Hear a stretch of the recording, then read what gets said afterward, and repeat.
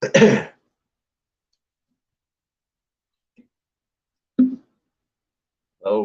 it says we're live. This is weird, man. My internet is totally screwed up right now. Like, YouTube is not doing anything. All right, now it's showing that we're up on YouTube. Strange. And I got the spinning wheel of death, so I don't know what that means. There's Betty Daly. Jeep, what's going on? Can you guys hear me? Can you see me okay?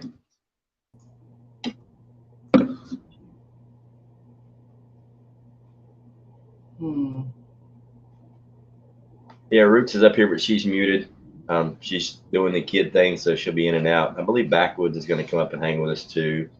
Gemma, what's going on? And I think maybe Sophia. Who knows? There's no telling. There just wasn't a whole lot going on tonight on YouTube. I watched a few people, and Butch and Backwoods did a quick in and out. Mad Chad's on right now. I was with him for a little while. I just figured I'd get up here and chat for a little bit. Michelle, what's going on? Welcome, welcome. Hi, Monique. Everybody. Hey, Monique. Laura. Betty, G.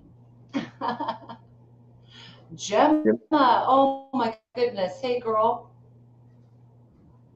Yeah, so I have had a very interesting and very busy couple of days trying to get everything situated with the print shop.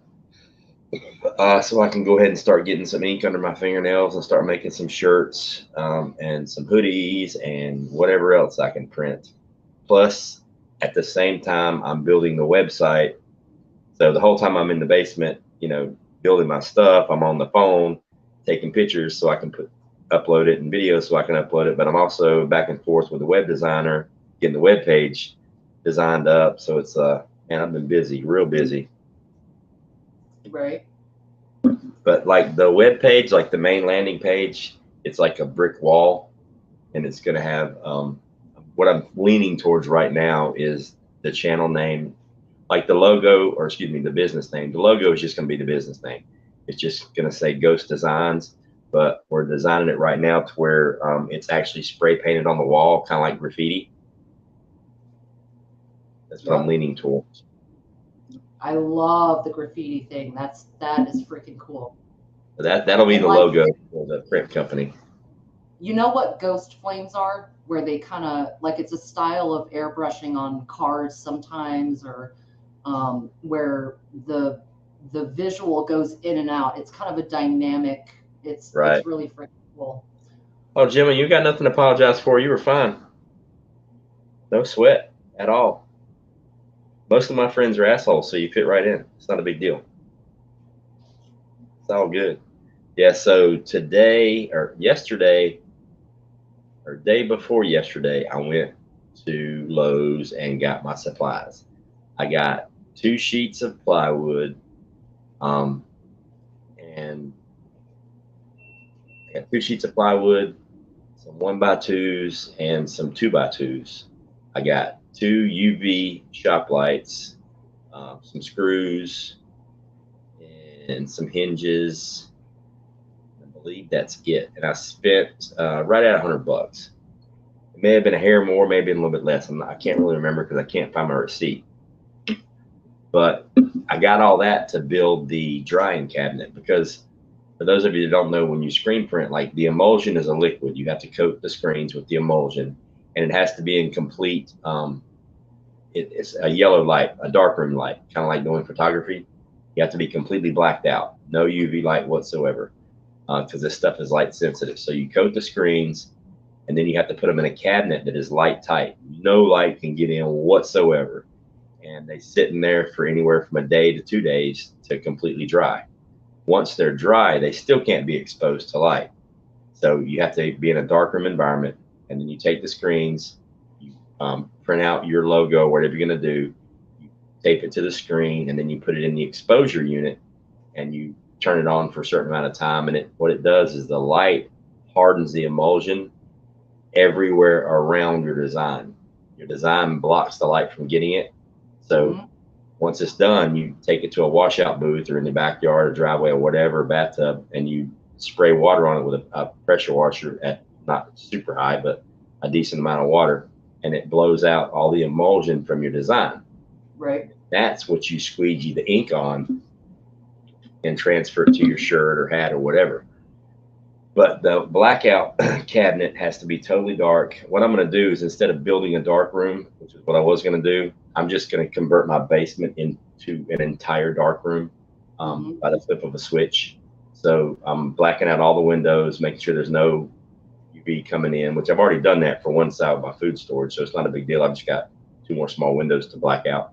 But and I've got the yellow bulbs, and I've got separate lights. So I'll take the entire basement dark room while I'm doing this and keep it in the cabinet, and then turn the regular lights back on when I do my stuff. But I built the cabinet, and for those of you that saw the video, it's pretty detailed. Oh, that's a good question, Betty. And I was thinking about that today. For the rendezvous, probably either black or white. It depends. And what I'm going to try to do, we've got a month and a half still before this thing goes down. So what I want to do, I think Native and I are going to try to go live like every single day starting March the 1st and do like a countdown. But I need everybody to email me privately with, what location they're at. If you don't mind telling. I mean, obviously I'll find out as soon as we all get there, but what location you're at. And then I need your shirt size, and I need to know what color shirt you want, black or white. So I'm going to do black ink on a white shirt or white ink on a black shirt. And I believe I can get either short sleeve shirts or long sleeve shirts. Betty Daly, look at you. Thank you very much. That is awesome. Betty up in here with the super sticker. Thank you, Betty. What's up, 103? Yeah, so everybody, yeah, Laura, I'm excited too. I'm jacked. So so today, well, yesterday I did the blackout cabinet and it worked pretty good. I had quite a bit of lumber left over. So I was happy yesterday with getting my cabinet done for less than $100, because if you buy one commercially, they're like 600 and up. And I designed it so like the cabinet has 13 shelves, so it can hold 13 screens that I've dipped in emulsion and I put in there to dry. But I double spaced the shelves, so once they're dry, I can also store them in there for reuse, and I can get 26 in that one cabinet, which is awesome. But so today I started building the exposure unit, the light box. And just luckily, the leftover plywood that I had from building the cabinet versus the leftover plywood I didn't have to buy anything. All right. So I literally built the blackout cabinet, drying cabinet, and the light exposure unit for $100. Right. Which I may go get another light and just have more than just 2 lights in there. But the exposure unit that I built, and Native and I were talking about it, when I first moved into this house, there was a lot of stuff in the basement that when I was cleaning up that I was going to throw away, and I found a window, piece of glass, and it's a storm door insert, from the metal storm doors that people have on their front door. It's the glass insert for that door. And I was going to throw it away a couple times and I didn't. I'm like, nah, I'll keep it. Maybe it'll come in handy for something. Well, I'm using that for my light box, and it's a pretty big piece of glass. And I was telling Native it'd be really kind of cool if I'm going to build a box, why don't I just build it big enough where I can burn 2 screens at once? And Right. this piece of glass just happens to be the perfect size. 2 full-size 20 by 24 screens fit on it side by side with room to spare. So I can burn 2 screens at once, which is awesome. But the best part is it didn't cost me anything other than my time today building it. I'm not quite finished with it yet. I still have to mount the lights and all that good stuff. But yeah, it's going to be freaking awesome. But so I've got a month and a half to practice, get good, and get some good quality shirts. But I don't think it's going to be that hard because we're just doing one color. It'll be black on white or white on black. And I mean, there's a lot of fancy shirts that have 4, 5, 6, 7 colors. I may get into that one day, but it's a lot of work. The more ink that you use, different colors, the more you have to charge for the shirts. And most of us just wear, like the grunt style shirts. Most of those shirts are one, maybe 3 colors maximum. And with my press, I can do up to 4 colors. So that's really not a big deal. But I'm going to focus on the single one color type deals, or 2 colors, as long as the colors, aren't overlapping, or I can make it work. But and I figure what I'll do is, before I start printing up the shirts for the rendezvous and the other stuff, is I'll spend some time practicing and getting good at it. But I don't think it's really going to be that hard. I really don't. I mean, it's going to be time consuming, and I'm really going to have to pay attention. But I put the press together like really detailed. Everything lines up. Everything's tight. I mean, there's no wiggle room. So I got my fingers crossed that's going to work really, really good. But the thing is, if I'm only doing one color, it doesn't matter if there's wiggle room, as long as I get the one screen down on the shirt. You know what I mean? So right now I'm just working on the design, trying to get the design fixed for the rendezvous. And what I'm thinking is like, hang on.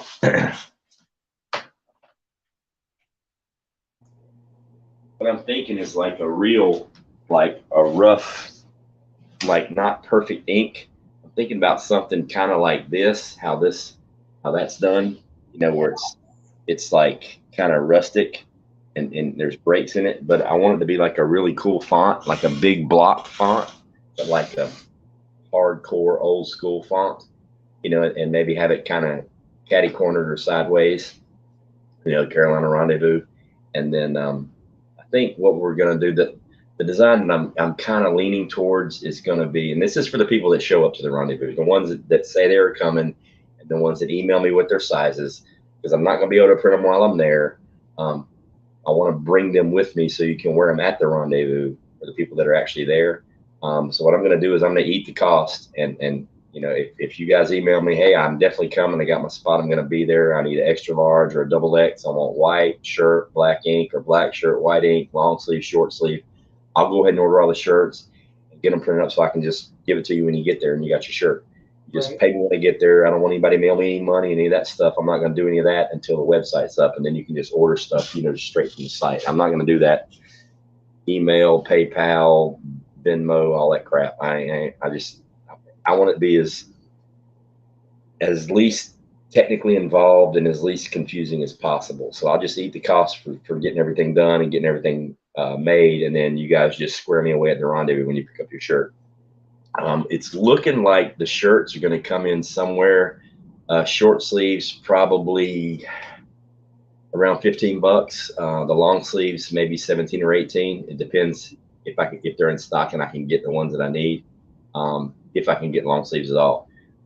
And then so yeah, it'll be kind of cool. And then I'm looking forward to it. I think the design's going to say something like "I survived the rendezvous" or "I survived the Carolina Rendezvous." I think that'll be kind of cool. It says everything it needs to say. I think it'll be kind of neat. Plus, it'll just be fun.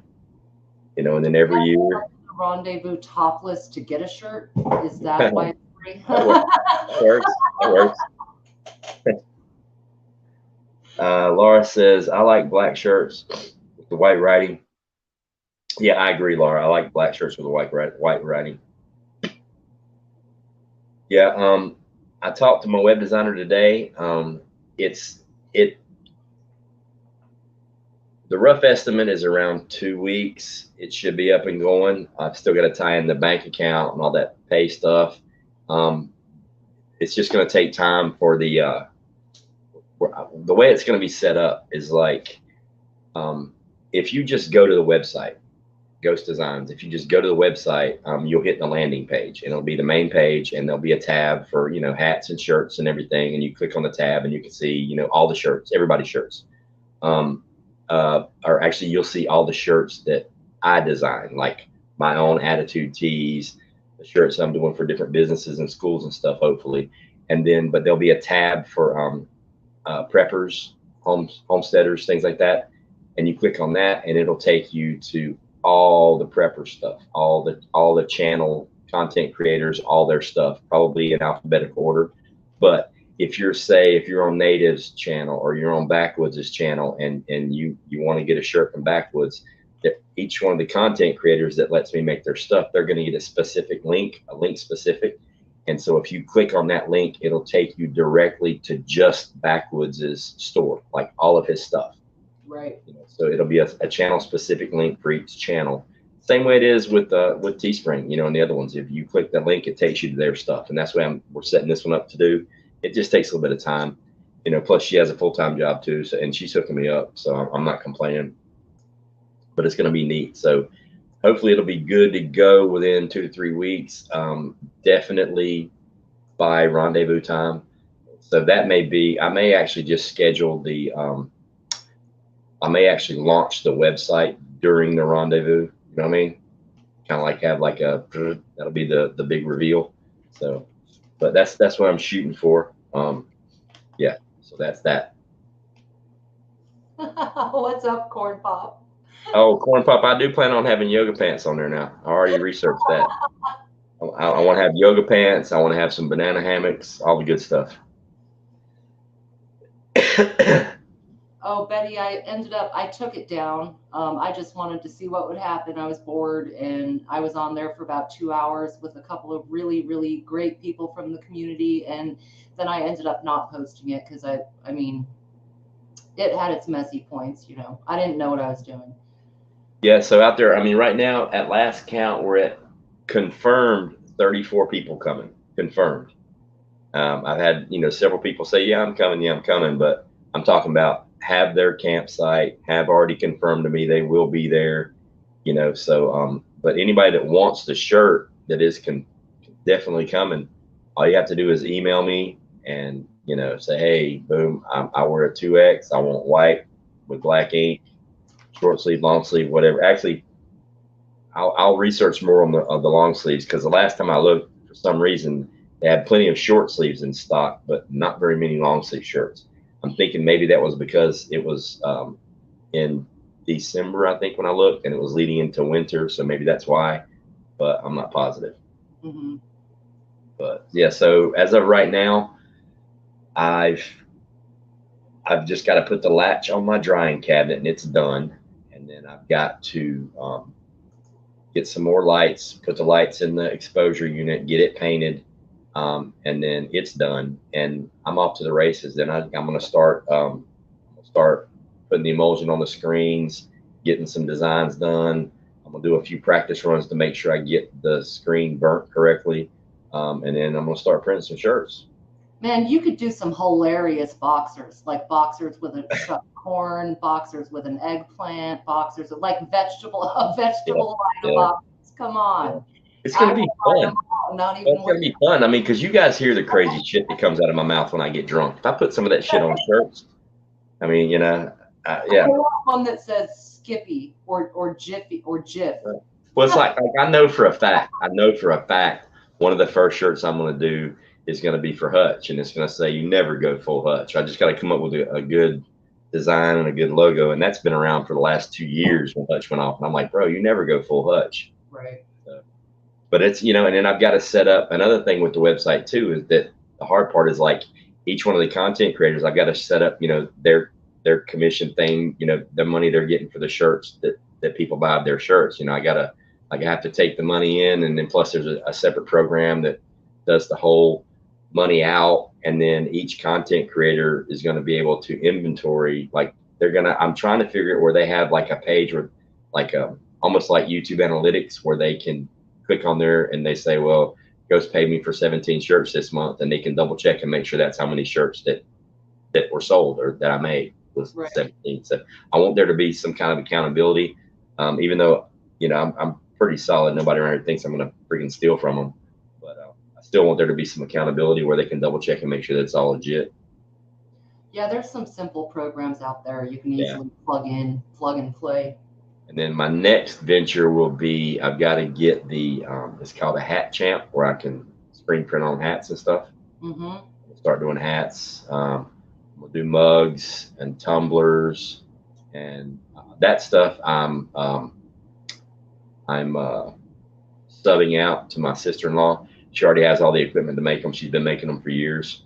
So I'm just gonna like my site's gonna host her stuff, and for anybody in the community, if you want a backwoods tumbler, she'll make it. It'll be there, and she'll just drop ship it from where she is in Florida for the time being. Of course, eventually here before too long they'll be in Pennsylvania, up there, not too far from Sophia.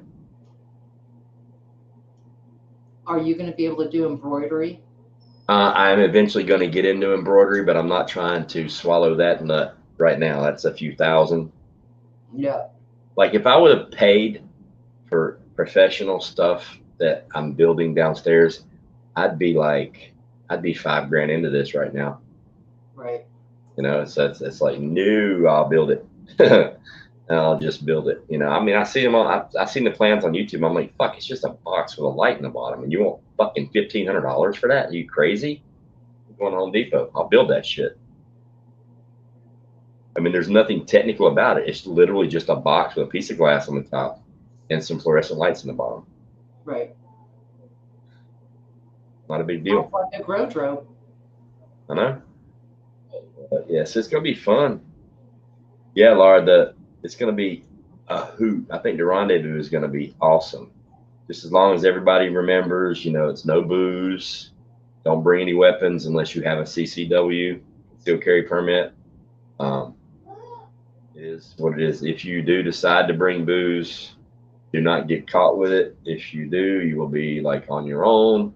I don't know how the security works at the park and this, that, and the other. So just, I mean,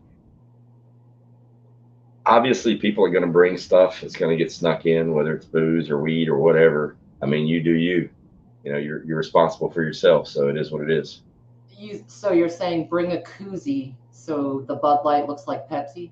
I wouldn't even remotely consider trying to sneak beer in, because now you've got to disappear the cans. You know what I mean?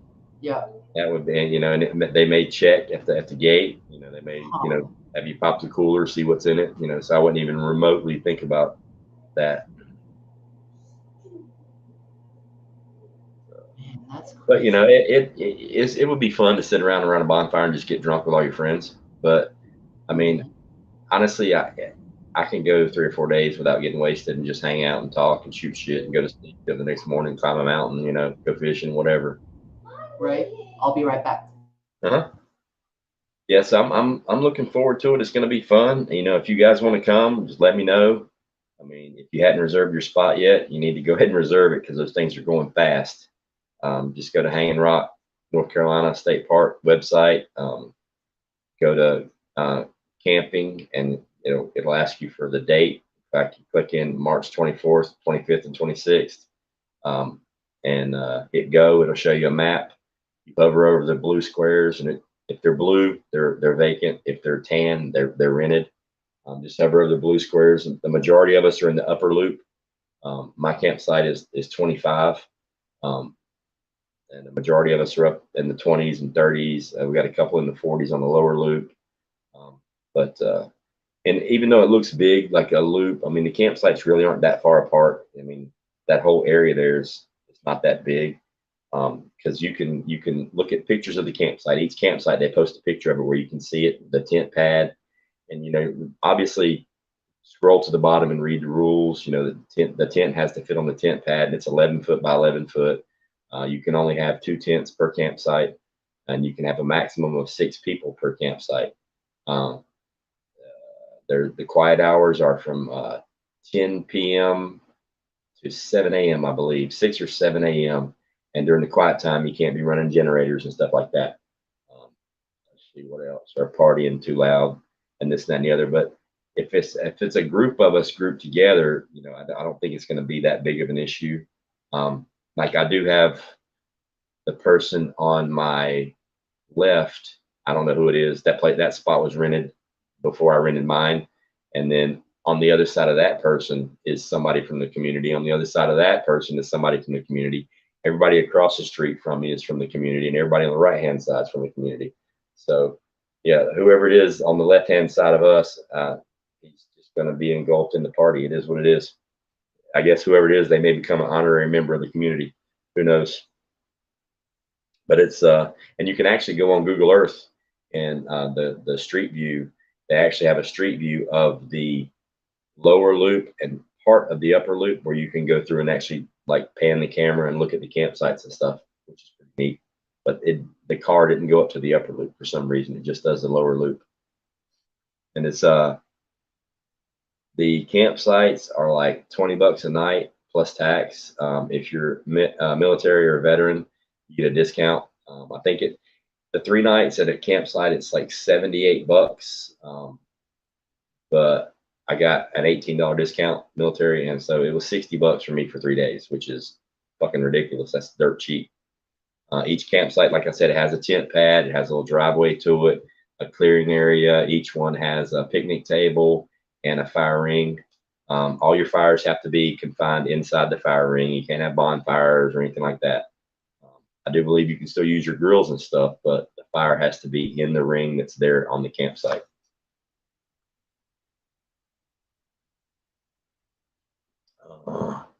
Yeah, the quiet time is like 10 p.m. to 7 a.m. But there's all kinds of stuff to do. There's swimming and fishing and boating and hiking and mountain climbing and trails and all kinds of stuff. Too late, Betty. It's already reserved. Do what someplace other than Hanging Rock? Oh, you mean partying and drinking? Yeah.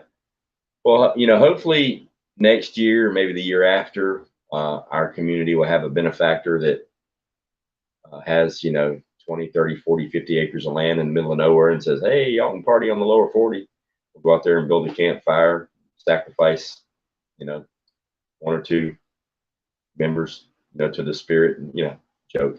But yeah, hopefully we could get like on private land and do the meetup. But, we don't have that luxury this time around. So we got to do what we got to do. And here's the thing. I'm not going to the meetup to get drunk. I'm going to the meetup to meet you guys. You know what I mean? So that means I can't get wasted. I'd rather just hang out and meet you guys. I mean, you guys see how the shit that I say and how slurred my words get when I stay on YouTube too long when I'm drunk. It usually ends up being a word salad, and I can't remember what we talked about the next day, and I have to go back and rewatch it, and hopefully I don't have to delete it. Dudley, what's going on? Yankee, Sheila. I mean, it's the state park, Sheila. I don't know how it works at all of them or any of them. I just know that's what's on the website. I've never camped there before. I mean, I doubt very seriously they're gonna have everybody disembark the vehicle and do a bomb search and bring a dog out and stuff like that. You could probably roll right up in there with 2 or 3 cases of beer in the trunk, and nobody's gonna know until it becomes an issue. But what I suggest is everybody show up normal, no huge cases of booze or whatever, and then kind of feel it out, feel the guard out, and feel everybody else out. And if everybody is up there partying and drinking, then we'll just run down to the store and fix that issue real quick. But I know we're going to be doing some bartering. I'm going to bring some canned items. If I get time between the shirts and the website and working, if I get time, I think I'm going to go ahead and build some bows and bring them with me. To see if people want to swap, trade, or just buy them. I'm bringing some canned stuff to people, see if people want to swap, trade, or just buy it outright. Whoops, we lost Roots. Maybe she'll be back. Oop, she popped out again. Oh, shut up, Grandma. I wasn't dancing on the pole.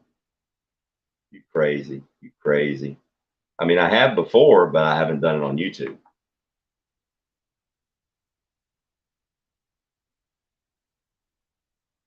Yeah, Sheila, we're doing the meetup. It's called The Rendezvous, and it's going to be March 24th, 25th, 26th at Hanging Rock Park in North Carolina. It's called the Carolina Rendezvous because it's Native and I are doing it. He represents South Carolina, I represent North Carolina, even though we live 10 minutes apart. I live right on the border. He lives right on, I live on one side, he lives on the other side. It's like there's a fence and we can throw stuff back and forth. But yeah, so it's called the Carolina Rendezvous. It's the first annual. We're going to do it every year. Just kind of like Bike Week. That's why we're doing the shirts too. I want to have unique shirts for each year. Yeah, they have the right to search your entire vehicle to see inside everything. I mean, it's a state park. Plus, here's the thing too: most of the state parks, not all of the state parks, but a lot of the state parks in North Carolina, I know for a fact, the United States military is in charge of a lot of them, a lot of sections of the park because they are maintained by the Army Corps of Engineers. So when you go to break in regular law, it's one thing. When you go to break in the UCMJ, the Uniform Code of Military Justice, that's something completely different. Oh, Laura's bringing seeds. Sweet. I'm sure we'll have plenty of seeds being passed around.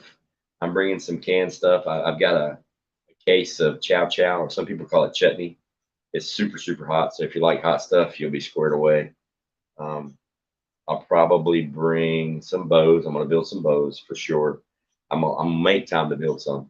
Um, it's going to be fun. It is what it is. But I'm going to have my hands full with the shirts. So it is what it is. You are correct, Monique. And whiskey looks like sweet tea. Just saying.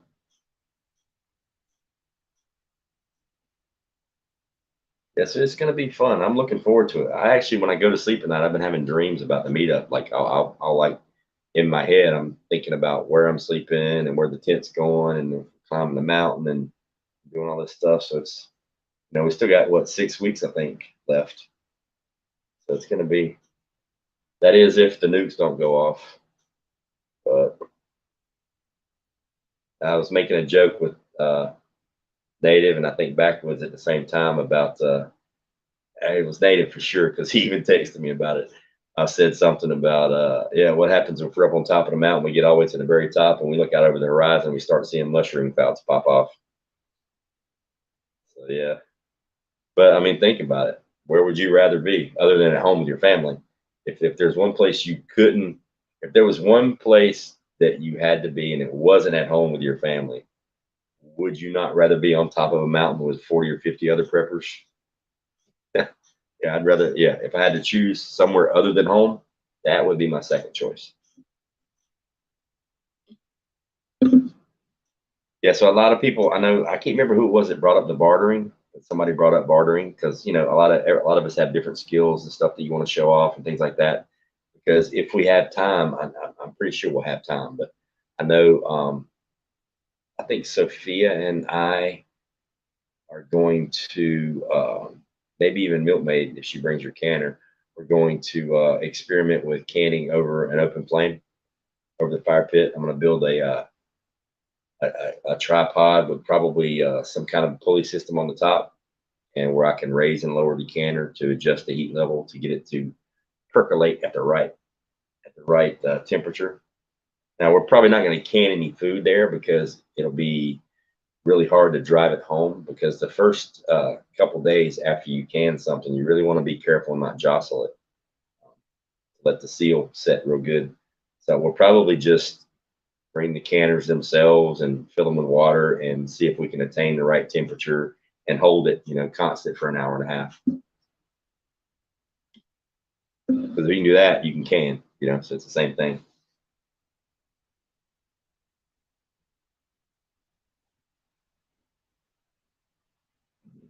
Yeah, it does, Sheila.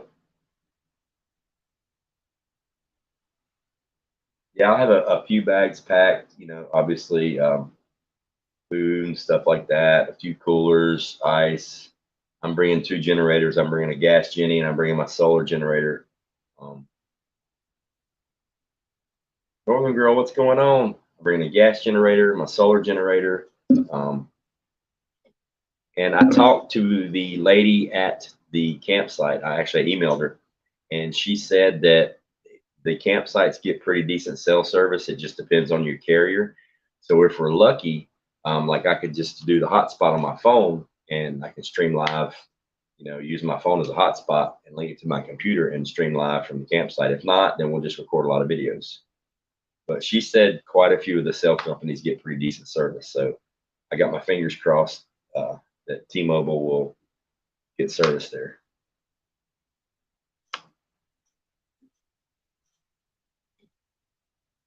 Yeah, I mean, it's not a requirement to bring something to barter. It's just something that somebody brought up in the chat one night when we were talking. And I'm like, that's a good idea. I mean, if you got some stuff you want to bring and, maybe barter or trade or swap out with somebody else or even just sell. I mean, if you got stuff that you want to sell, bring it. Who cares?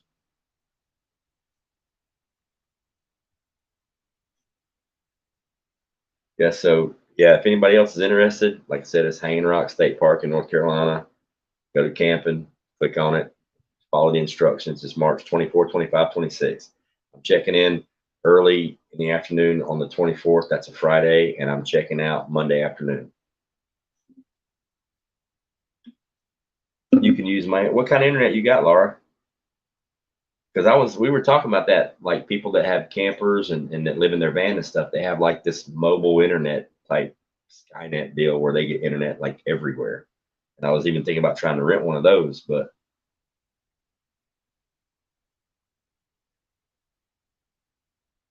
you are correct, Northern Girl. It'd be kind of good to unplug for a while.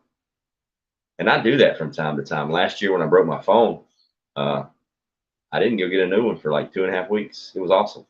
Like it took about 48 hours to get used to not having that little black screen, but it was kind of cool just unplugging. It's like I told everybody, I'm like, I got a phone at home and I got a phone at work. I mean, the only time that I'm not going to talk to you on the phone is if I'm driving in the car, and I'm not going to talk to you on my phone in the car anyway. I don't answer it when it rings. I usually don't answer the phone anyway. I don't like to talk to people on the phone. I'm one of those guys. I hate talking on the phone. I hate it. Like text me, I'll text you back. Talking on the phone, I hate it.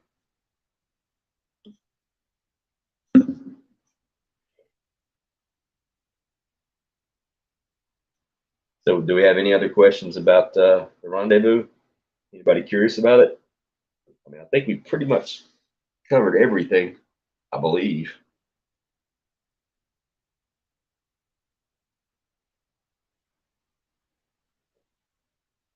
So, what about the the press conference on the uh, aircraft that was shot down in Alaska today? Scrambled a couple jets. First report I heard, it was an aircraft of some kind, but it wasn't any bigger than a small car. Um, yeah, so it's kind of weird they shoot it down before they identify what it is they're shooting at. I'm just saying. Sounds like bullshit to me. Sounds like face saving it. That's some more of the tail wagging the dog there. Yeah, Dudley, it's North Carolina. It's barely North Carolina. It's real close to the Virginia border.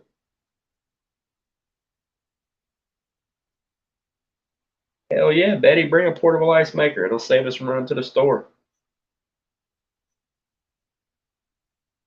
I even thought about throwing my mini fridge up in the back of the truck and going, but I don't know. I got a couple of coolers. They'll do the work. Yeah, Betty, it sounds fake to me as well. I mean, how are you going to let a balloon take a week to float across the country and every civilian on the planet, people with telescopes and microscopes and whatever other kind of scopes are taking pictures of this balloon. You identify as a Chinese weather balloon, you identify as a Chinese spy balloon, but yet, and you didn't shoot it down, but yet you get another incursion or potential incursion because it was still off the coast. It was in U.S. territorial waters. You get a potential incursion and you just shoot it down without taking a picture. That's bullshit. I'm calling bullshit all day long on that. You have to identify the bandit and ID it as a bogey. See, bandit's what they call something that's unidentified, and bogey is when it's the other team. So yeah, to shoot it down and then say you don't know what it was about the size of a small car. What the fuck? That's literally, I can't believe you had a 2 or 3 4-star general get up there and make an ass out of himself with that bullshit press conference. That was just stupid. I love the way they say the president gave authorization and told him to shoot it down. That's not even his fucking job. The military has standing orders. If you're being invaded, do something about it. You got, I mean, North American Space, NORAD, whatever it is. A lot of people don't know that NORAD, Cheyenne Mountain, which it's not decommissioned, it's still there, but it says North American for a reason. It's the United States and Canada, so that radar system and that coverage, it covers North America, like all of it, us and Canada. throughout the entire time NORAD was up and running. I mean, there were American soldiers there and Canadians all the time.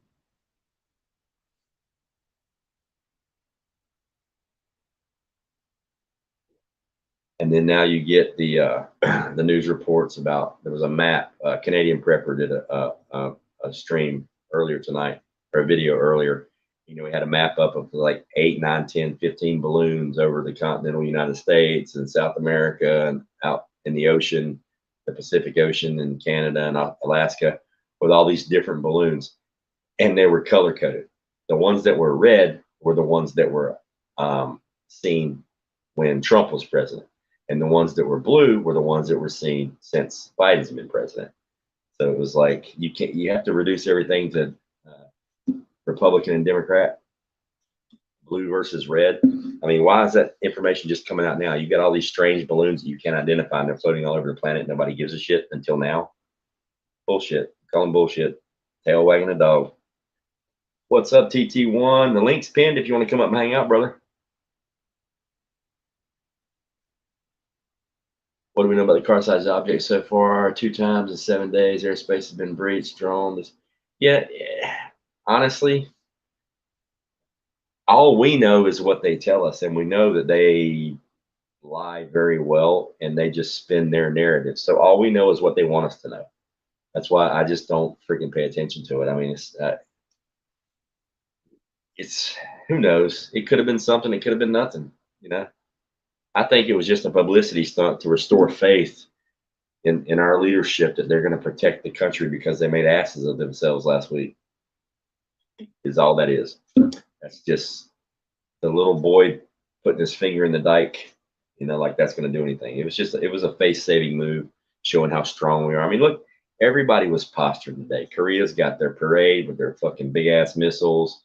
You know, Russia calls Biden a terrorist. Basically, the U.S. admitted that they blew up the Nord Stream pipeline. You know, all hell's breaking loose. Moldova ceased to exist. They just said, nope, we're done. We're out. They're not even a country anymore. Government completely collapsed. You know, so yeah. And you've got what the U.K. is training Russian fighter pilots. Or excuse me, the U.K. is training Ukraine fighter pilots, but we're giving them tanks. Think about that. Let that sink in. We're training, the UK is training fighter pilots for Ukraine. That's because they're going to give them fucking fighter jets, okay?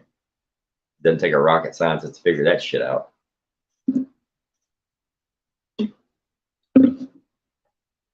Yeah, it's smoke and mirrors, TT1. I mean, that was just, Tammy C, what's going on? What's happening in 72 hours? I have no freaking idea. I don't watch the news anymore. Oh, I mean, because honestly, you get more actual facts watching YouTube than you do mainstream media. You know, Fox News is trying their best to come back to the real world, but you know, somebody let me know when that actually does happen. But I mean, there's nothing.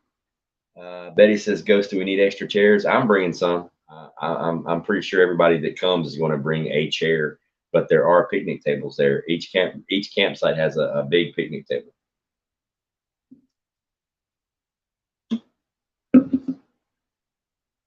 That's what, yeah, F home to see. It's just propaganda. They tell you what they, all right, look, here's a perfect example. You've got a huge war going on in Ukraine. Ukraine and Russia going at it, have been going at it for almost a year now. We get shit for footage. We get nothing. Every now and then we get a drone, footage of a drone dropping a grenade. And we get a little bit of footage of this, a little bit of footage of that, nothing. We just get spoon-fed bits of information. They tell us what's going on. In the Gulf War in 91, in the second Gulf War in 03, there were reporters embedded with the soldiers. You had live, real-time war footage. Like, you knew what was going on. Here's the camera. But no, none of that in Ukraine. No, we don't get any footage. We get every now and then spoon-fed what they want you to see, which means it's all bullshit. If it wasn't bullshit, if it wasn't a narrative that's being spun, then there would be footage of pretty much everything that's fucking going on. It's 2023. All right, 20 years ago, the war in Iraq and Afghanistan and all that stuff started 20 years ago, we had better footage and better coverage and better information. In 91, we had way better footage and better coverage than we do. We got better pictures of the fucking Civil War. Okay? Laugh. I'm telling you. Look at a history book. We have better footage of Civil War battlefields and Civil War dead on the field, bloating and getting fat and ready to pop than we do from the Ukraine war and Russia. That should tell you all you need to know. TT1, no, they're out. It's not electric. Everybody's bringing Jennies. Everybody's got generators. Well, not everybody, but a lot of people are bringing generators. Some people are bringing more. I'm bringing 2. So, did you guys already get your spot, TT1? I mean, because if you're close enough to me, just bring a couple of good drop cords and plug into my stuff.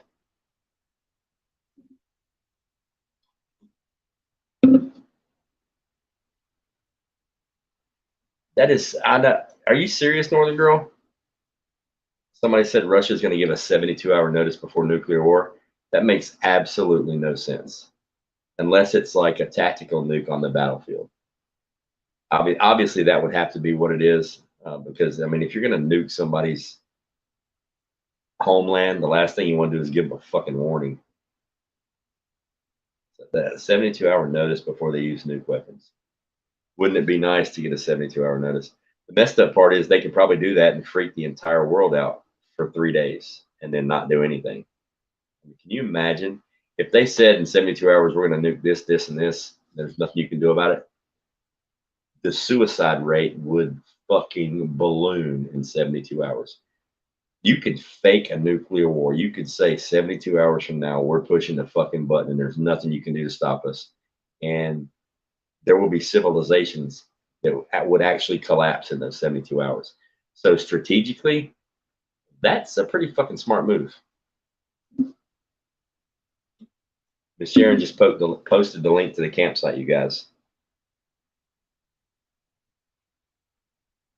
Yeah, highway. But here's the thing.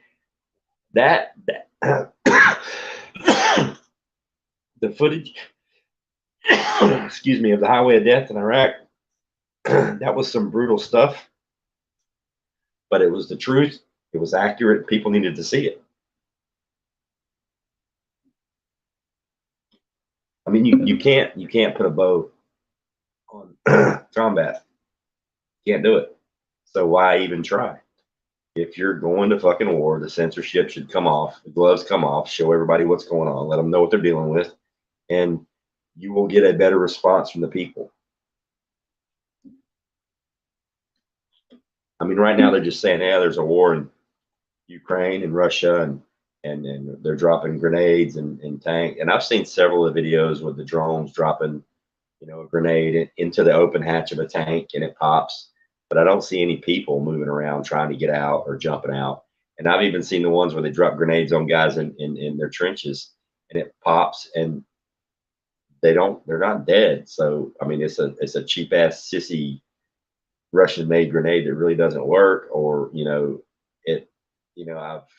I've seen like actual grenade damage, and I don't know, it just doesn't seem to me that it's, a lot of it seems staged. I'm not gonna lie. I mean, why would you allow the graphic footage of these massive earthquakes in Turkey and Syria and all this stuff on mainstream media, but not cover this huge fucking war that's going to engulf the planet? That's stupid. It makes no sense. So to bring the whole graphic nature of it, maybe that's why they're not showing us. They didn't mind showing us babies getting squished under buildings in Turkey. You know, it's all over TikTok and TikTok and everywhere else. So I mean, yeah, and you know, I'm sure the Ukrainian people. It wouldn't surprise me a bit if this is just some. Could you imagine if Ukraine and Russia were actually in on this together, and it was like this big thing to just, you know, get all this money shipped in there? You know, it's a total media blackout. They're just putting out what they need to put out, and they're just getting fucking paid right now. Like, I mean, if you think about it, Russia and Ukraine are making fucking bank, like bank right now off of us and the rest of the world. They're getting free military equipment. They're getting free training. They're getting billions and billions of dollars from us. You know, I mean, that's whoo, Russia can charge whatever the fuck it wants to charge for its oil. Yeah, so it's I don't know. That's yeah, none of it makes sense. I mean, because when the thing about a war and footage from the war and your combat cameramen, those are there for a reason. It's there to boost morale. It's there to sell war bonds and keep the homeland, you know, keep you want to keep that fervor up to wherever you get support. You get the support. But we're not they're not doing that. They're just sending more money, more money, more money, but not invoking this whole support thing. Yeah, you got people flying Ukraine flags fucking everywhere. And don't get me wrong, I feel bad for the Ukrainian people that are suffering this thing right now, but why do we got to pay for it? We didn't start the fucking thing. You know, when's the last time when a natural disaster? I mean, the last time a hurricane hit, we're here. I mean, did Ukraine send us $100 billion to help rebuild? Did anybody else send us money to fix our shit? No, our shit breaks. We got to fix it ourselves. Their shit breaks. We got to fix that too. What the fuck? I'm over it. I ain't. I mean, I'm just. I am. I mean, I'm sorry for it. Shit happens. I'm glad I don't live in Ukraine. Which I mean, it is what it is.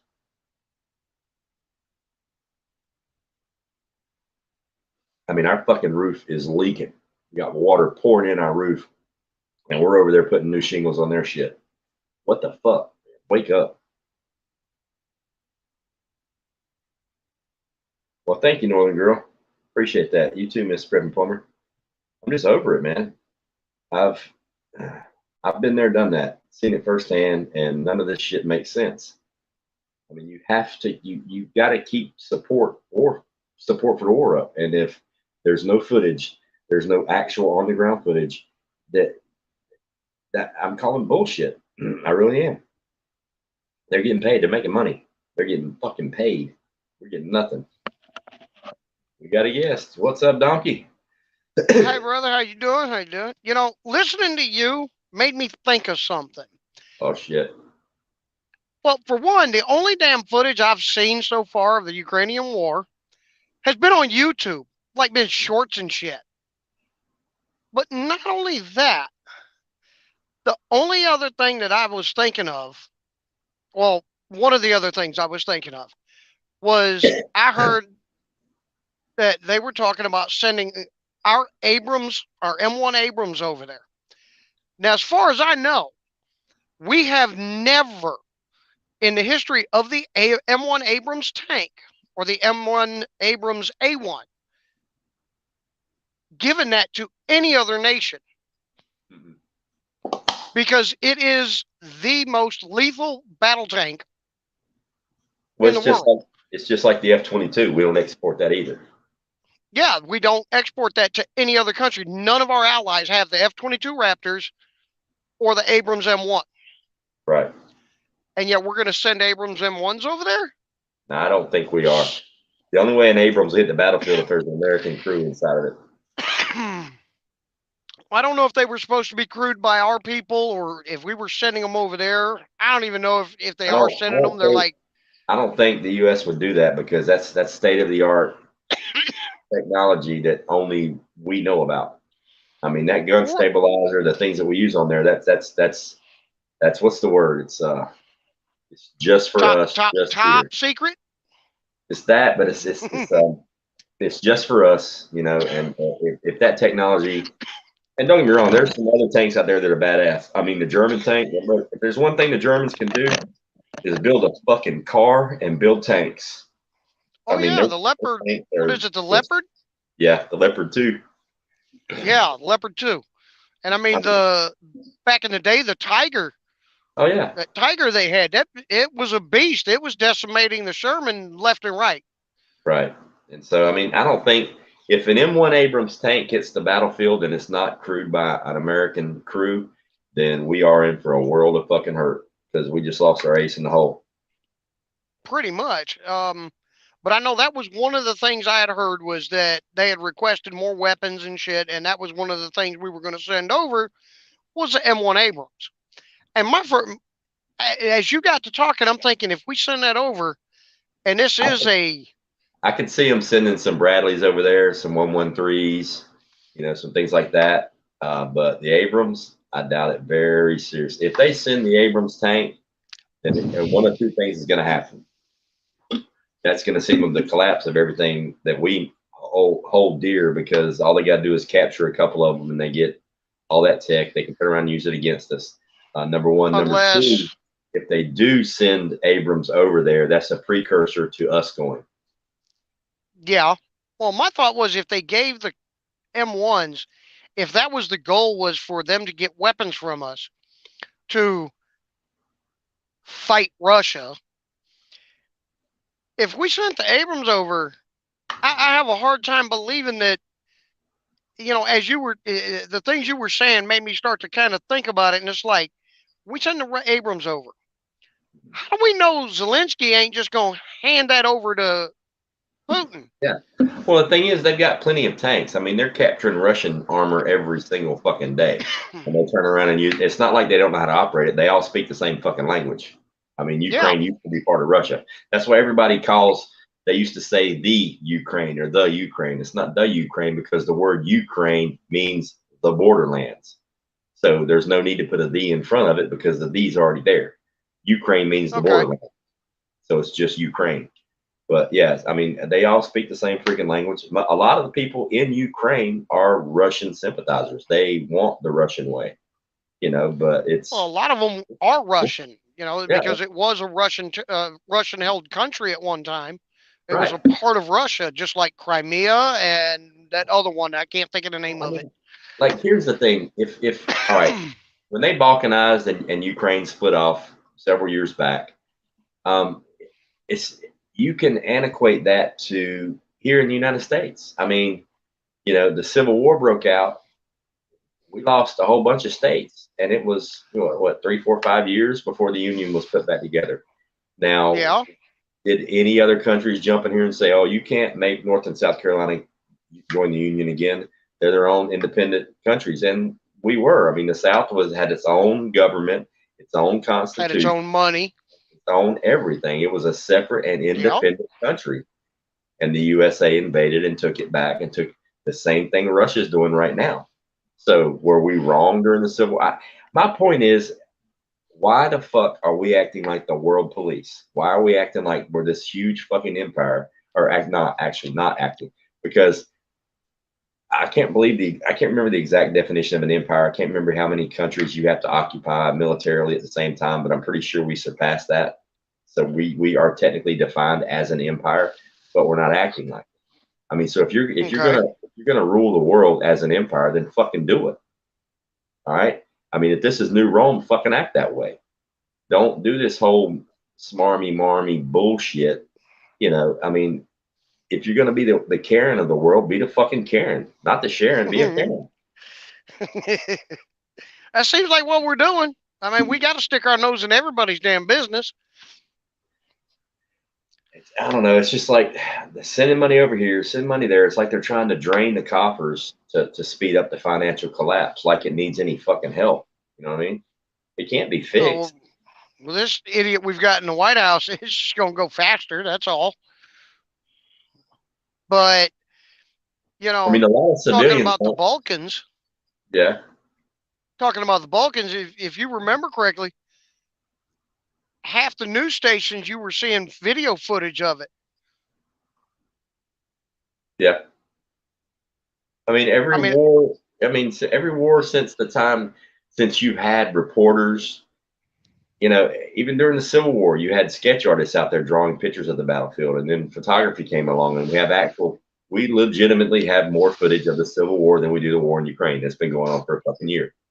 And this is 2023, like I said, 1967. All the footage I've seen has been on YouTube. Right. That's why I don't watch news. I haven't turned my TV on in so long. Forgot where you put the remote. Yeah, actually, I don't even know where the remote is. But the thing is, a lot of people don't realize when I was in Iraq, just to let you know how much money the government pumps into war. When I was in Iraq, we had this thing called payday activities, which obviously in the military you have it, that's payday.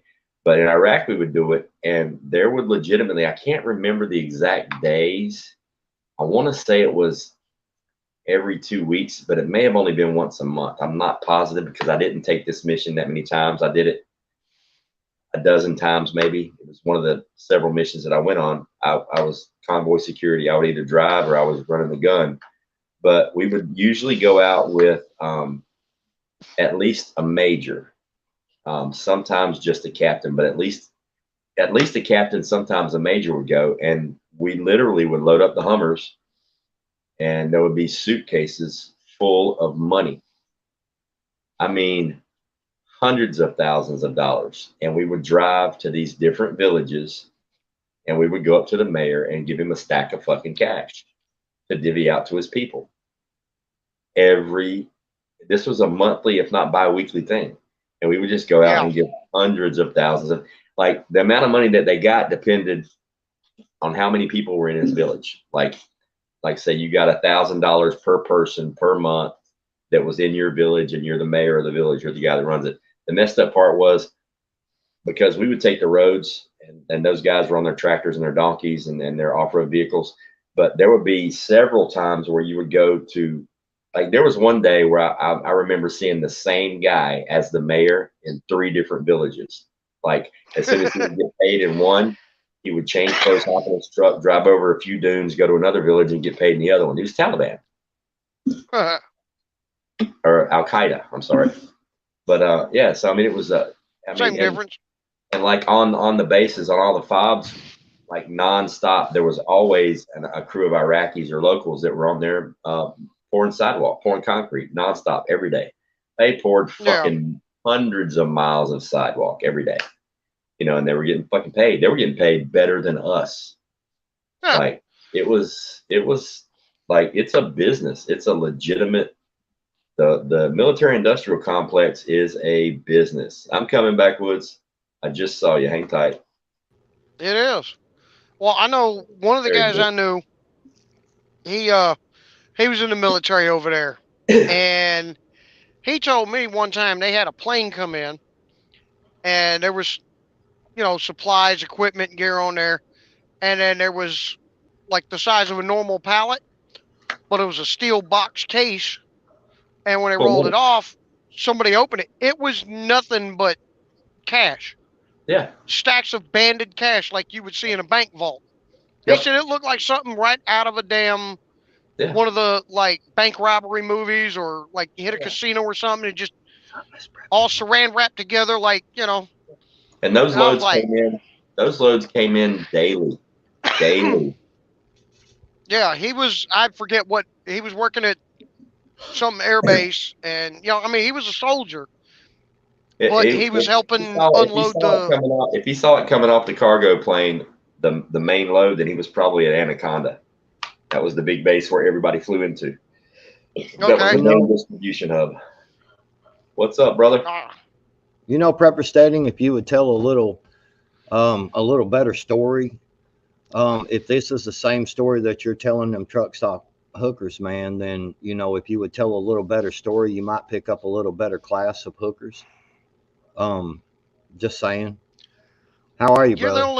You're the only hooker I like, sweet cheeks. I like the way your beard tickles me. Shut up! I'm trying to ask you a question. I mean, when you know, here's how you know war is a business. War is a business when you hit a fob. Now, Anaconda was massive. I mean, it was a huge base. If you were in the center of Anaconda, you were pretty much safe from mortar attacks and everything. This thing was massive. Everybody went through Anaconda. But I mean, bro, they had a Starbucks. No, not a Starbucks. They had a Burger King, a Subway. You know, we had concerts. They would fly in wrestlers. They would put on matches. I mean, it was it was and a lot of people made a lot of money over there. I was kind of hearing some of what y'all were saying earlier. I was taking care of stuff there, and anyway, household stuff. So I wanted to say okay, so on the 72-hour deal. So basically,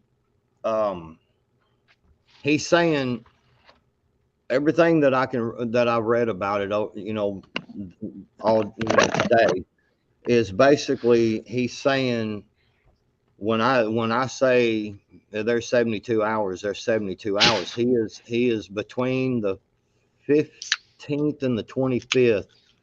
He's not sure when he's going to actually detonate a nuclear, one of his Satan or Saturn. Oh, they're going to do the test fire, and they're actually going to do a live fire. Their bad boy fucking nuclear weapon, the one that can fly like 7,000 miles an hour. They're going to detonate that sumbitch, and they're saying, they're giving a warning. They are fixing to test like they're big shit, and the new hypersonics that everybody's talking about. Well, we just flung one of our missiles over into the sea. It was unarmed, right? Just to test fire it, and then we also are getting ready to test fire one of our shit, like a nuclear weapon. And so here's the thing, man. I think that these fucking people don't care. Listen. I really believe that we're on the brink of World War III, man. I mean, like nuclear shit going off. We are going to see this soon. Well, can I point something out? Yeah. This is just an observation, but you take and you look at all like the president, vice president, Congress, senators, Supreme Court, all those people there. They've got bunkers already set up, staffed. Everything's in there that they need. The minute they get wind of something or they decide, fuck it, we're going to do it, those people are already going to be bunkered up for this shit. Oh, yeah. The rest of us, we're replaceable. Whoever survives, we'll see if they're viable and we'll just start over. That's the kind of shit. And, it ain't no different for Russia. Yeah, here's a different way of looking at it. All right. The government remains in power if the people allow it, number one. Number two, right. The only way the government eats and the only way the government makes money is off of the people. So it's kind of it's a self-defeating purpose to go to World War III. So here, what I'm seeing is it makes, from a business standpoint, which that's what government is, from a business standpoint, it makes much more sense to keep this war in Ukraine going on for a decade and pump all this money into it, get the military industrial complex spun up where they're getting fucking paid. But they keep everybody on the planet scared, like back in the 50s and 60s. Nuclear war's coming, duck and cover, hide under your desk. Yep. If you keep the world paranoid and you keep making money off this low intensity, high stress war, they're making money. If everybody just pops off their nukes, I mean, that's just like the big government's giving up. Because even if they got bunkers and they annihilate 80% of the people on the planet, they got nobody to give them money anymore. I understand all that, Ghost, but what I'm trying to say is they have pushed Vladimir Putin into a corner. He does not want to join the World Economic Forum. He wants nothing to do with that shit. He wants his shit to get traded out, and he wants he wants Ukraine back, which was originally part of Russia. He wants that back. He wants the resources. He wants that to be a whole part of his kingdom. Yeah, he does not. He does not want to be involved with the WEF, and this is what people are not understanding. And see, China don't mind the WEF, but they want to be the leaders. They want to be the ones in charge. See, and there again, there is why you have a potential for nukes, because you have different facets of belief. You see what I'm saying? You have different. The Chinese want world domination. The WEF wants world domination. Well, I believe you. You got Russia that's saying, "Fuck you! I don't want.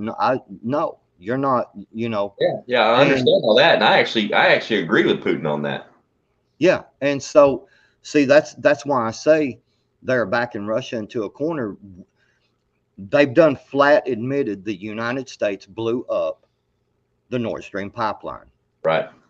That cut off his money. You know what I'm saying? That cut off a big money supply for him, because see, I read an article earlier today that a little while ago, that Russia has upped their Satan rocket or whatever it is, you know, their big bad boy. They put them on like high production, and they said they should have 50 of these combat ready, like in the next month or two. I mean, like they're calling up. I understand all that, but like, here's what I think is going to happen. This is my prediction, because it's self-defeating for any government to annihilate its people. All right, because then they're just not going to exist anymore. They can't be big badass. They can't rule anything if you annihilate their people. What I think is going to happen is the powers that be are going to decide where a nuclear incident is going to happen. And there are going to be casualties. There are going to be a lot of casualties, but it's going to be that point that dials it back to conventional. Like, I don't think there'll be a mass exchange, like everybody throwing their shit in the air. I really don't. If there is a mass exchange, it's going to be because somebody like Putin is on his deathbed and he's just like, fuck it, I don't care anymore. And he does it. The problem is there's checks and balances that can stop him. Like, no one person there isn't just a button that you push. There are safeguards and safeties in place to make sure, double check and triple check to make sure that doesn't happen. But that doesn't mean it can't happen. So if you've got, you know, the right people in the right spots that are on your side, and you're like, fuck it, we're just going to launch this shit and just, I'm done with the world. Let's blow it all up. That's my worst case scenario, you know, because if somebody over there launches, we have to retaliate. So we're going to put everything in the air. And then if that happens, the only place that you could possibly survive is if you're in the southern hemisphere somewhere, because a majority of all the nukes, actually, I think all the nuclear weapons that aren't submarine based are in the northern hemisphere. And the way the Earth spins with the equator, the air north of the equator, it stays pretty much separate from the air south of the equator because of the Coriolis effect. It all spins, they spin away from each other. So you're looking at like the nuclear winter on a total exchange would be devastating for the northern hemisphere. So you're telling me it's going to get bad, but it's not going to be as bad. Listen, so what you're trying to tell me is that I'll be in Florida, so I'll be safe. Hold on, the USA pops one off over in China. Nobody's going to retaliate. We're all going. Everybody else going to be like, "Oh shit, man!" No, it's going to set off a string of fucking. I think it's going to be something like, it's either going to be something like some tactical battlefield nukes get exchanged in Ukraine, or maybe even in Russia. I wouldn't be surprised if there's not like already a warhead in a vehicle crossing borders, you know, whether it's Moscow or somewhere else. And I think if it goes off and nobody knows how it got there or who put it there or why it was there, then you've got time to kind of strategize and try to figure. It's like the Nord Stream pipeline. It took how many months for them to figure out exactly who did it, even though everybody knew who did it from fucking day one. But to get world support, to get the people behind you, you kind of got to have a little bit of proof. But I mean, worst case scenario, everybody throws their shit in the air and it gets ugly. I'm leaning on the side that these motherfuckers that are doing this on purpose, they want to keep making money. And if they wipe out the population of the planet and, you know, down to, you know, but they kill off 90% of people on the planet, what's the point? But that's what I'm still trying to say is I understand all of what you're saying, but I'm trying to make the point that you have three different facets of beliefs that are saying, I want this, I want this, and I want this, and none of the three are willing to give in an inch. The WEF wants all the authority. The China wants world domination, and they won't accept anything less. Russia says fuck y'all, and Iran too, actually, you know, because they don't actually are part of the World Bank, and they don't want to be, and neither does Russia. and it always, makes you sit and wonder, you know, if you were the leader of a country and a lot of your money for your military, for everything else, was coming from a pipeline, and this country over here that's been saying for especially the last 5-6 years that you're colluding in our shit, you know, this is a country, you know, this is you, Ghost, you know, you're looking at this other country going, y'all been blaming me for this and blaming me for that and blaming me for this, and y'all want me to give in and cave in, and now you blew up my fucking source of income. You see what I'm saying? Right. Is that not an act of war? I Oh, it mean, is would an you act of not war. be like, hold up, motherfucker, It's written in stone. That is a fucking act of war. Mhm. Yeah, That is what Biden and exactly them did, that was an act of war. Oh, absolutely, absolutely act of war. And we're the bad guy in that scenario. We're legitimately the bad guy in that scenario. But it's like, I don't know, man. The problem is we're trying to come up with all these plausible scenarios and this and that and the other. The problem is we're working on information that was hand fed to us. We're working on information that we can't verify because we're being fed this narrative. And I just got to believe, man, there's a bigger reason, you know, honestly, like it could be leading up to the next Cold War, you know, but now instead of Russia and the US, it's a Cold War between Russia, the US, and China. You know, now they're at the table. And the problem is the way China's going, they're going to rule the world regardless because everybody owes them fucking money. They make everything that we use. They control the fucking supply chain. I mean, they're massive. But the messed up part is from a take over the world standpoint, like it looks to me like China is letting Russia do all the legwork and all the dirty work. And right now, Russia's overextended. They're fighting this war in Ukraine, which is way, way, way away from China. If China was smart, China would fucking invade Russia right now. I don't think They can Russia's seize. overextended They can seize. Oh no, no, they're using mostly reserves and stuff. But the thing is, the population in Russia compared to the U.S. is small. The population in Russia compared to China is non-fucking existent. I mean, there really aren't that many people in Russia. China could send in half their fucking force and probably take Russia. China, if all China honesty, could start right now, China would invade Russia, seize all their natural resources, all their assets, and then guess what? Nobody could fuck with China. If China took over Russia, or if Russia and China agreed to a partnership or something, and they were like buddy buddies, and everything they did in lockstep together, it's fucking over, bro. I mean, that's over half the world. That's over half of the world, the continents. I mean, that's massive. But if I was China, I'd just keep going to Russia to keep attacking. We're not at war. Seriously. Do what? When has there been a period we are not at some kind of war somewhere all around here? Like what Northern Girl and Gma are saying. You know, we've basically been at war nonstop since cavemen. Oh yeah. When have we had peace, in your opinion, where there was not like never threat and run under your desk to hide from the nuke? I mean, look at Star Trek, okay?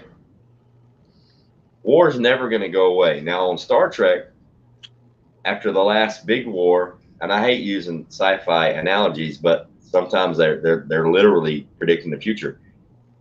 To show you how important war is, when they cured the Earth of war in Star Trek and they had the Federation, they literally got in spaceships and went out into the galaxy to find somebody else to go to war with. Mm-hmm. I mean, there was no more war on Earth, so we got to go find somebody to kill. Like a money maker that runs the world stage is war. Yeah, I mean, war makes money. It's like if your economy's stagnant and you're in I mean, look what pulled us out of the Great Depression. I mean, war makes money. It does. If your economy is shit and you're stagnant, fuck it, go to war, spin up that machine. Mm-hmm. I mean, it makes money. It is the number one money maker on the planet. The military-industrial complex is fucking alive and well. and they're getting paid right now. But it's also the #1 way to reset societal thinking. And Oh yeah, dude. In the Iraq, narrative. everything was Halliburton, KBR, Kelly Brown and Root. Everything in Iraq was KBR. Everything was. I mean, fucking everything was KBR. Kelly Brown and Root. They had a black market. I could get booze. I could get whatever I wanted from the black market. They were the ones that ran the laundry. They were the ones that ran the DFAC, the mess hall. They ran fucking everything. Like you saw KBR everywhere. Kelly Brown and Root.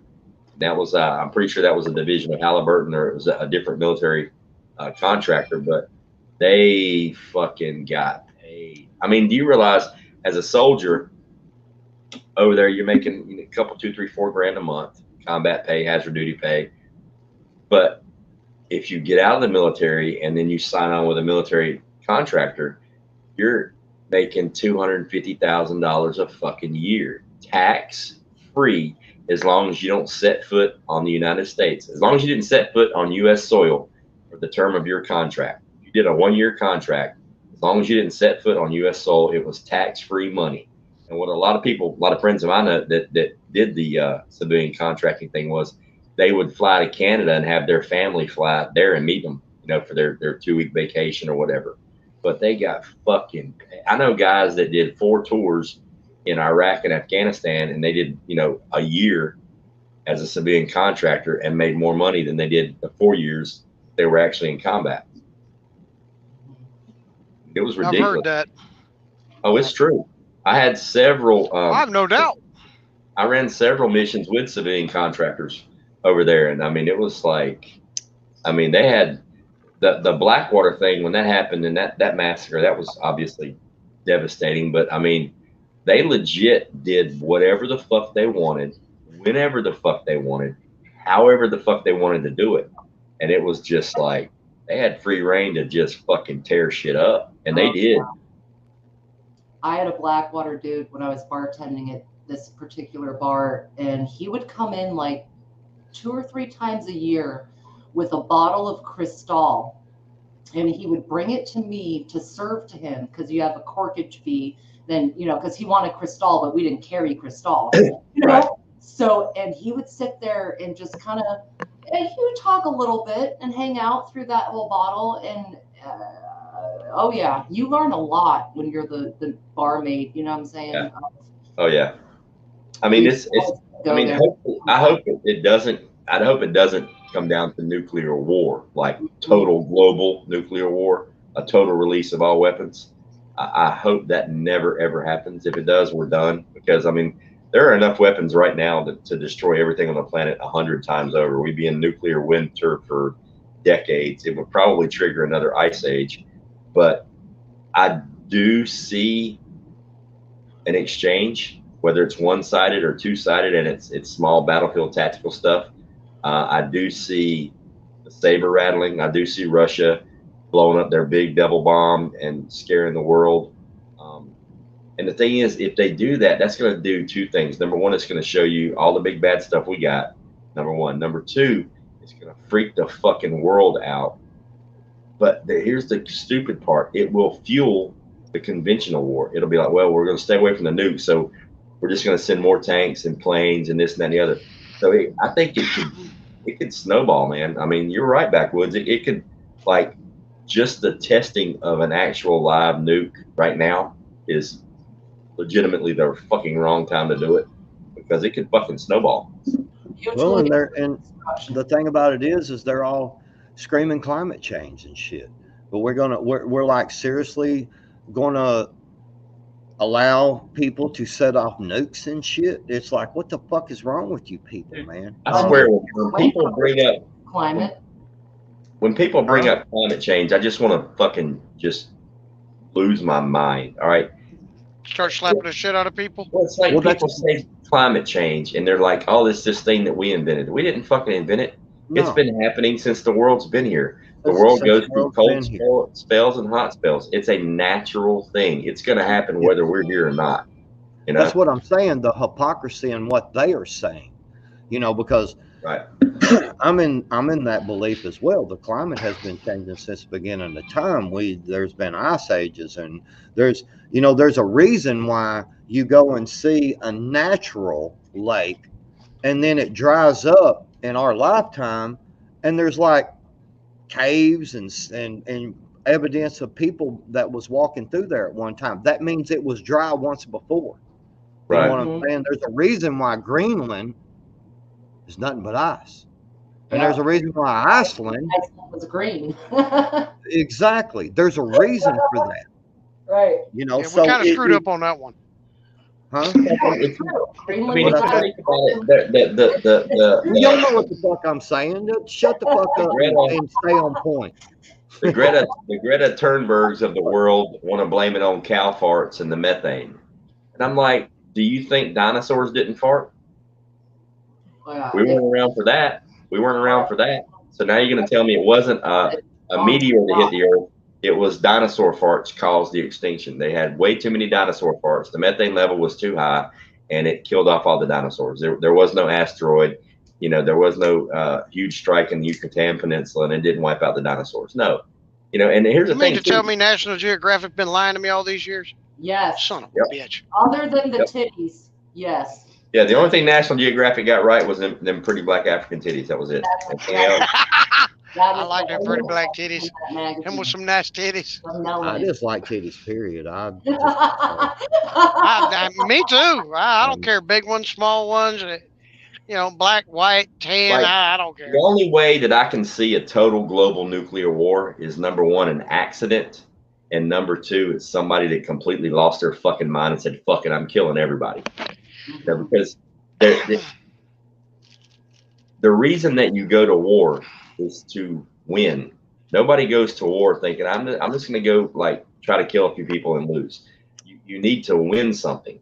So if the only weapon at hand is global nuclear war, you're not going to win anything. Everybody's a fucking loser. So the only way I see that happening is if somebody just loses their fucking mind and they have enough people in the right place to do it, or if it's an accidental launch, and then we respond, and then they respond, and everybody fucking responds.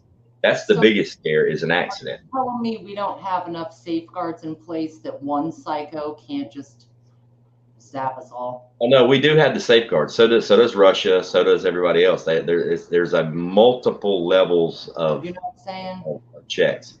No one person can push a button and launch nukes. Right.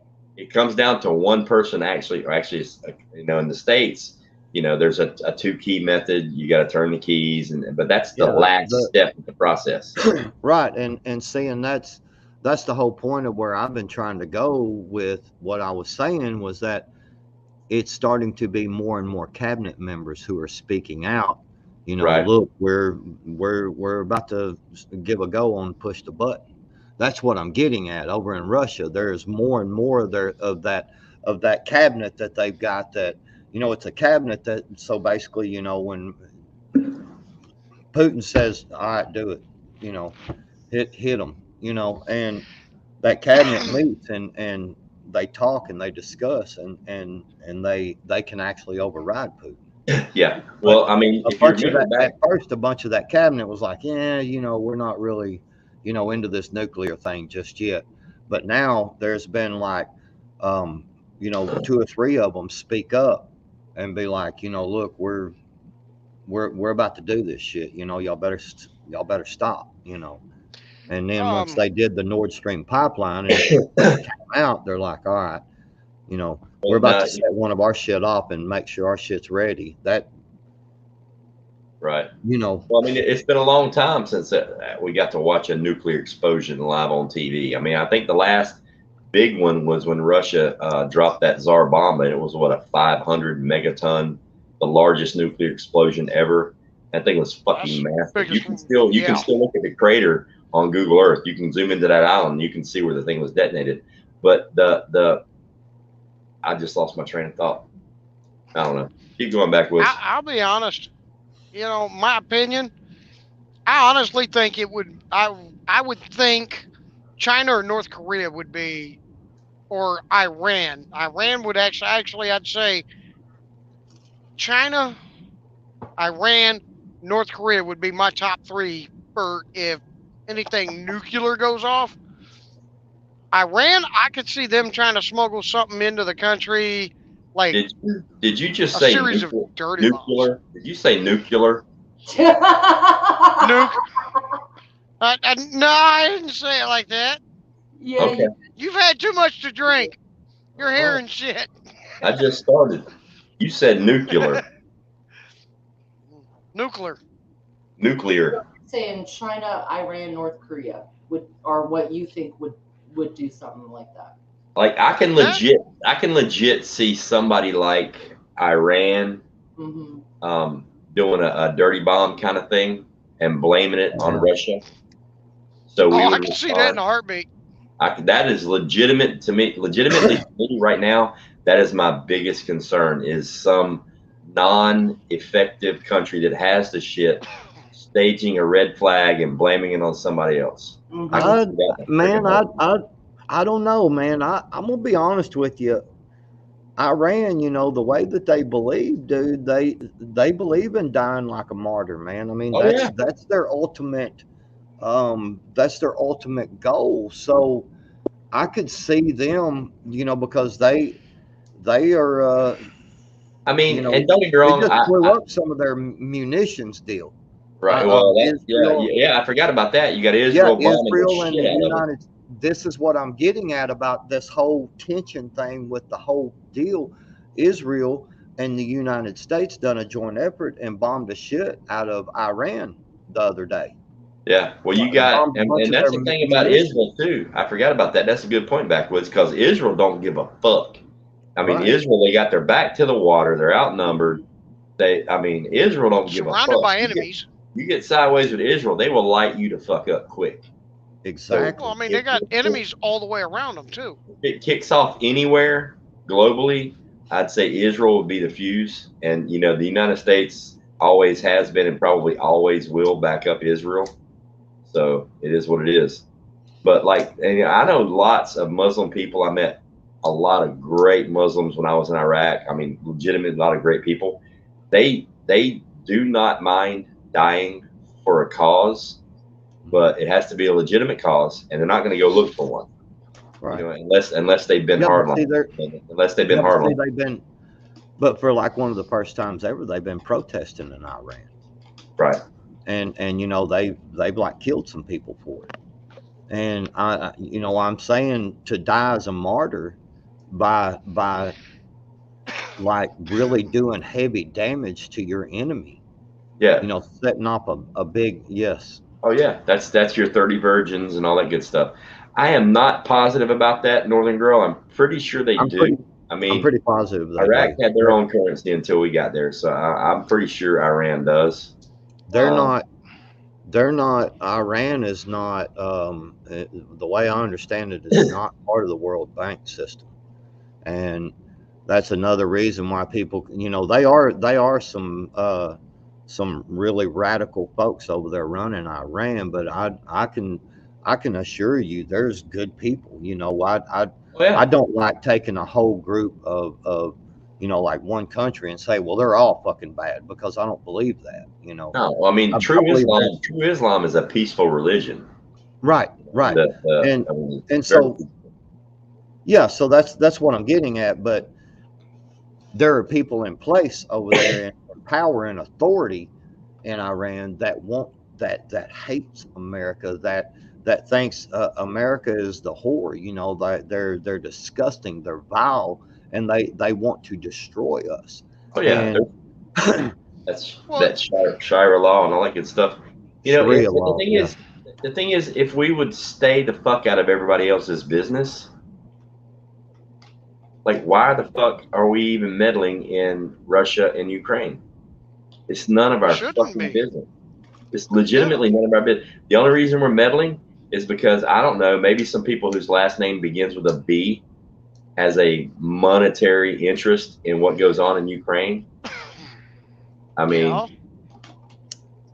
a lot of people make money off of Ukraine in our administration, or did before, and they're losing money now with this whole. That's why it's being pushed, in my opinion. I think we should go back to the way it was Pre-World War II, we were isolationists. We didn't meddle with anybody else. We left everybody to fuck alone. Leave us alone. We'll leave you alone until Japan went stupid in fucking Hawaii, and then everything fucking changed. You know, if we They went hit back to Pearl the way it Harbor, was, and yeah, if we went back But to the way see, it that was was, it. we leave but everybody else alone. We do our thing. You do your thing. Stay the fuck away. We're all good. well, see, here's another point of this is that I think I think Americans make a mistake of thinking that they won't do certain things because that's the way we think. They have a different thought process over there. Right. And this is the thing that a lot of people miss. They're like, "Oh, they wouldn't do that. Oh, they wouldn't do that." Well, Ha. hold on a minute. Did you grow up there? Do you know their real true thought process, their belief system? There's things in like some of the Asian cultures, where we're saving face, where it's important. Like you get shunned out of society for certain things, and it's a mistake for Americans or people outside of these certain countries like Iran or like Russia who don't actually live that, who's not in the military ranks and on their level of thinking. Well, See, that's the problem right there. Is I think that we do ourselves a disservice by saying, "Oh no, they would never do that." No, they would never do that. You see what I'm saying? yeah, Because we anything's don't really possible. know. Well, you don't know. I mean, because we've never fought a war with another nuclear power on their soil. Like, if you have nukes, all right, if you got nukes in the silos and you're being invaded and you're getting your ass kicked, that's your last resort. If you're being invaded and you're getting your ass kicked and there's nothing you can do to stop it, fuck it. Why not? Lob them, launch You them. know what I mean? If you know you're I mean, going if I down, was if you know you're going to burn, then why not? And that's a bad fucking way to think. I mean, that's a bad way to live. The whole mutually assured destruction thing. It worked for a while, but I mean, Doesn't that beg the question, like, what are each of these countries really capable of, or is it pissing on trees? Because I think there's a lot of that going on too. I think is enough. North Korea is pretending to have a big dick. Right. I think they posture a lot. That big dick energy. Yeah, they got some. North Korea, he had a 35-day hiatus. He was disappeared. Nobody seen him. Nobody talked to him. Kim Jong-un over there, and he just came out the other day and came out the closet, the woodwork, whatever you want to call it, and come out the closet, like sat down and flat told his people, prepare for war. We're going to war, and the thought process, if anybody don't think Iran wouldn't detonate a nuke over here, bro, well, you're sadly mistaken. They'll detonate in a heartbeat. They'd give their left nut to do that. I mean, can you imagine if shit kicked off in Taiwan, South Korea, all at the same time with this stuff going on in Ukraine? We can't. I mean, oh my God, dude. Talk about overextended, because our battle plan for North Korea invading South Korea is to send more troops. Our battle plan for Taiwan and China is to back Taiwan. Right. So what happened? How do you send your troops to all these different places? We don't have that many. We can't cover all those. They do a massive draft. Yeah, but the thing, I mean, the draft's already in play. I mean, that ain't never went away. They just haven't done it yet. Right. What I'm saying is they would basically, like, for lack of a better term, because I don't know, I know some military stuff because my dad was in, my uncle was in, and I've got a lot of friends that were in, but I've never served. But my thought process would be basically like reactivate it, actually start using the draft again, and start just pulling names and like, hey, report. And now it'd be even easier if they got your name and everything. It don't take but seconds for the government to look up your cell phone and you get a text message report to you. The only problem now is if you're looking at the draft in 2023 in this woke fucking country we live in, Nobody's gonna fucking show up. It'll be a handful of Karens. They'll protest. It'll be fucking a nightmare. You know, when they institute the draft in But Russia and China and North Korea and these other places, these motherfuckers show up. no, Oh yeah. no, y'all see, and y'all are missing another point here. What did they Enlighten just do for the last 2 years to America? Made you fall in lock, stock, and barrel, son. All these people, they fell in lock, stock, and barrel. Well, some did, All the woke not all of bullshit. us. Listen, if they can convince you to take something that's untested, and they can convince you to stay in your house to scare you to wear a certain thing upon your face, you know, and do all these things that they do, and then they used the militarized police Mhm. to enforce that, and people sat around and bitched about it. But you know, when you don't, when you take that into consideration, what they've done and what they've learned, everybody's admitted it was a big experiment, right? Yeah. What was an experiment Yeah. for? Well, maybe it's for this draft. Maybe they knew this shit was coming, dude. I mean, none of these world leaders, like this ain't shit that happened overnight. This shit's been planning for a long time. You could see the moves that everybody's been making. You know, and now all of a sudden, all these countries, including ours, you know, I saw in a chat earlier that their 18-year-old girl just went and registered to vote and had to sign up to register for draft.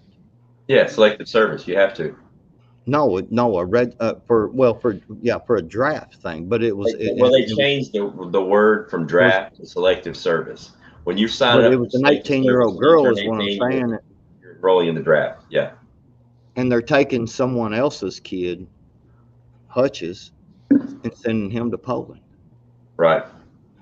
You know what I'm saying? I mean, a lot of moves are being made, and so when yes, I mean, naughty heathen posse comitatus is, you know, I mean, look at what they've done, the moves they have made. If you just go back and look at the executive orders that's been signed, you know, pretty much through Obama, he signed multiple executive orders that they can pretty much take over waterways, any like farm land. Yeah. They can do all If they this. suspend posse comitatus, they can take whatever the fuck they want. Exactly. So if you don't think they can't make, you know, grab up a bunch of people and you know, and I guarantee you a lot of these people will go and do it because you know why they will? I'm gonna tell you why they will. Because they're gonna tell them you're fighting for Ukraine and the Ukrainians, and they will fall lock, stop, and barrel into it. You don't think that's already played out by now? Fuck, you know? Like, they got to come up with something new, like balloons and aliens. Well, the way this country is divided right now, if they implemented a draft to send troops to Ukraine or China or wherever the fuck it is, it's gonna be there's gonna have to be a red flag event. There's gonna have to be another 9/11. There's gonna have to be another 9/11 to unite the country, even though it's under bullshit reasons. There's gonna have to be another 9/11. There would have to be a strike on the homeland. There would have to be something big, a Bay of Pigs, something big to unite the country, even under false pretenses, to bring everybody together. Because right now, this country is divided. I mean, it's blue and red and black and white. Nobody can fucking agree on anything, you know. So there would have to be a red flag. There would have to be There would have to be a uniting incident, a 9/11, a Pearl Harbor, something like that to bring patriotism back and fight for the country. That's the messed up part because that would be staged as well, in my opinion. And Yep. I don't know, we just don't get all the information. So I mean, right now we're all just sitting here in the But see, dark. they don't. But see that they could stage one of them small events, like I said, they could stage a small one and just start inundating, you know, flooding the fucking mainstream media with Yeah. look what happened. You know, this Russia did this. Russia did this. Iran did this. Whatever, name a fucking country they want to name. Right. You know what I'm saying? And they did this because we're helping the Ukrainians. And now look, they've come to our soil and injured our people and killed our people. You know, and it's a perfect scenario, man. We're fighting for the Ukrainians, and this is why we need to defeat Russia. I mean, honestly, in my People would opinion, join in for that shit, man. with the way this shit's going right now, if I was in charge, if I was the dude calling the shots, I would issue a general recall of troops. I'd bring everybody home. I would have a national, a global statement.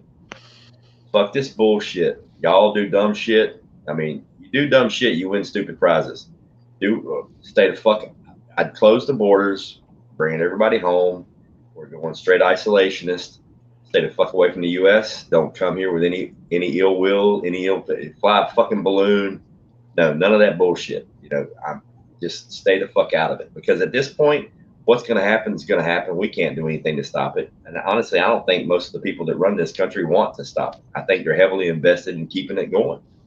You know, and that's the problem. I mean, we're stuck here. We're just the peasants in the field, man. We don't get to call any shots. All we get to do is go out and pick crops and offer up to the palace, you know? Right. I mean, Pretty I much. think woods, they're going to wag the dog, but I think we're going to need a fresh catastrophe. We're going to need a fresh something to rabble the people up. Yeah, and Naughty Heathen says, abandon our allies, Ghost. Fuck, they abandon us every other fucking day. I mean, anytime they can blame the U.S. for something and hold their hand out for money, fuck them. You know, why are we fixing other people's leaky roof? I mean, we're putting brand new shingles on the roof over Ukraine, and my fucking roof is pouring right now. Gotta fix our shit first. I mean, we gotta figure a way to unite this country and fix our shit before we can help anybody else. And the problem is, like Korea. If North Korea stormed the fucking border, there's not a fucking thing we can do unless we can put about 100,000 troops on the ground within 72 hours. They will blow through South Korea like a fucking cold. Well, they did it once already. If China goes balls out on Taiwan, there's nothing we can fucking do. Legitimately nothing because it wouldn't take them but a minute to get there and a minute to take over.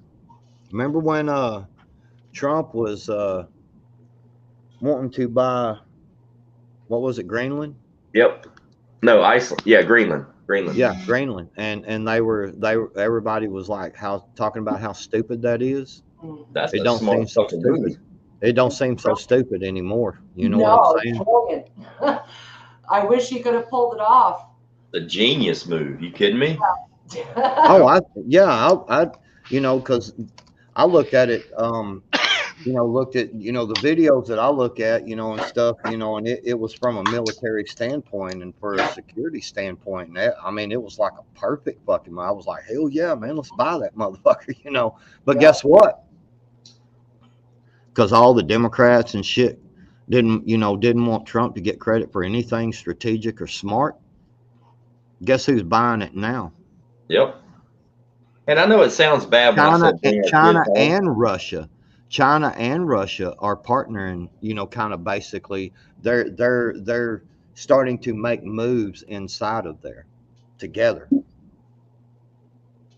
Yeah, when I said, you know, I didn't never said abandon our allies when I'm saying bring the troops home. But here's the thing. Why should South Korea exist only because we allow them to exist, yet they are not beholden to us? Why are we keeping them sovereign? Why are we keeping Taiwan sovereign, but we're getting nothing out of this? Why do we still owe them money on our debt? I mean, you see what I'm saying? If and I know it sounds harsh, I really do, but why is that one bastion of humanity keeping South Korea whole? Because we got fucking embarrassed and got our ass kicked in the Korean War? Are we saving face? What are we doing? If you can't stand on your own, I mean, you can only pay child support for so long. How long is this shit going to play out? We're spending billions and billions and billions of dollars a year to keep South Korea independent. Well, you know what? Dial it back. Hey, look, we got to go, man. I mean, we're getting nothing out of this. We've got a military base there. I mean, what are we getting out of that? I'm not really sure. I don't know. More debt. But all I More know is debt. it's costing a shitload of money, and it's like, why? You know, From where? our shit's broken here, but we're over there keeping their shit stable. Over in you talking about South in Korea. South Korea, Korea? Taiwan, you know, all these places that we're keeping afloat that would not exist without us, yet they're not part of us. Saudi Arabia. Yeah, but we got to keep an eye on that whole Westpac situation. Yeah. All of that. Like I get it. I get why we keep an eye on everything. Yeah. I don't think we should Well- meddle so much and put so much money in it, but you know, We already know Kim Jong Un over there is a cocky little fucker, and he, you know, well, Rocket Man over there, he wants to lob shit around and act crazy. Imagine, imagine if we did not take interest and kind of posture up a little bit in South Korea, and then he took over South Korea quickly because he could. Oh yeah, You know, without us 72 hours, there. he'd have soul. Yeah, without us there. And so imagine the wealth and the goods, the service, you know what I'm saying, the labor, that he would gain, which would strengthen him. So that's why we have an interest there. And it's the same thing with Taiwan. We want that interest there enough. When Japan, Rip Curl had said it earlier, I believe that as well. If China attacked Taiwan, they would Japan would help defend, because I believe that Japan would think, shit, if I let them fall, they're going to be on us next. oh yeah, They're going to be on us too. So Yeah. see, that's kind of that whole play of why. I will say, I'm not sure who exactly really did this. They're giving Biden the credit. I will just say that. But apparently, there's been a plan in place, and we have been strategically buying up a bunch of and getting up, you know, our bases built, and we basically like got a big horseshoe surround around China with a bunch of our bases. Did y'all know that? I mean, we've had bases on like Okinawa. No. I'm not talking about the bases we've had. This shit has been being done like secretly, and now it's like being like they're talking about it. Biden mentioned it the other day. They're giving Biden the credit, but I've seen it on mainstream media. I've seen it on, you know, YouTube and some other news sources that I dig through, and we have basically like beefed up our military like all the way around China over there. Okay. Well, I can guarantee you that wasn't Biden's call, because No, I mean, let's face facts. That guy can't even give a fucking speech without reading it off of cue cards or a teleprompter. Right. No, I agree with you. I'm just saying, they give Biden credit for it. Oh, what I was going to say is that's probably something that's been in the works for 5-10 years, give or take. I mean, military bases don't pop up overnight. I know that we are capable of throwing up military bases in a hurry. Jova, what's up, man? They don't just. Sorry. No problem. Yes, Philippines did. Yeah, the Philippines just did agree for us to put 2 locations. That's what I'm saying. They have been in this plan for a while, man. That's what I'm saying. You can't. What's good, Jova? You can't just look and like I said earlier, you know, you can't just look and go, well, we wouldn't do that. That doesn't mean they won't. We have to start looking. You know, to catch a thief, you got to think like a thief. You know what I'm saying? If you want to know what your enemy is doing, you have to think like that. You have to learn to think like that enemy. Man, there are people on this planet that fucking hate the United States. And I'm just telling you, you know, that's what I'm getting at. It's more than just they flew a balloon over the United States. I mean, there is so much stuff going on, you know, the lasers and shit. Have y'all seen all that? Yeah.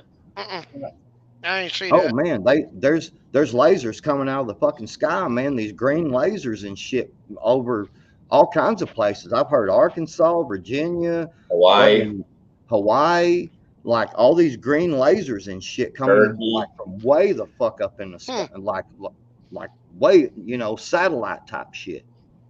Okay. Dude, there's some weird shit going on, man. Did y'all? Okay, so Doesn't let me surprise me ask at you if all. y'all know this. I've read this on several places. You'll have to dig and look for it. I'm not providing you. I'm about had some whiskey tonight, so I'm not digging around and showing y'all the links. Y'all can fucking find them yourself, but dig around and look for yourself. Did you know that the shit that went on in Turkey? Check it out. The shit that The went on in earthquake. Turkey, the earthquake. Did you know that they actually released a video that comes from the Black Sea over there? We have a ship that we had moved over into there before the earthquake, and I so heard about that. there was this big flash out there. It's from Turkey, and it's a video shot, and there's this big flash. Like 3 hours later, the fucking earthquake happens, and so there is somebody high up in the Turkey military, the leaders and shit, who said, so basically what they said was, we're not saying this for sure, but we're saying, is it a possibility that U.S. has used a direct energy, an earthquake weapon on us, a direct energy weapon? So they are questioning over in Turkey that we may have done this. Mm-hmm. You see what I'm getting at? This is what I'm saying, man. When you start putting all this shit together, when you start researching, you know what I'm saying? You see a lot of this stuff. And I can promise y'all, don't nobody get upset, man. What happens, bro. I mean, it's what happens happens. I Live got a your life every day, strange, man. Have a good time, man. Have you a fucking I got a, smoke a I got a joint. strange You feeling. know what I'm saying? It's like, I got a strange feeling when we get to the last chapter of this book that we're reading right now. I got a strange feeling that we're going to end up being the bad guy. Oh, no doubt. us, the bad It's guy, about the time. United States, Yeah. we already are the bad guy. No, but I mean, the narrative's going to change. You can be the bad guy and claim you're the good guy when you're in charge. You know what I mean? But I got a strange feeling that there's going to be a lot of things political wise that are going to just fucking come back and bite us in the ass. I mean, dude, you can't tell me there isn't a direct correlation with the way the country's being run to what's going on right now. Just go back 3 years. I mean, fuck, dude, Trump walked across the fucking border into North Korea. Mm-hmm. Kim Jong-un was behaving. He was a little bitch boy, you know. He invited North Korea was Trump to come behaving. over. Russia was behaving. Everybody was fucking getting along. All Trump wanted to do was stop war and bring the troops home. Every other president before and after, all they want to do is start another war and send troops here and there. I mean, there's a direct fucking correlation to that. And let me tell you something about And Kim. I want you. Let me tell you something about Kim Jong-un. I am not worried about that little weird motherfucker. You want to know who scares me? His fucking sister. Oh, that psychotic bitch. That bitch will unleash hell on earth. His fucking sister is just. Have you seen a picture of her? I mean, that woman is nothing but just. They're hollow. She's the devil with a vagina. I'll say it. She scares me. Honestly, I think she's in charge over there. I think she tells that fat little fucker what to do. I think he was gone for 35 days because she put him on a timeout. That would not surprise me any, because I don't think the North Korean people. I don't think the North Korean people would accept a female dictator. They'll accept whatever the fuck they're told. That bitch straight up, with man, her, I'm telling you right now, that bitch straight up went and killed somebody, dude. Oh yeah, she ain't no fucking joke, man. That bitch is fucking. They announced it and they did nothing about it, man. No. I'm telling you. Somebody. She killed a whole lot of somebodies, I'm sure. That bitch looked like a fucking serial killer. No. I'm saying here recently, in the last, what was it, a year or two ago, Ghost? Yeah. Been a couple of years, yeah. She killed somebody.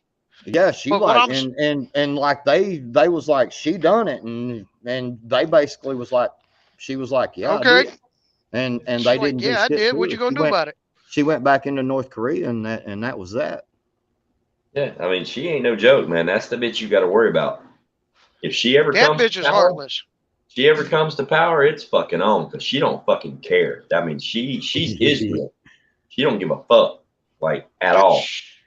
She'd be the one I could see using tactical nukes against South Korea, China, and anybody else that got in her Tactical fucking hell. way. Yeah, she's Tactical fucking hell. out of control. She wouldn't give a shit about no tactical shit, man. She used the big boy. Yeah. Probably. I Yeah. wouldn't put it past her.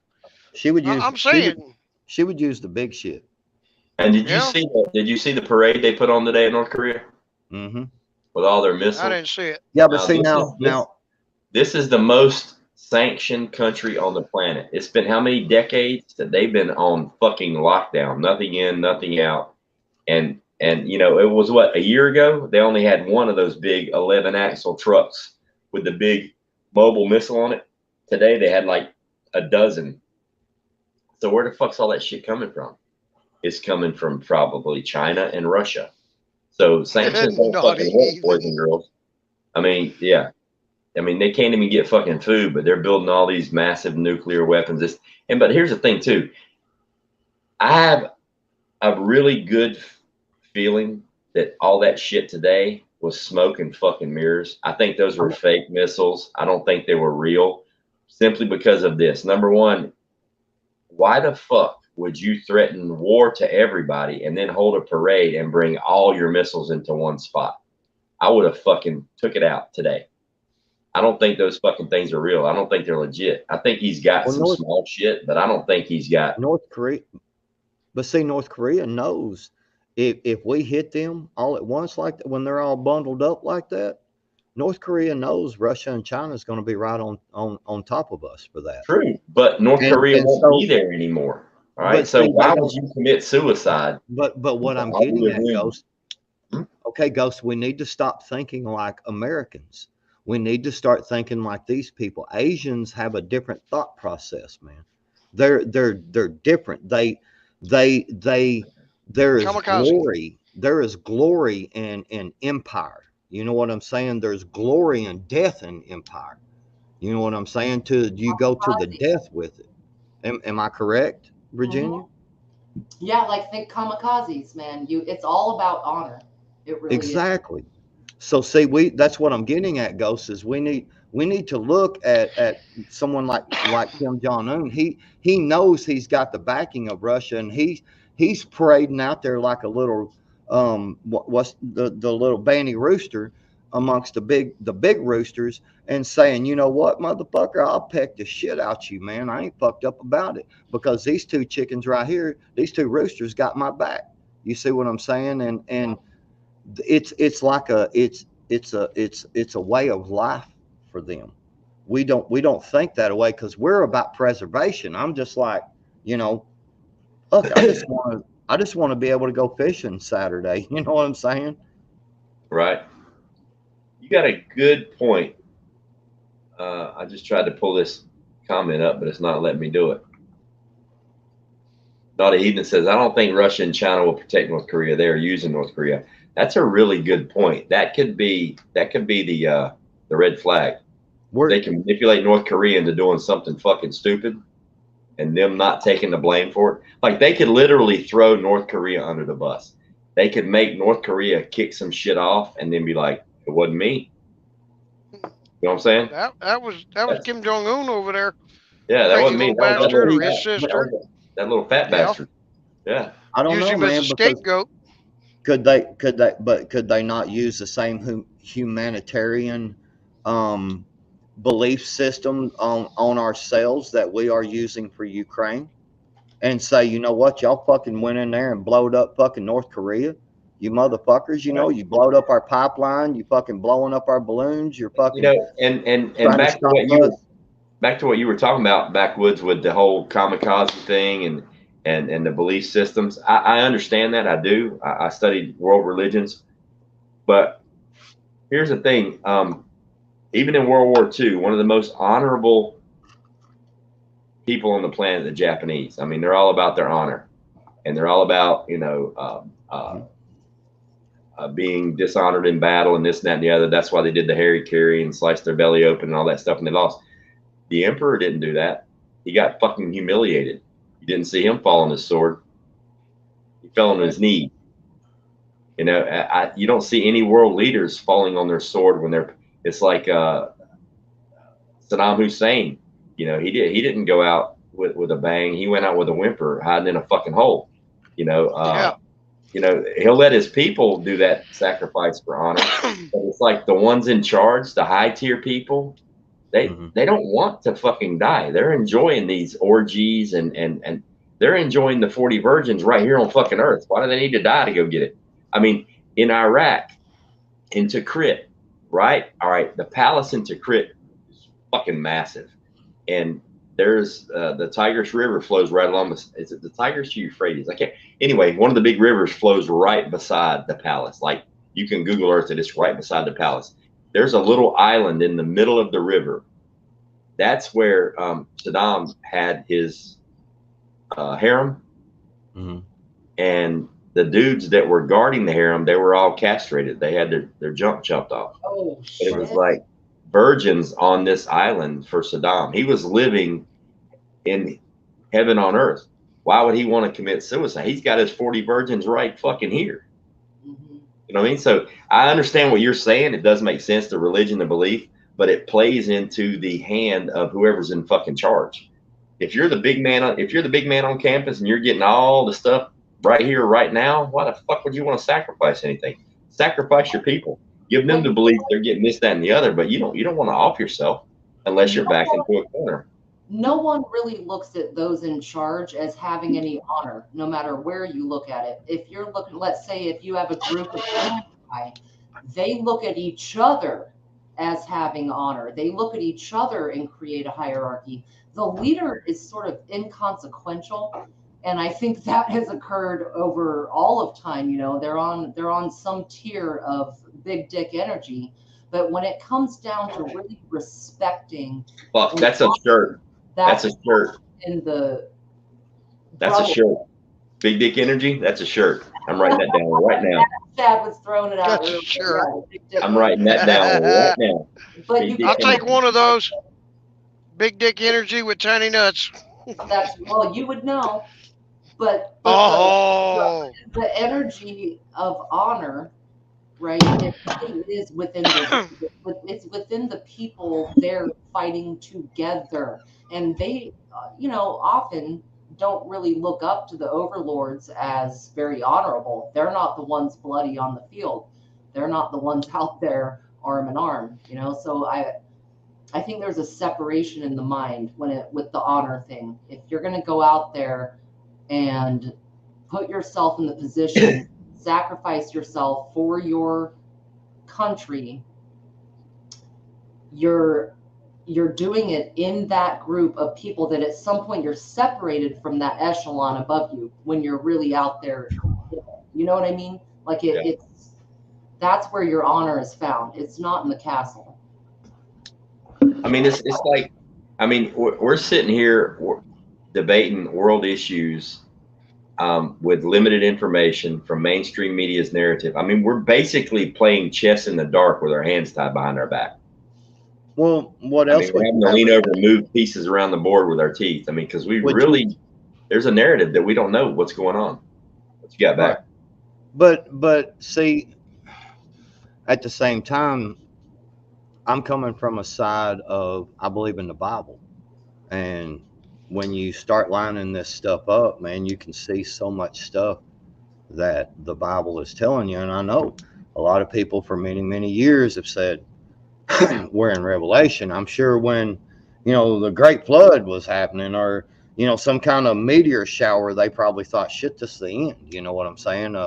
Tornadoes and shit went across somewhere, they was like, oh, fuck, God's killing us, or something. I'm sure a lot of this has happened, but the one thing that if you do believe in the Bible that you have to understand is that each day that we live is one day closer to what the Bible says is going to happen. And there's a lot of things in the Bible that when you start reading about the end times, because Revelation obviously, but there's a lot of stuff in John and Mark and all these different books and stuff throughout the Bible, that refer to, the end times. And so when you start looking at all that, and you understand what's going on, and you see the wars and rumors of wars, and you see the earth will shake in various places. Look at, our earthquakes have increased over the last 20 years over 2,000%. Over the last 20 years, 2,000, we're having 2,000% more earthquakes than we were in history. Oh, just over the last 20 years. The volcanoes and stuff, there's so many things that it talks about, and maybe it's just somebody just got through living, or was young and lived through one of the world cycles, to where it cycled out. Who knows? I mean, you believe what you want to believe. You don't. I'm not telling you to believe in God. All I'm saying, I do, and all I'm saying is pick up the Bible and read it, and tell me that you can't sit there and look and go, dang, this is pretty spot on, man. That's all I'm saying about that. You know what I mean? Yeah. It's kind of hard to, as a civilian unplugged from the military, we're getting no quality intel. Right. What our last military briefing, or our last military update today from that whatever 1, 2, 3, 4, 8-star bullshit general was, talking about shooting down the aircraft the size of a small car in American territorial waters off the coast of Alaska, but he couldn't identify it. Well, that's bullshit.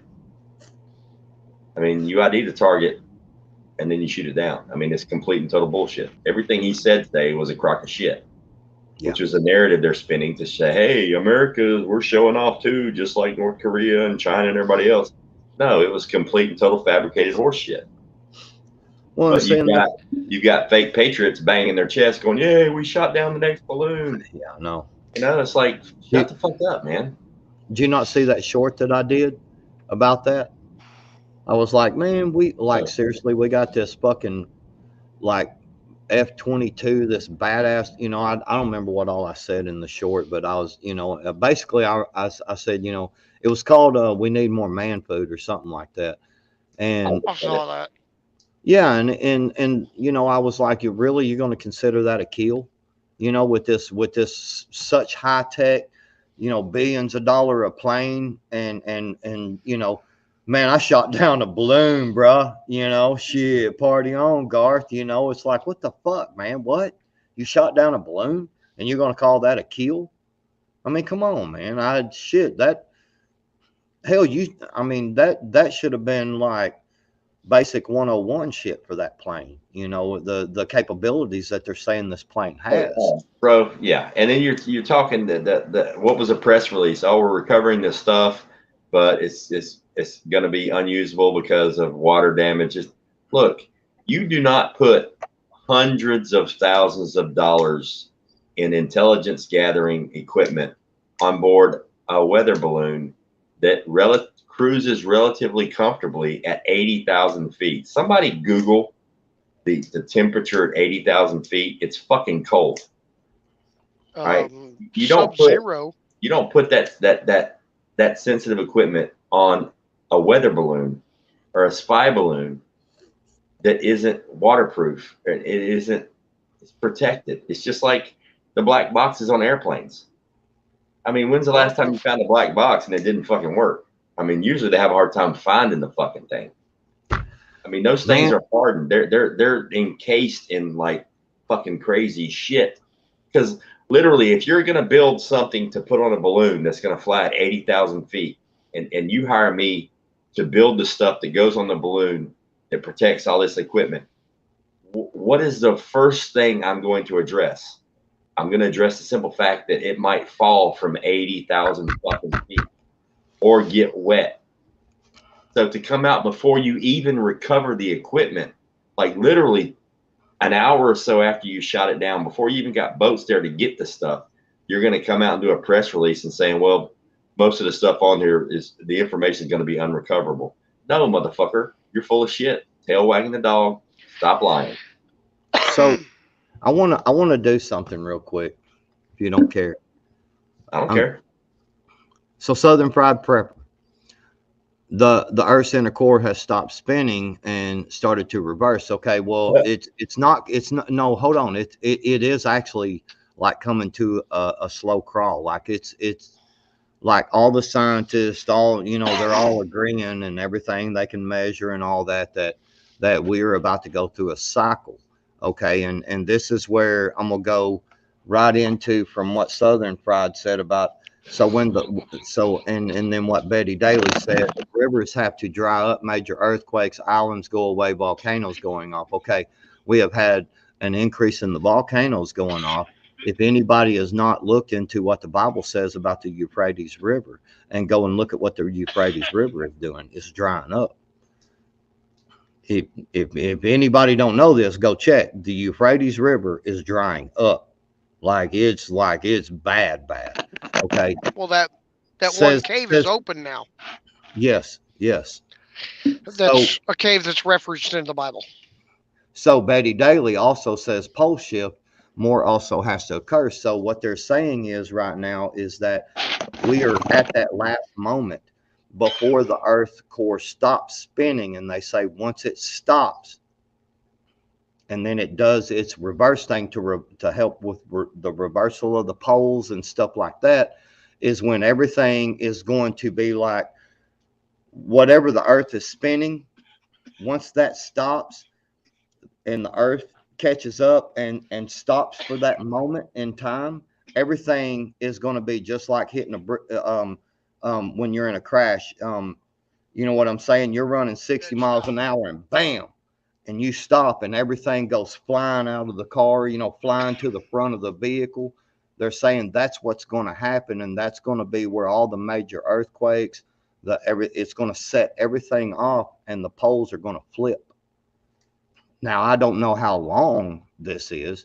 It may be another 10,000 years. Hell, I have no idea. You know what I'm saying? But they are saying, that it's going to happen real soon. And because of all the increase in the earthquakes. And in fact, it's very interesting because they actually predicted that Russia is fixing to see a continuance of that earthquake from Turkey. And because they felt it in they felt it in several places, and they say that fault, that them tectonic plates shifted over 3 meters, man. For a shift in tectonic plates, that's huge. That's and nine and fucking feet. and yeah, so what they're saying is that it is shoved, it is, you know what I'm saying, and it is shoved that pressure, and now pressure is built up this way. You see what I'm saying, along the plate system, and it's going to start firing off. You see what Well, I I know mean? one thing. If all this shit happens before the rendezvous, I'm going to be pissed.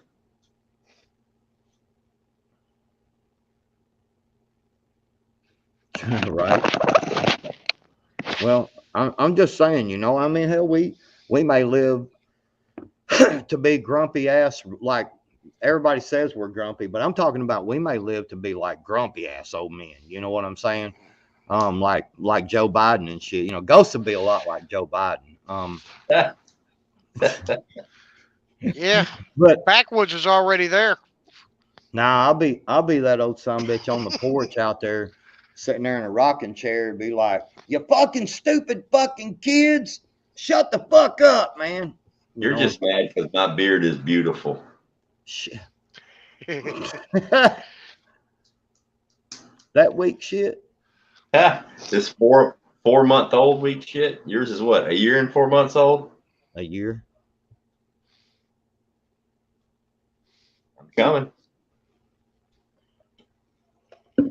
All right, let's talk about some happy shit. This depressing shit's depressing the shit out of me. I'm trying to talk about happy shit. Stop cutting me off. I trim my shit up, so I keep the length, the length. I want my shit to grow even the whole time. You know what I mean? I don't want it to be, look like Hutch's and yours when y'all had jaws, you know, and it looked like Medusa and shit hanging off your face like you've been eating Medusa's pussy. I'm going straight. I'm going straight old school Viking. Just whatever happens, fucking happens. I know, man. Look like what's that? Y'all ever seen that movie Dark Crystal? No. I have. God damn. Hey, Virginia. I own it. You know the puppy dog with the hair stuck out? That's gonna be Ghost here. Right.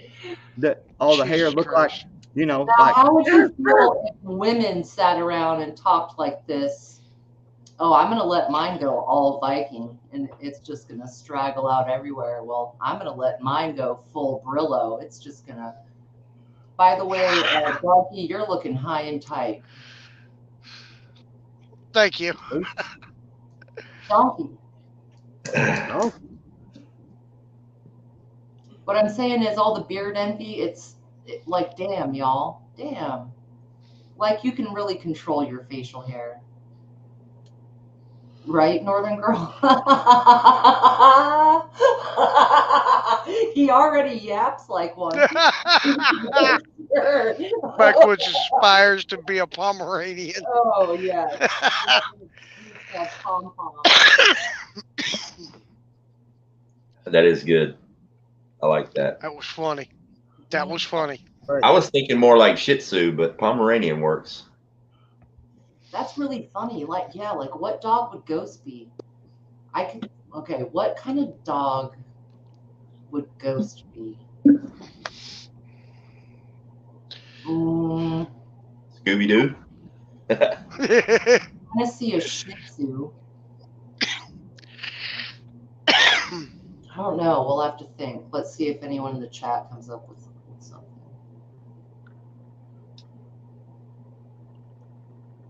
Rottweiler. I could see that. Rottweiler. I used to have one of those.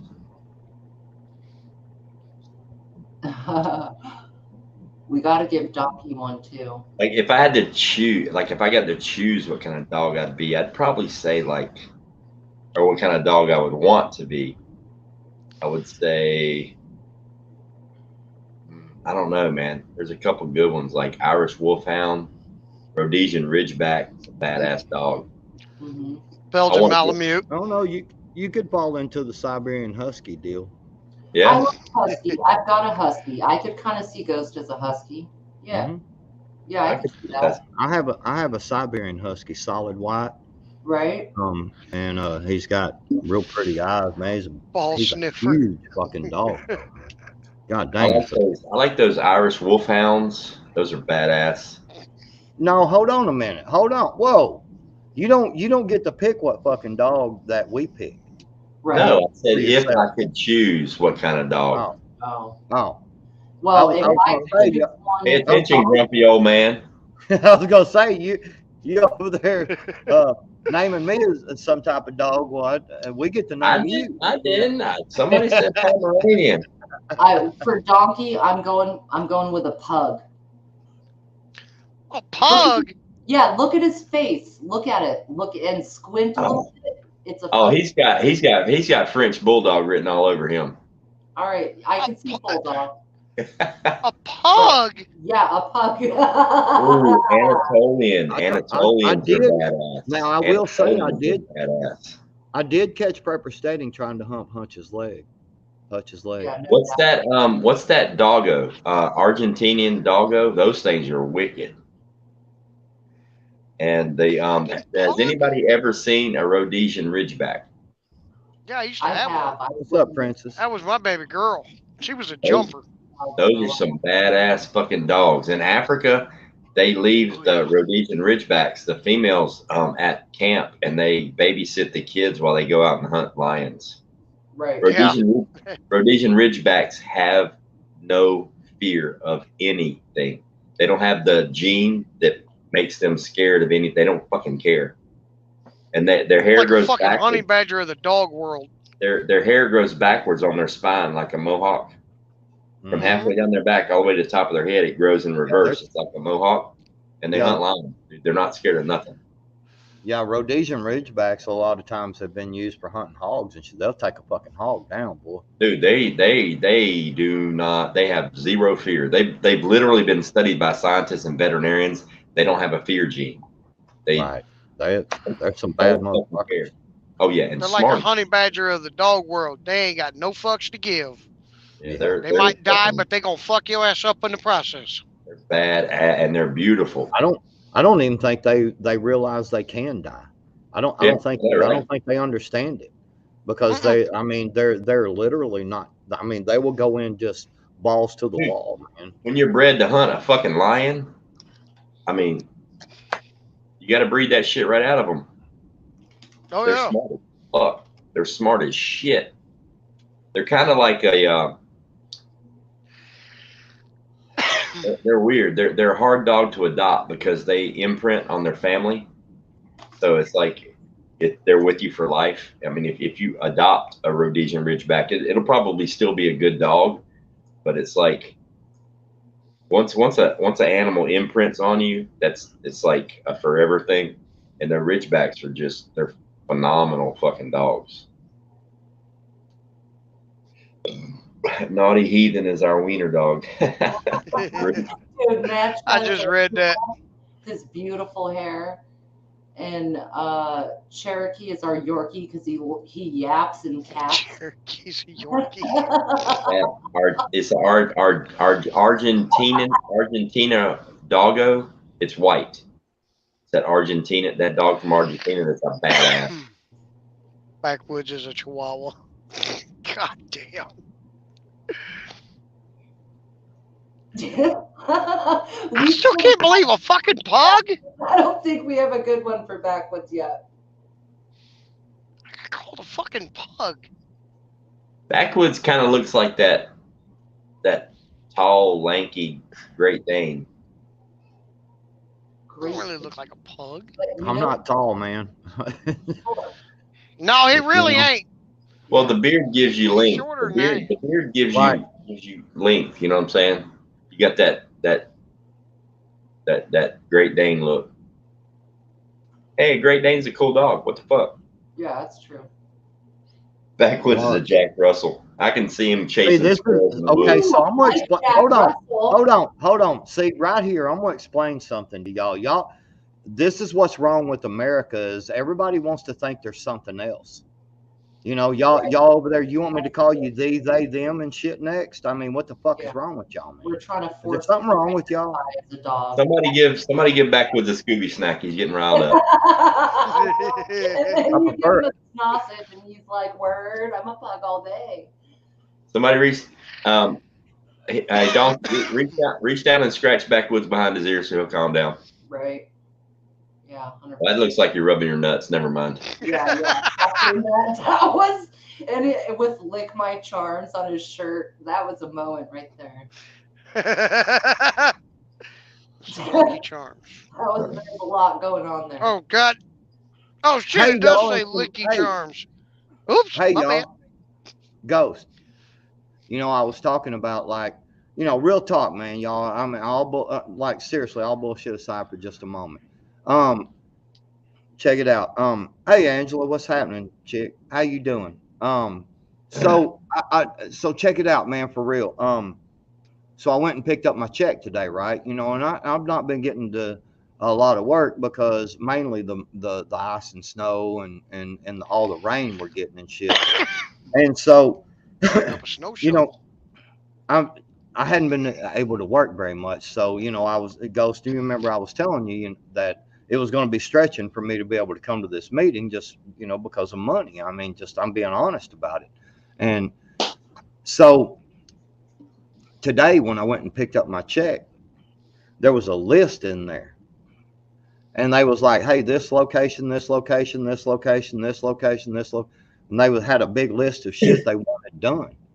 And they was like, can you get this done for us this coming week? And I was like, fucking A, you know, no problem, boss, you know, because I didn't speak like that, but I'm saying the lady brought it out there to me, and she's, you know, like been there forever. She's part of, you know what I mean? She's she's in the know type shit, you know, and she brought it out there and she's like, hey, can you think you can get all this done for us, you know, pretty quick? We'd really like to have this. And Randy basically said, don't worry about it. Just write down the compensation you want and he'll pay it. And I was like, fuck yeah.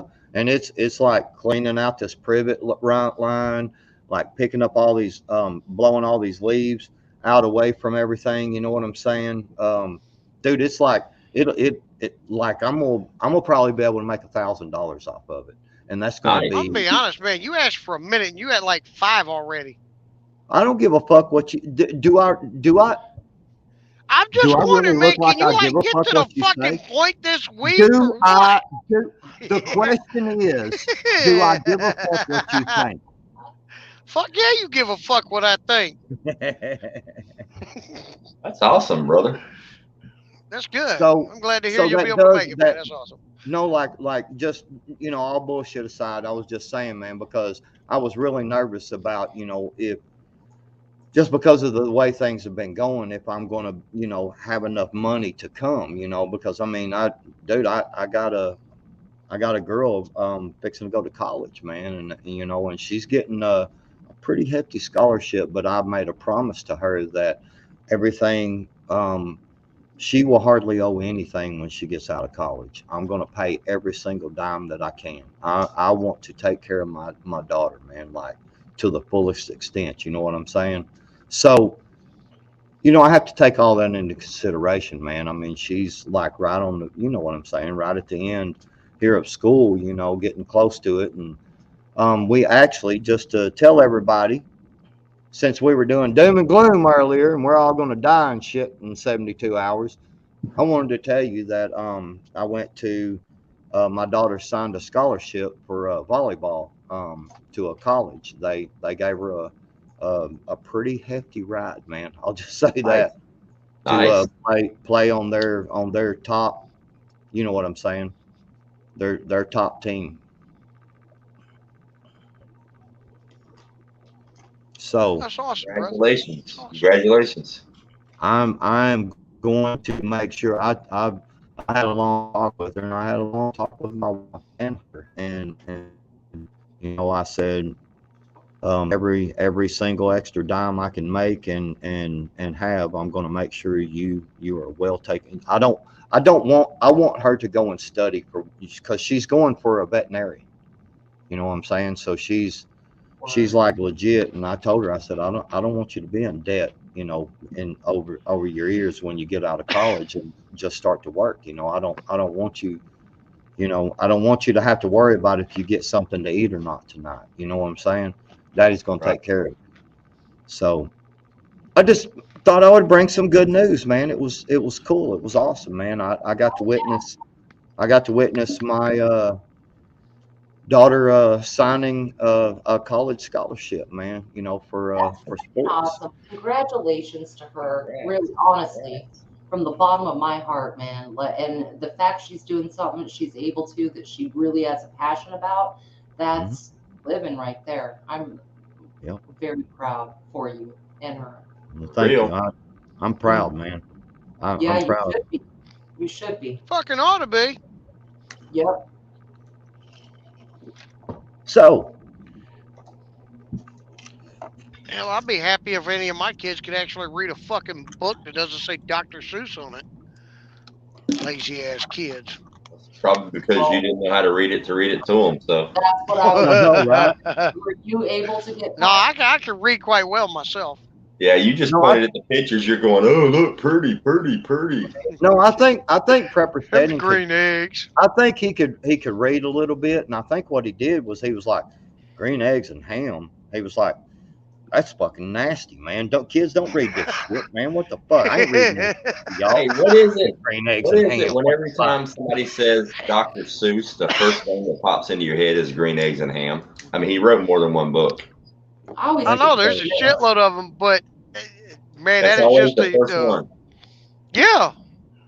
See, the thing is, while he was reading it, he looked over and saw that he had just made green eggs and ham, and he thought it was such a serendipitous moment that he loved the book and carried on. Yep. Oh, guess what, Roots? Guess what? What? I just got the sale paper from Food Line. The Boston butts are 99 cents a pound. Oh, that's lovely. Oh, I forgot to tell you. So tonight for supper, I asked my parents, I'm like, what do you want to eat for supper? They're like, I don't know. And I'm like, shit. Remember it was a year ago, January, I canned Boston butt. I couldn't think of what to can. And I had some pulled pork left over. I canned Boston butt, pulled pork, cranberry beans, and potatoes. I'm like, I'm just throwing some shit in here to see how it tastes. Yep. Well, I popped a jar of it open today, or actually 2 jars, put it in a pot, and I also opened up a couple cans of creamed corn and dumped in there with it and heated it up. Mm-hmm. That's one of the best meals I've ever eaten in my fucking life. I had 3 bowls. That's what I'm talking about. If I could dive in here for a moment. Yep. What are cranberry beans? It's Did I hear you right? Yeah, cranberry beans. They're you can get them in Florida. Okay. They're a type of pinto bean, but they're sweet. Okay. They're like speckled butter beans, but they're pinto beans, and they're softer than regular pintos. They're great for chili and all. Yeah, you can get them anywhere in Florida. Like, are they actually? Because I know, like, sometimes you have things where different areas call them different names. No, Is they're it actually cranberry labeled like cranberry beans? Yep. Okay, I'm gonna go look for those. I've Yeah, never heard of those before. Yeah, they're it's a type of pinto bean, but it's a specialty type of pinto bean, and they're real sweet. They're a lot sweeter and they're softer. I don't use pintos anymore. I do the cranberries. Okay. Cool. I'm gonna go look for some of those. They're good. Man, because I got my pressure cooker and shit in here. Nope. The fuck? Yeah. That's my son. he's in I thought Grandpa Nope. over there was farting through his diaper. Y'all want to see something weird? Yes. Look at this shit. Look. Oh, now it's coming up. There's no chat. There's no nothing. Now it's starting to. Now it's starting to come back. It just thought everything disappeared, man. Huh. Yeah. Mine keeps stopping.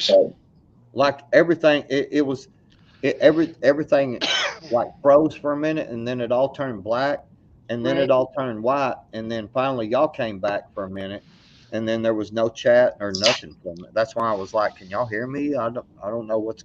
But I've got full bars down here on my internet shit, so I don't know what the fuck. Matter of fact, that's probably what I'm going to bring to barter with to the that's one of the things I'm going to bring to barter with at the rendezvous, because a lot of people ask me about cranberry beans. So I'm going to bring a bunch of bags of cranberry beans. Yes. You better give me a bag of them, or I'll kick your ass. I might have to climb you like a ladder, but god dang it, I'll do it. Climb you like a squirrel monkey jacked up on Mountain Dew. It'll be fun. Hey, did Hutch ever decide if he's coming or not, or is it just you, Backwoods? It's don't know yet. I mean, it's just I'm gonna figure if Hutch comes, it's gonna be a last minute deal. You know what I'm saying? Gotcha. I'm excited. So you're coming, Backwoods? Oh yeah. As far as I know, everything is. That's why I was so excited and wanted to share that about getting that extra work. You know, so because it helps to ensure that I'm going to get to go. Right. You know, I can't believe that the campsites are as cheap as they are. $20 a night? That's like fucking crazy. Right. Why would anybody go to a hotel? Well, Prissy? A shower and toilet. Oh, come on. Cat hole. Never take a shit. I carry a toilet with me. And I got baby wipes. I'm sitting on the shitter right now. I'm going to bring a 5-gallon bucket, and I'm going to use ghost tent to shit in because it's big. You don't know what kind of tent I'm bringing? I'm going to shit in the 5-gallon bucket. Don't worry about it. I mean, I'm not going to, you know. Well, I actually thought about getting this one tent. I was looking on Amazon. I found this one tent. It's badass, bro. It's two tents. It's 2 tents, 2 4-man tents that are connected, and they have a porch in between them, a covered area in between them. It's screened in. It's like you have two tents and there's this opening in between them, and it's covered up, and you have like this screened-in porch area connecting both the tents. But I think it's like 14 feet long. It's too long for the 11-foot pad. Well, okay, so they also have one called a canopy tent Mm-hmm. that you can get. You can actually get one at Walmart, man, for like $50, and it's a pretty nice sized tent. I think you can sleep 4 people in it, and what it does is it has this connection flap deal that's all around the front, and one of them 10 by 10 canopies. You know what I'm saying? You can set it right there, and then you can wrap a tarp around the sides of that canopy. Of course, you can buy they have canopy drops and shit, that you can get, but you can just do a regular tarp, and so it basically would be set up steading like mine and Hutch's were. Remember how I had my tent and had the canopy in between, except for the tent is a little taller, and it's got flaps that connect to the canopy and make kind of like a rain fly around between the canopy and the tent. Right. Oh, cool. Well, all I know is I hope the weather in March is like the weather right now here in North Carolina. Dude, it was like 72 degrees outside today. It's freaking February. It's been nice as shit. Did you see what Betty's saying? We had several solar power outside lights, and they stopped working. My son took them apart. They fried them, so the solar flares are stronger than we think. Wow. That might be what's fucking with the internet. I don't know. I don't know, Cherokee. Last I heard, she was gonna try, but I haven't got a confirmation. So, like, I'm gonna start doing streams more regular. And I talked to Native, and he wants to start on March the 1st, doing one every day or every other day, and doing like a countdown to the rendezvous. Because obviously, the closer we get, we'll get it dialed in better on who is actually coming. Shit, if we do a live stream every day, I'll get to know y'all so well. I ain't gonna want to fucking come see y'all. I'm gonna take a break from you and shit. Fuck y'all. I don't know if we'll do it every day, but I know you could go fuck that point. Keep track, because I'm trying to keep track of everybody and go hang out in my spot and trying to make a little map and keep track of everybody and figure out exactly how many people are coming. I mean, because right now confirmed, we have, I think, 33 or 34 people coming that are confirmed, already had their site, the whole 9 yards.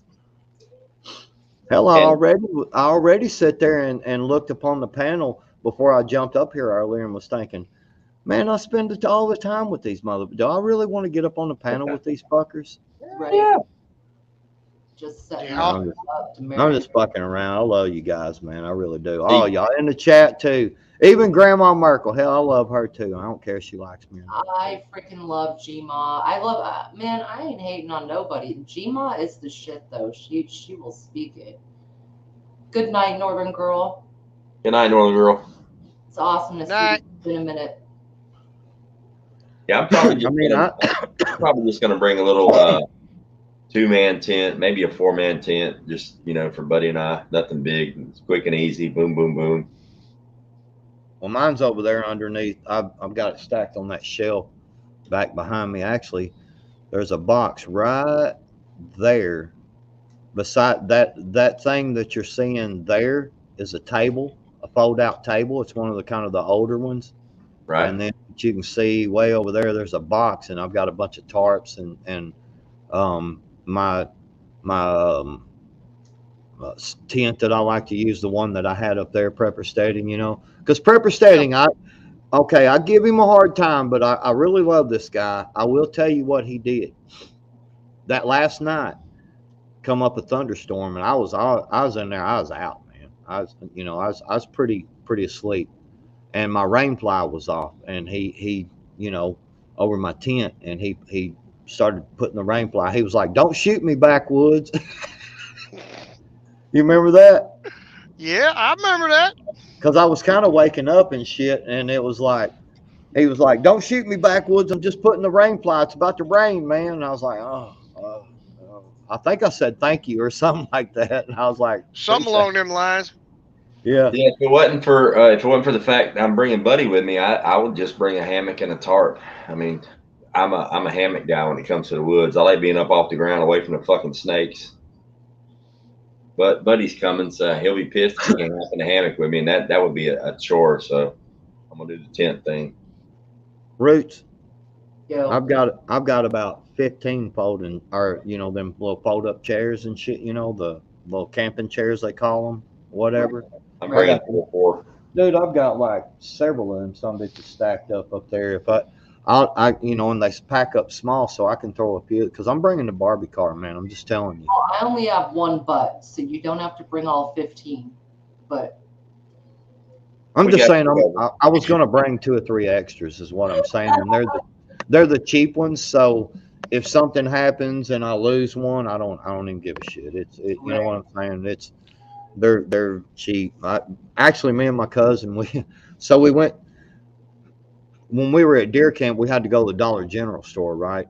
And it was hunting season, so kind of summertime was over. So this little town that we went to, all it had was a Dollar General, and when we were walking in, there was a box of them little fold out chairs, and they were $5 a piece, and there was like 6 of them left, and we bought every one of them. I was like, shit, grab every one of them fuckers, So we bought all 6 of them, and we got a few of them up deer camp. I've got some up here, and then I bought other ones. So I'll have 2 or 3 extra chairs in case somebody needs. TT1, there is no electric at the campsites, but a bunch of us are bringing generators.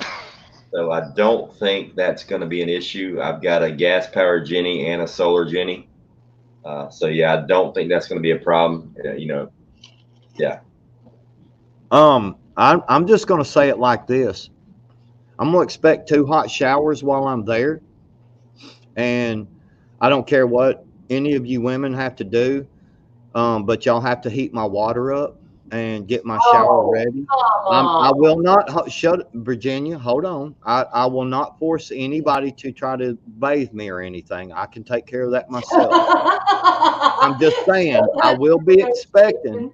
I'm just saying I will be expecting you women to heat me some water up so I can take a hot shower And make a sandwich. and make me a sandwich. So when I get out of the shower, I can eat. Yeah, fuck your Yes, I went there, Tennessee.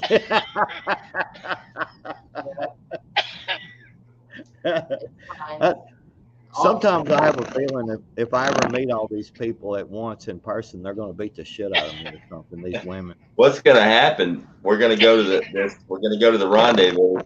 Backwoods is going to show up when he gets home. He's lost 100 subs. Right. Damn, missed again. And here's Yeah, the good thing thing I don't too. play I mean, these are primitive campsites. When I talked to the lady, she said that the bathhouse was out of service. They were hoping to get it back up by the time we got there, so there might not even be any bath. I mean, we got access to water. I mean, there's water spigots every couple hundred feet. But yeah, it's only 3 days. Deal with it. Man, that box that I'm bringing, I'm gonna have like 12. I think there's 12 or 13 tarps in there. So I mean, we could set up a place where kind of make it private and like wrap around it, and somebody could actually, if they wanted to bathe off, cordon it off and shit. I mean, keep it cool. Dude, I'm sure somebody's gonna bring a camp shower. Somebody's gonna have a bag and a bucket and all that good stuff. But Well, I'm telling you right now, if I bring a normal camp shower, I'm not letting all you nasty fuckers shower in my camp shower. Come on, I want to watch you drop the soap, big boy. Wash y'all's nasty ass body fluids and old dead skin and shit off in my shower? Hell no. Fuck Just that. bring a ball washer, like golf balls. The golf ball washer. Just bring one of those. Yeah, you're doing that. I'm doing the same thing right now, Backwoods, with my hand. Yes. That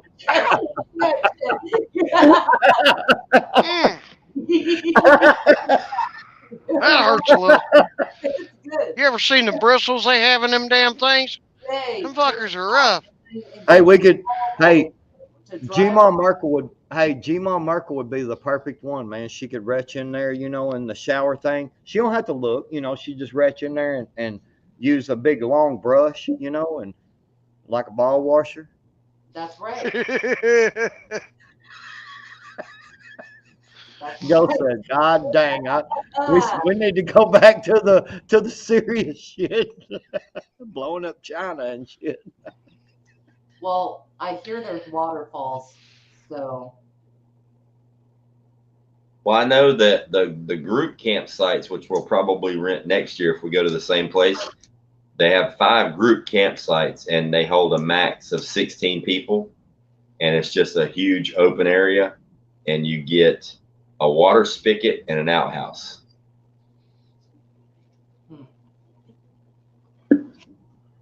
so what is the outhouse situation then? I mean, I don't know. there has to be something. Yeah, I'm pretty sure there's something. I just don't know exactly what it is. Trees, bushes, Yeah, dig a hole. a campsite that size. There's dozens of. I'm sure that they have They're not- latrines and bathhouses and outhouses all stationed out through there. Yeah, there's got to be for sure. I mean, there has to be, like, legally, as far as Yep. a state campground. You just got to have some kind of sanitary where you can dispose of your waste kind of thing, even if they got the blue rent-a-potties. Right. I'll bring mine with me. Don't mean I'm letting you fuckers use it. Well, If that's I why even I'm get to saying- make it. I'm hoping I get to come, but We're not going to ask. We're just going to use it. Well, that's Yeah. why I'm saying I'm gonna take a fucking shower. I ain't gonna be up there camping out on the ground and doing all this different shit. And Oh, I'm gonna I gotta shower. have a shower, man. I may just trot off down to the lake, and I'll put up a shirt or something hanging up. If y'all see that, don't come down there unless y'all want to see me naked, because I'll jump off in the lake. I don't give a shit. I've done it before. it wouldn't be the first time. I've taken cold showers before. They suck, but life goes on. Man, Oh, shrinkage is real, ain't it, bro? I'm telling you. That's a Nothing legit sucks. thing. Nothing sucks more than the wintertime. Man, some bitch will hide. That some bitch will hide like a frightened turtle, boy. Y'all ain't right. Stick your thumb up your ass and And it's holler like, snake just to get him to whoa, come what out. the fuck, man?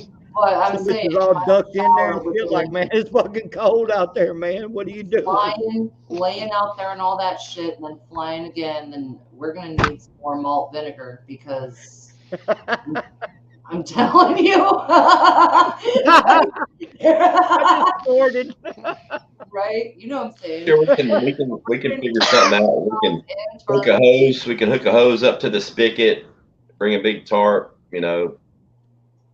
wrap it around a few trees, make a shower. Wouldn't be that big of a deal. Right, Naughty. I It'd like be it. like, Bring a garden sprayer so we can just line everybody up and spread them and spray. Spread and spray. We'll do a spread and spray. Come on. Did you say spread and spray? Yeah, I did. Yeah. Twice. Said it twice. What the fuck?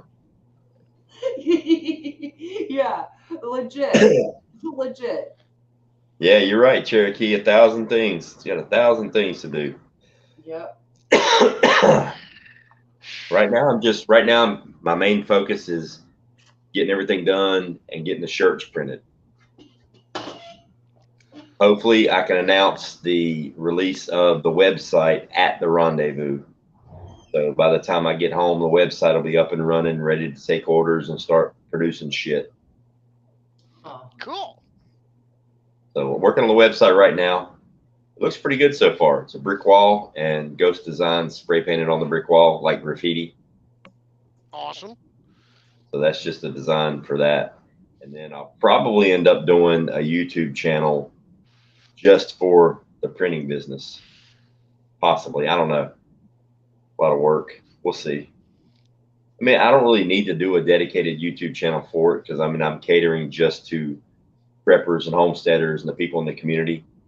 That's what it's mainly for. And then, shirts for other businesses, locally around here. But, we'll see how it goes. I'm excited about it.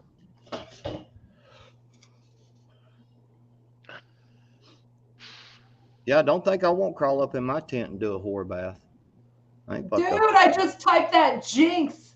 Did Just you as see long that? as you don't crawl up in my tent and do a whore bath, we're good. My grandmother, yeah, it's a horse bath. It is what it is, dude. Oh man, I'm gonna get in there and do the whore bath and shit and Yeah. rub and clean, That's and then right. I'm gonna toss the dirty towels and shit over there and Ghost deal. He'll get in there and lay down. He'll be like, "What the fuck is this?" Uh-huh. It'll be sticking Uh-huh. to his arm and Be shit. laying right next to each other. You might as well do his too. You do that, and I'm gonna lay bacon all over your tent, like raw bacon, all up and down the Oh side. yes. Oh, you mean okay? I thought bacon was. Bacon, That'll raw bacon. I'll let you introduce you to some of the wildlife.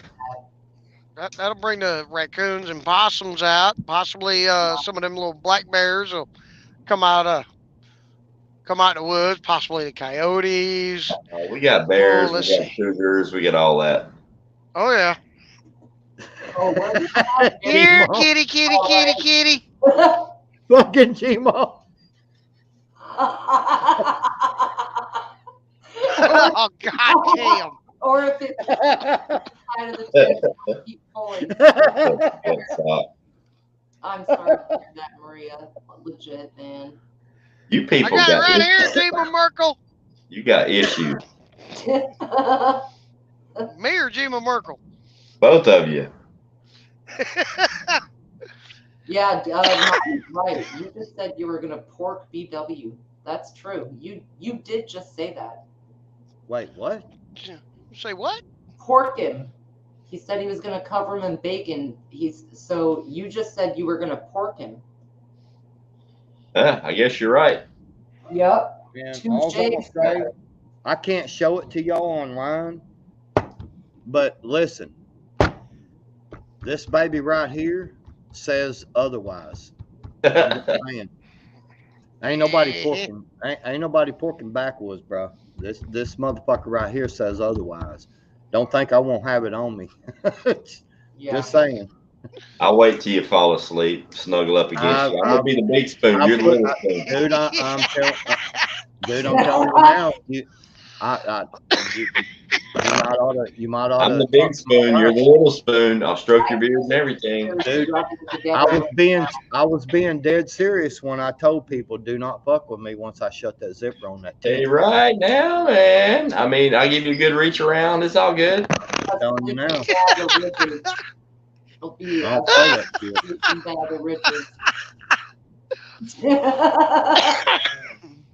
Hey, Gonna give you what happens? He gonna give you a tug and plug. What happens at the rendezvous stays at the rendezvous. I agree with that. Here, let me Behind let, that.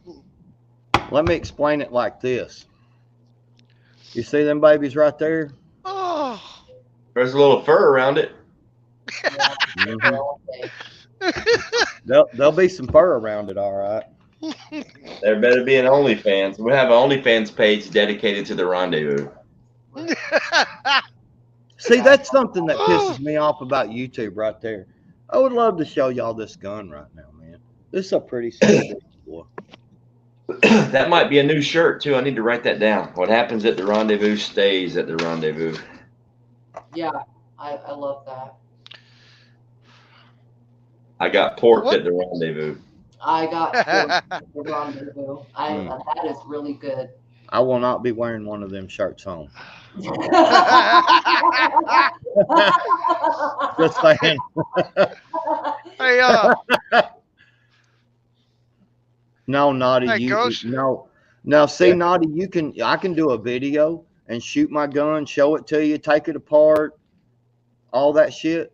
Just not live. what do you think But they if call you're him? on a live Backwoods. stream and you present a gun, they will take your. Remember that night, Virginia, Yep. on Dangerous Freedoms when he was holding that gun up and he was bam, man, it was about 10 minutes. They cut his shit off. Bam, done. I was there. They shut the stream down. Oh, dude. And that was like 2 minutes after I said, dude, you probably shouldn't do that. They'll shut the stream down.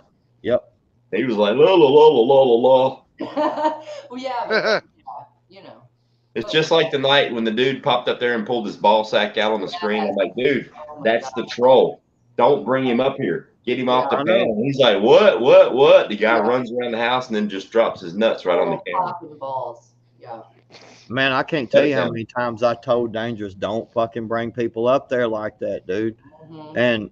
And the hell they done it. Hell, I've been on like I think 3 live streams now where I've been up here on panel, and the damn host brings up somebody and they fucking there's dick Yeah. and balls, you know, and they're Yeah. and I'm just sitting there like, are y'all not gonna fucking learn? Shut that shit off, man. You know, and it's like, Jesus, man. Right? Jeez. Oh well. What are you gonna do? Here's another shirt idea for you, Ghost. What's that? Meanwhile, there's naked Rendezvous yoga. tug and plug. Why do y'all always want to do gay shit? What the hell's wrong with y'all, man? A lot. How about I seen some mountains up on the mountain? Are you Yeah. talking about cowboys in the woods eating pudding? Or No, I'm talking about seeing the Grand Tetons up on the mountain, the titties. Hey, Backwoods, how about this, right? We can pose for a picture while we're there. We'll reenact the Brokeback Mountain scene where I'm big screaming from behind, right? And we'll put that on the t-shirt. What happens at the rendezvous stays at the rendezvous. Okay, so now I'm not coming, and my daughter is going to get a new refrigerator for her. Just saying. right now, we're fine, Backwoods, as long as we say no homo before. I love that. Yeah, that's facts right there. Oh shit. Yeah, right now. I talked to the lady at the campsite, and she said that most cell service or most cell companies get service up there. Hopefully, I have T-Mobile, so hopefully that works. I actually have Metro by T-Mobile. Hopefully that works there. So if you've got a phone that has a hotspot on it, you should be able to stream. You know, it may be intermittent or whatever, but you should be able to. If you can log into StreamYard and get the stream running, But then it will stay up. hold on, if you're going to do it on your own, because StreamYard really pulls a lot of gigs or whatever that shit's called. Yeah. You can actually go live from YouTube. You just can't pull nobody up. Right. So if you just want to do a quick live, YouTube don't actually pull as much as StreamYard does. So Right. you could actually just go live on YouTube and probably have a better chance of streaming a little bit. Well, yeah, but what I was saying is that if your internet, if it goes in and out, it's like right here, my StreamYard link has dropped 4 times since we've been going tonight. Right. Because I'm doing StreamYard on my laptop, but I'm logging in on my phone as a guest. Like this is my phone. My laptop's over here, but my uplink to StreamYard has dropped like 4 times, but my stream keeps going because I'm logged in as a guest on my phone. So as long as you get the StreamYard link up and running, StreamYard can drop off and it still goes. It, like your internet, you can lose your internet, and then StreamYard pulls it. Right, but see the difference again is what I'm saying is that StreamYard, you can't shut it off until you can get enough reception to log back into StreamYard. Where YouTube, once you lose service, it will shut it off. Right. True. It will shut your stream down. Either way, we'll figure it out once we get there. I mean, we might get there and not get any fucking service at all. Who knows? But you know, we'll just take a whole lot of videos. Especially if a bunch of people are trying to use it, you know. But she said they get cell service there, so we'll see. And I think somebody in the chat earlier asked if they should bring their internet. And I'm like, what? You mean like you got like the van life thing where you have your own portable thing? So somebody's coming with that. Yeah, so that'd be cool. I had one where I used to work at. They gave us a little internet box or whatever. Fuck, I forgot what they called it, and I just hotspot. Yeah, it's kind of like a hotspot. Yeah, and it let me get internet out in places, you know, wherever I was, you know. Yeah, I mean, my phone has the mobile hotspot, and it works really, really fucking good. It literally, my phone hotspot works better than my internet here at my house. Mm-hmm. Shit. Like, yeah, it does. That's pretty bad. Like my phone hotspots. I mean, my internet's good, but my phone hotspot. I mean, when it's on, it's on. Yeah. Shit, that's all we got where I live. But they're getting ready to run the fiber optic shit out to all the places, I believe. Yeah, we're supposed to actually in the morning, Saturday morning, they're coming here to start the first stage of putting the fiber optic in. You know, they're going to come and assess everything. Run it up. And yeah, and we're going to whatever. And then they said they could probably have it within a month, you know, because there's so many customers wanting it, you know, this new high speed that terabyte shit. I don't know what the fuck. I don't know what, however you talk about that shit, the good shit, you know. Yeah, high speed internet. Yeah, it's supposed to, like, we're supposed to be getting it like quick. Yeah, Fiber ours optic. is. Yeah, they were Fiber talking to us when we were getting our power pole put in for our house a couple months ago, and they were telling us, you know, they're not there yet, but when they do, they'll bring it right up to the pole, and then if you want the service, they'll come back later and put that in. But it's going to be at least, I think, another year before they get to our section of the county to put it in.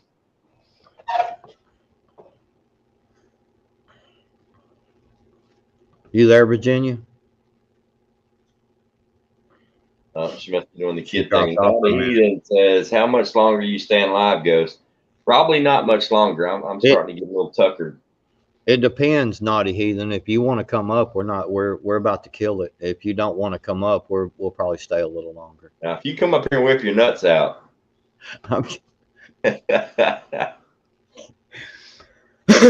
Naughty thinks we all hate him, and we don't hate him.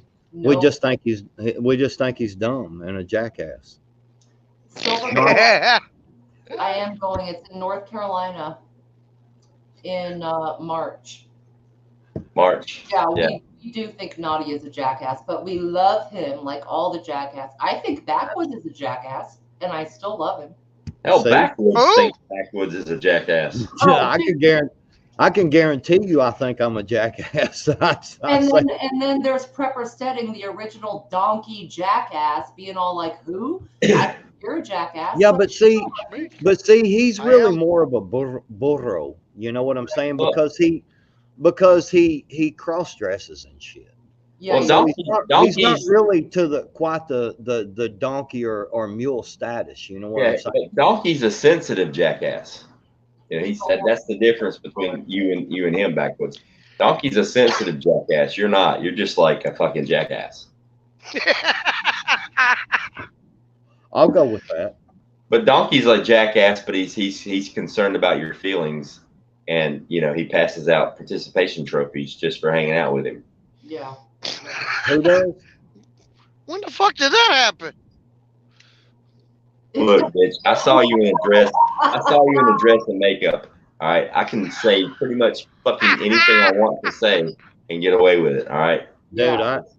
I will watched. tell you, Dude, I'll say it again for everybody in the chat. I watched that live stream for about 15 minutes, and I'm trying to figure out how he's talking when he's not on the fucking panel. It took me 15 minutes to figure out that was him in a dress as a woman, and I had no fucking idea. Blew my mind. The wig was snatched. What was that? I wasn't wearing a wig. That was my hair. Oh, see, y'all. No. I had no idea that was him. None whatsoever. Do Well, I see, y'all not have make to an understand, ugly ass fucking drag queen? Yeah, but I've seen you wear a wig before, so that means you did this more than once. I have seen you in a long Oh, hair. he looked very, very comfortable.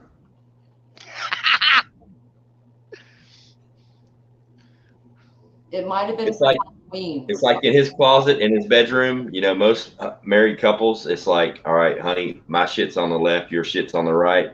They just throw their shit in there together. You know, it's all mixed up. It doesn't matter. Right. Although I will admit, my wife does get pissed if I try to squeeze into one of her dresses and bust a seam. Oh, She gets a little upset about that. so you're Y'all want to do it? Do what? Y'all want to do it one time? Do what? Just give me a second here. Look down below. I'm gonna screen share something. Uh-oh. Oh shit. Oh shit. I can feel it. Probably man. some shit Dusty did to me. I can feel it coming. Yes. Yeah. I ain't got nothing yet. I can feel it. Give me a second. coming in the air tonight. All right, it's down there. All right, StreamYard's lagging. It's pretty slow. Hang on. Ain't nothing popped up yet. All right, there it is. Waiting for this moment all my life. Where did it go? All right, Mhm. I got it. Hang on. All right, I've got this. There it is. Yes. Ah,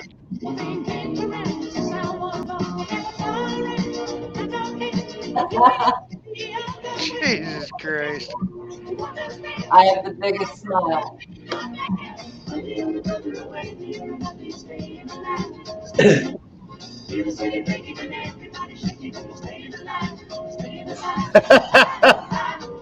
Jesus, get away. I miss that fucking idiot. Yeah, I do too. Oh, I do too, man. Who but doesn't? I still have that. I keep that. I used to remember I'd sit back in the chat and I'd watch and see who he'd bring up on the panel. Somebody I wanted to fucking spear in the chest. And Yeah. I'd get up there and just go balls out. That's how me and Roots met. I'd get up there and I'd motherfucked everybody. Oh, I did the same. One of my first times ever on there, I said, I don't give a fuck. Let's play. You know, let's do this. What's up? Dude, we lost him. North Shore, We lost North Shore. We lost Grandpa. Grandpa and Cedar Creek Homestead. Oh, no shit. That's right. And I loved his channel. I would just sit when he would be on the porch just talking. Yeah. His voice, that dude, he was like the most pleasant cat. You could just sit here and he could read the fucking phone book and you're just like, cool, Right. man, do it. He was a cool dude. His wife still puts stuff out on the channel. She still puts content out there. But yeah, he was a cool fucking dude, man. I still remember when I gave Ron a hard time about when he got his face all messed up, and I told him it's because he was hitting on the old women at the pool. Yeah, and he fell and hit his face on the concrete in the pool trying to hit on bitches out there. Yeah. He was like, "No, it wasn't." I'm like, "You lying motherfucker! You know exactly what happened." I gave him such a hard time about that. Yeah. Today I was thinking about the double-headed dildo story where his mom chased him around. Dude, I had Virginia. I had so much fucking fun with that, man. I was talking about, dude, like I was like, man, Dangerous didn't tell y'all the whole story. You know, I was like, it was wet and she was slinging it at him and it slipped out of her hand like the back of the neck and knocked him up against the wall. I did, dude. I was fucking with him hard, boy, over that. Absolutely. Fucking A right, man. I still remember the look on his face when that guy pulled his nuts out and put them on the camera. He was like, Yeah, he's just like, dude, hit the fucking button, man. Hit the button." He was like,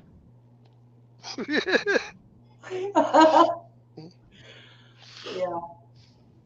that was hilarious. oh, Yeah. dude, we had fun back then. Remember that night? Remember that time back when you and I were live and we're like, you know what? Let's just go over to Dangerous and just take over his fucking stream. Yeah, we We went did. over there. We're like, look, just shut the fuck up. We're running this shit now. We We're talking did. about stuff, and we ain't talking about your bullshit. Just shut up. He was like, okay. Yep. We just remember like took over the entire stream for a couple hours. It was hilarious. We did, man. Me and Ghost was schemed on it hard, man. We was like, let's just go over there and take his shit over, man. just like change the fucking subject completely. And we did. We went in there telling them, shut up. We don't want to hear that. We're tired of, we don't want to listen to this bullshit. We got something we want to talk about. And we just took over, man, forever. That's hilarious. He was like, okay. Yeah, we had a good time. There was some times when I'd unload on people and I'd be like, look, you just need to he'd be like, all right, go ahead. And he never told me to shut up or stop. He's like, whatever, say what's on your mind.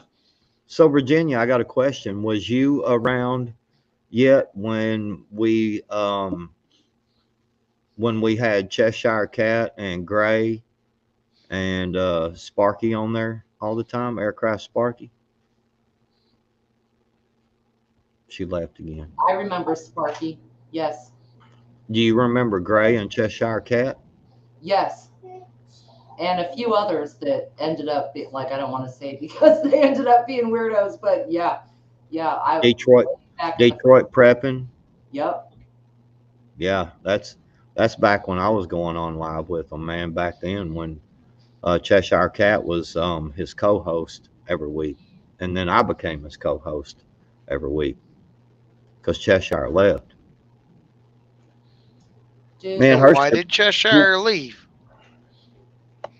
Just personal reasons. She was trying to do shit with her career and stuff like that. I'm still friends with her. I thought it was just because you ran your damn mouth and she never could get a word in. No, me and Cheshire, we're still friends. Fucking with you, backwoods. No, she's still my really good friend. Yeah, I only caught maybe a few of his shows. Yeah, good show. I'll be honest, I miss his show. Mutt was a jackass Yankee. That dude was a straight fucking idiot. I remember I told Yankee, I don't know if you were on there or not that night, but I told Mutt that he had been sitting so long on the fucking couch and not doing nothing that the couch had actually infused, the fibers on the couch had actually infused into his skin and he would have to have it surgically removed. I was like, he was a jackass, dude. Like, real talk.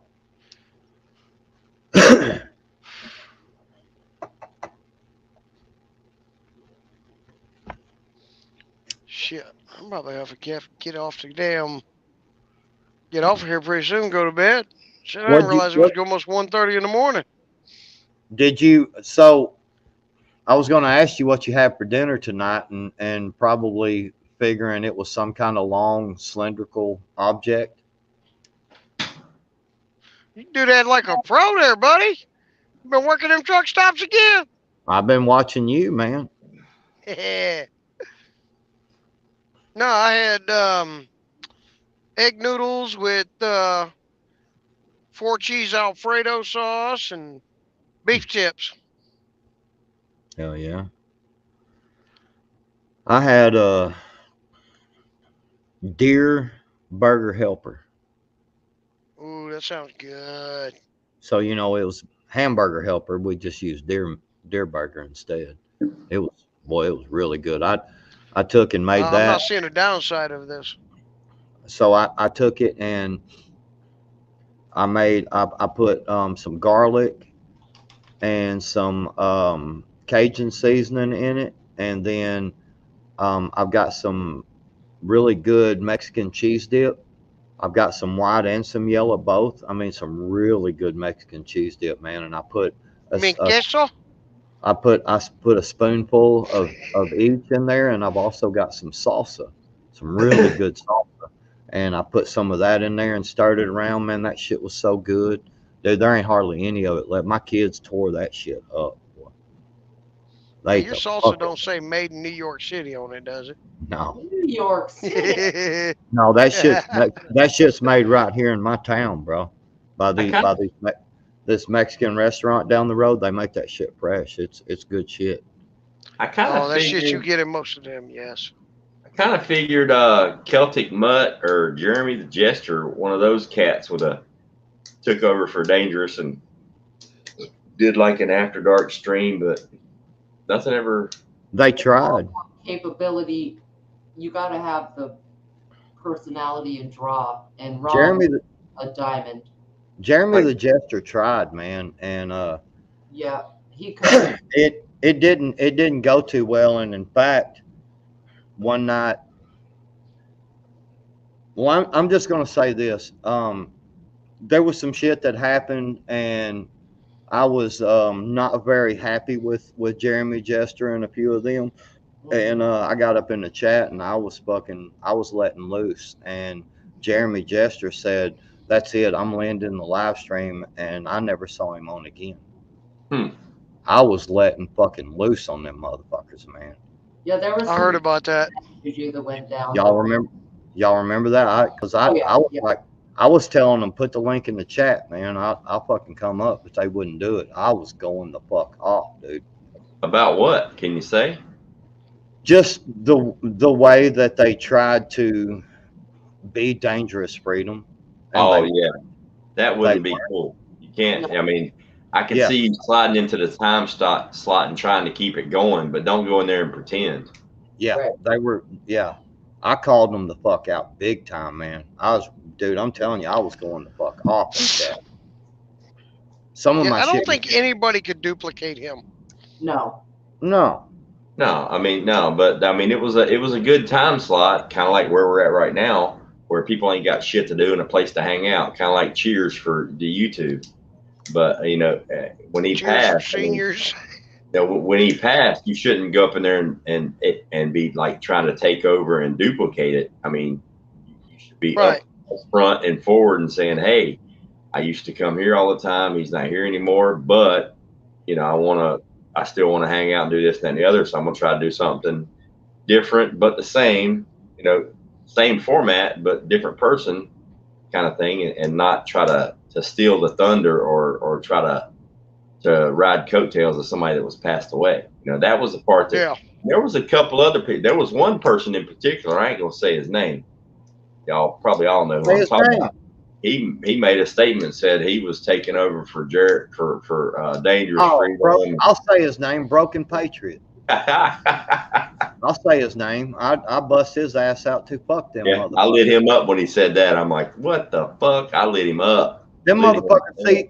See, the thing about it is that we were on episode like damn near 60, and we were doing it every week, and you know, we done several episodes before he started numbering them. So I'd been on with him for a long time, and then you know, Broken Patriot come up there a few times and he would hang out, but then we wouldn't see him for fucking ever, and then he would jump back up on there like, you know, he's just been there the whole time, and you know, everything's just yada yada. And so yeah, when Dangerous, you know, passed away, he was like, I'm taking over for Dangerous now, and I was like what? I was like, who the fuck are you? No, fuck you, man. You have no right. You can't be dangerous, for one, and you have no right, man. Hell, you weren't even there, you know. Sister Marie. What's up, Sister Marie? Hey, Sister Marie. How you doing, sweetie? Yeah, that was the way he said it too, because it was only like a couple days. It was like right after Ron passed. And he made that statement, I'm taking over. I'm like, well, look, you ain't, number one, you ain't taking over shit. Number two, nobody's going to watch you anyway. I mean, and I don't know the dude. I got no ill feelings towards the dude, but I'm gonna be honest with you, Ghost, because a lot of people that had been hanging around for that length of time had emailed me and was like, man, why don't you start doing stuff for Dangerous? I was like, no, I'm not dangerous. I would never try to do that. I'm never. I mean, I'm just not, you know. And it was only a few people, but a few people did actually email me and well, there's a lot of people that enjoyed going there because it was a place to go and hang out and just be like, fuck it, whatever. Right. You know, but it's going to take a completely different person, somebody new and unique to kind of fill in or fill that slot or whatever, because that vacancy's been here for over a year now, you know. And you know, when he was around, it was every single fucking night. You could log on at, you know, midnight and you can motherfuck everybody. Well, I agree that vacancy has been a big hole in, regardless of what people said or did during the time or whatever. That consistency, we all knew he was going to be there, and Yeah. a lot of us were there every time. And that is a big, big, big hole. And it's not just the time slot. It's not about the time slot. The person, as far as people I've met in 2 years on this platform, there's only a handful I can say that were just straight up who they were, what they were. It is what it is. Take it or leave it, knit and grit. And he is one. And that's what we can't replace. We can replace bodies and Yeah. fucking airspace. Right. Yeah. We can't replace. I mean, how many times did he fall asleep in the middle of the stream and we just kept rolling? Oh yeah. I heard about those. Oh yeah, I did. There were a few times you did that on me for sure. There were a few times we thought about calling 911, having them go over and do a wellness check. Yeah. Yep. There were a few times that you got in huge screaming matches in chat, Ghost. I'm talking to you, because you were telling people to leave. Yeah. And I was in a fucked up position because I'd be on panel. I'm like, okay, do I desert him? Dangerous. I mean, It's like, what do you do? What do you not do? Because if you tell everybody leave and other people can log in, they can say whatever, do whatever. So it's like, especially if you're a mod, you kind of have to stay. I mean, yeah, you do. And we were all mods. And like for me, he's my friend. Like, and back when you were there, several of us were there a couple of times when he's just passed out. It's like, well, we're not going to leave him hanging and just open to the, open. Well, after the first couple of times he had fell asleep, I actually had talked to him behind the scenes and got his son's phone number. And I had his son's phone number, and a couple of times that's why his shit got cut off, because I would contact his sons and I'd be like, I'd be like, hey man, your daddy done fell asleep, man. Go cut the stream off, And so yeah, anyway, it is what it is, man. I mean, he was a good dude. Nobody can replace him. That was Dangerous Freedom was Dangerous Freedom. And Phoenix. Speaking of Ron, there's Phoenix. She was there every night. Yeah, Phoenix is 10 minutes, but Phoenix was always there. She was an OG. Hey, Phoenix. Yeah, Phoenix has been around for a minute with us. And that's one thing too I remember about Ron. Every time I dropped a video, not every time, I'll say 8 out of 10 times when I dropped a video, he was the first motherfucker that left a comment, like religiously. I'm like, dude, do you sleep? I mean, well, other than when you're live, do you sleep? Like I dropped a video and he would be the first one to comment, like religiously, like always, which I thought was pretty cool.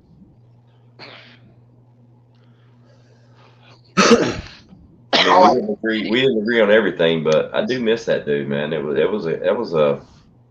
He occupied a unique spot in YouTube, because I mean, there would be people from the prepping community, the homestead community, the fucking redneck community, like everybody. Yeah. Like his chat was just a fucking boondoggle of fucking there whoever. were so many communities until kind of like after he's gone. Then I realized how people actually came from all these different spots. All over the place.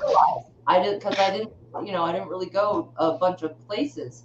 I had no idea what the crossover level was for a while.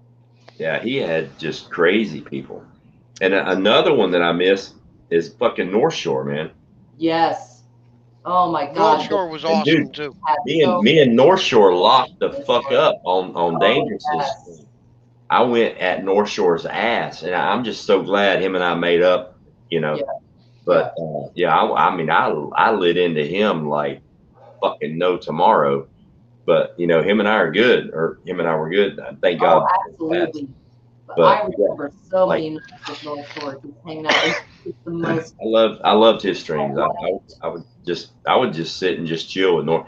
That motherfucker would put his phone number out there and have people call him in. I'm like, dude. Yep. I mean, he was a cool cat. Yep, 100%.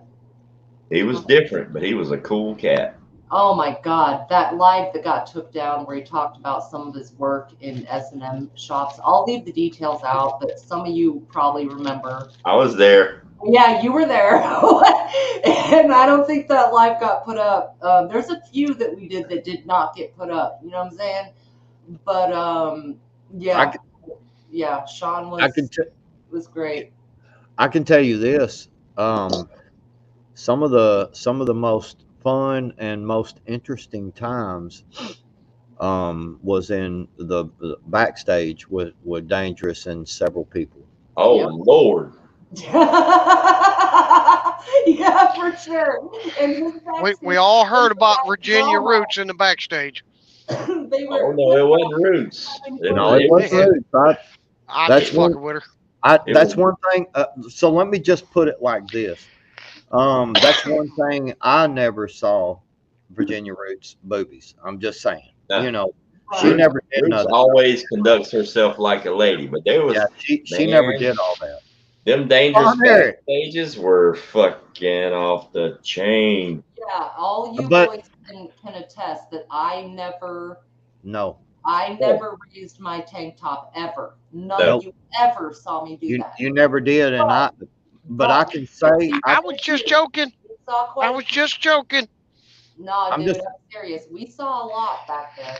I'm gonna say I've seen several sets of titties. Oh yeah, me too. Oh, and cocks. It's like going to a strip club. Oh yeah. Damn. Hey, yeah, I've heard some stories. I heard he always tried to get Virginia to show him. No, but I never did. She never did. Hey, Virginia. That's what I heard. That's what I heard. She always tried, but she never would. Nope. Virginia, we don't have to say her name at all. But me and you know who has one of the nicest set of titties. Oh, no, it ain't just you two. I'm here to tell you, I was fixing to talk about that. And it's somebody, and we know who I'm talking about. When she pulled him out, my fucking jaw hit the floor. I'm like, are you fucking serious? Mine too. You're 40 what? And you got like 18-year-old fucking missiles? Like I was with the pink. I mean, I was like, get the fuck out. What? I was like this. I was like, I'm not worthy for this, man. Jesus Christ, dude. I was like, holy shit. They were fucking art on a fucking 40-something-year-old woman. I was like, what the fuck? I was thinking somebody photoshopped that shit. No, it's a stacked bit. Live Photoshop here. Dude, I didn't even know she didn't have a bra on. That's how happy they were. Them motherfuckers were up. They were like, bing, we're ready. And I'm like, what?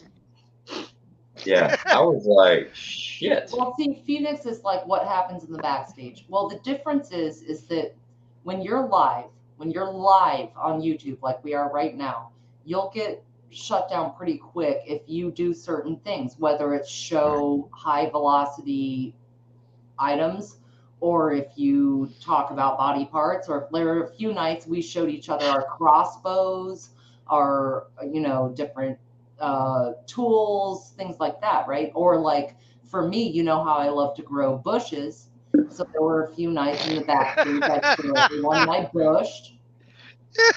And she can't grow a beard, but there she got a good bush.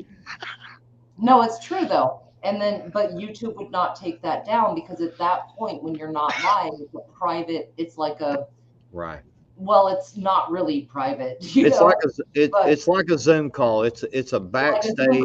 It's exactly what you see right now, except for we're not live and YouTube don't take us down. We can. I mean, there's. I was never on there. I will say this because Dangerous actually told me one night, he was like, look, dude, we're about to get naked and shit. And I was like, all right, I'm out. See you. And I was out. And you can do all that shit backstage, I mean, as long as you're not recording or anything like that. No, I don't want y'all to think we just went back there and got naked. Like I watched a lot of movies with Ron. Like we would sit and talk about things that you can't say because YouTube will take you down. We would talk about concepts and things going on in the government, the world stage that you cannot talk about live on any platform. So it wasn't just that. Yeah. No. We saw some glorious tits back there, but it was also a lot of banter and Well, just, yeah, really, and like I know me and Dangerous for a long time back before it got kind of big, because it got big for a little while. Me and Dangerous used to go backstage and watch movies. Like we straight up the big Stephen King one, the was it The Stand, or it was kind of like apocalyptic type shit, and it was battle between good and evil. It was a Stephen King movie. It's like 3.5 hours long. And me and That's Dangerous damn near all of his movies. well, me and Dangerous used to go backstage and watch movies and shit all the time. We watched several movies, and then it started getting kind of popular, and more people started joining in, and sometimes we would just have movie night backstage, and we would just all hang out, and we'd be like, "Hey, wait," and they'd pause the movie, and we'd talk about it for a minute, shit like that. We had fun, it wasn't always about naked shit. Oh, I know. I've heard some of the stories.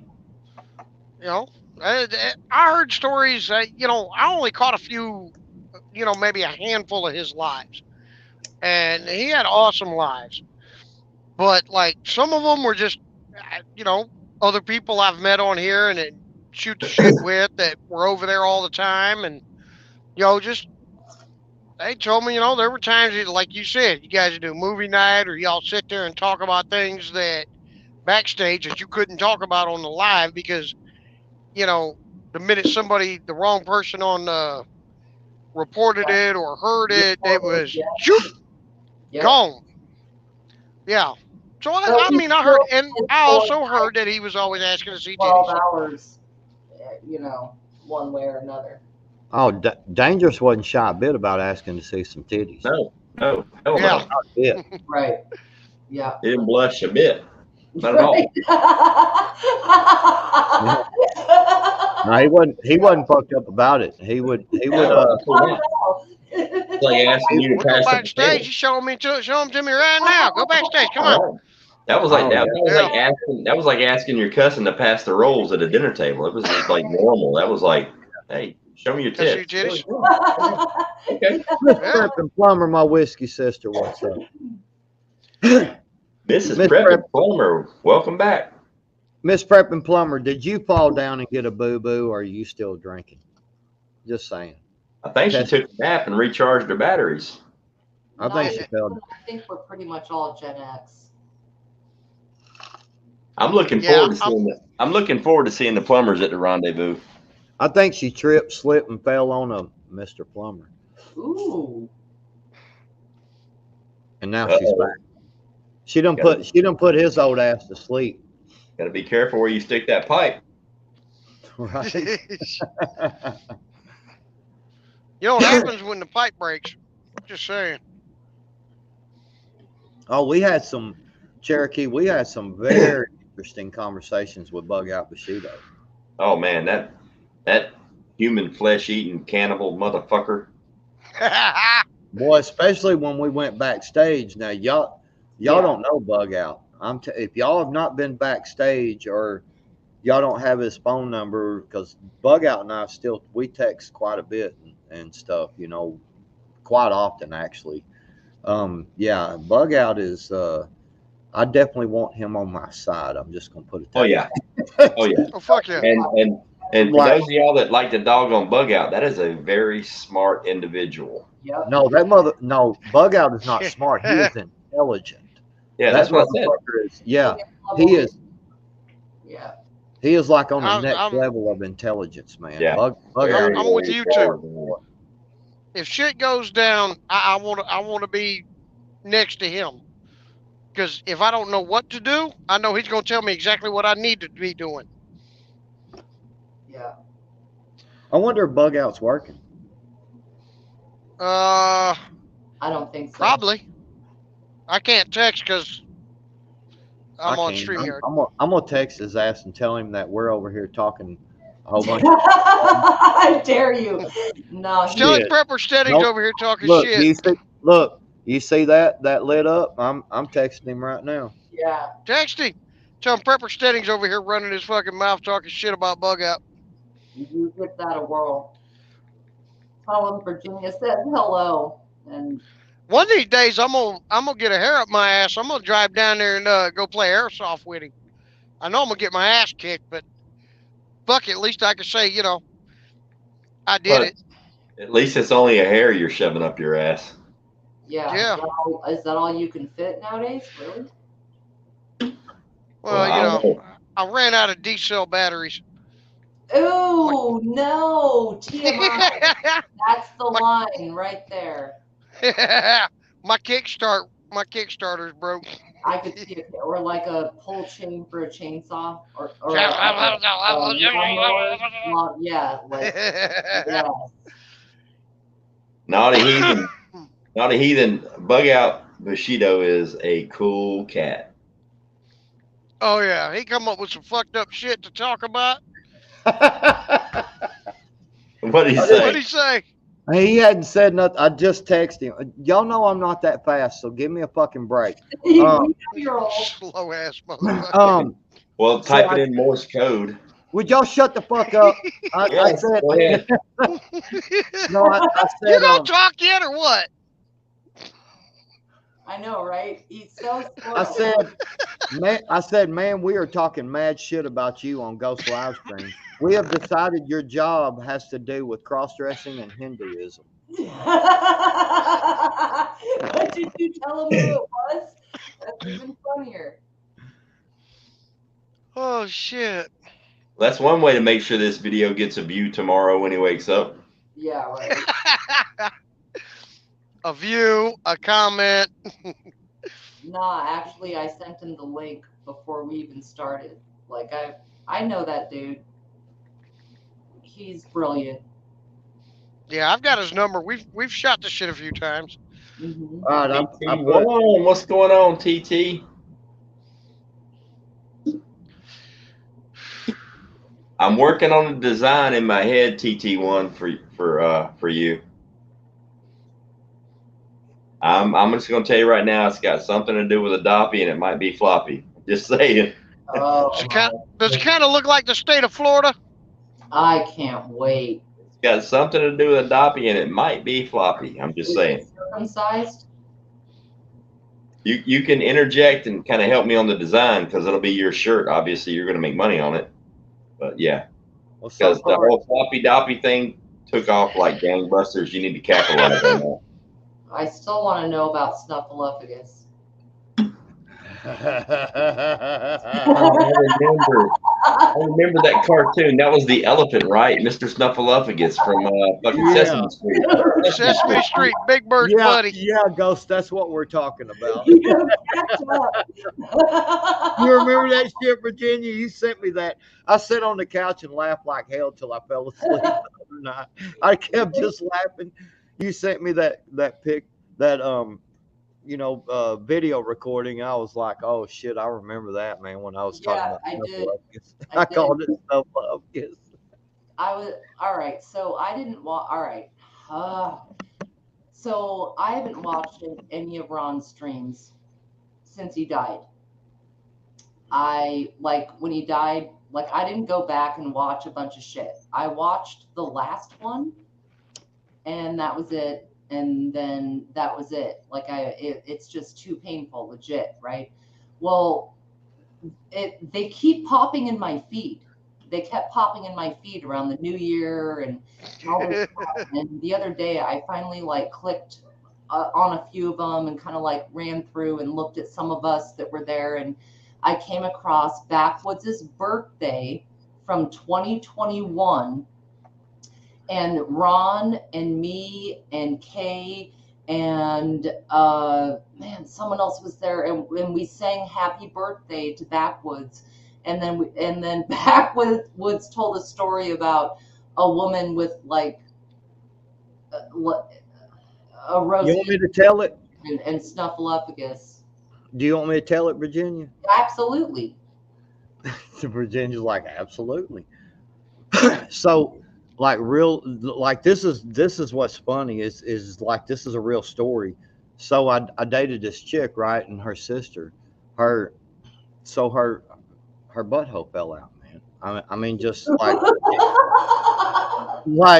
her innards, like it came loose from inside and it fell out and it was hanging out, and like she had to have it surgically done. And so I said it looked like Snuffleupagus hanging out, and I said she had to be careful whenever she went to the bathroom to take a poop because it would hang down, and if she burped, it would suck all the water out of the commode. That's right.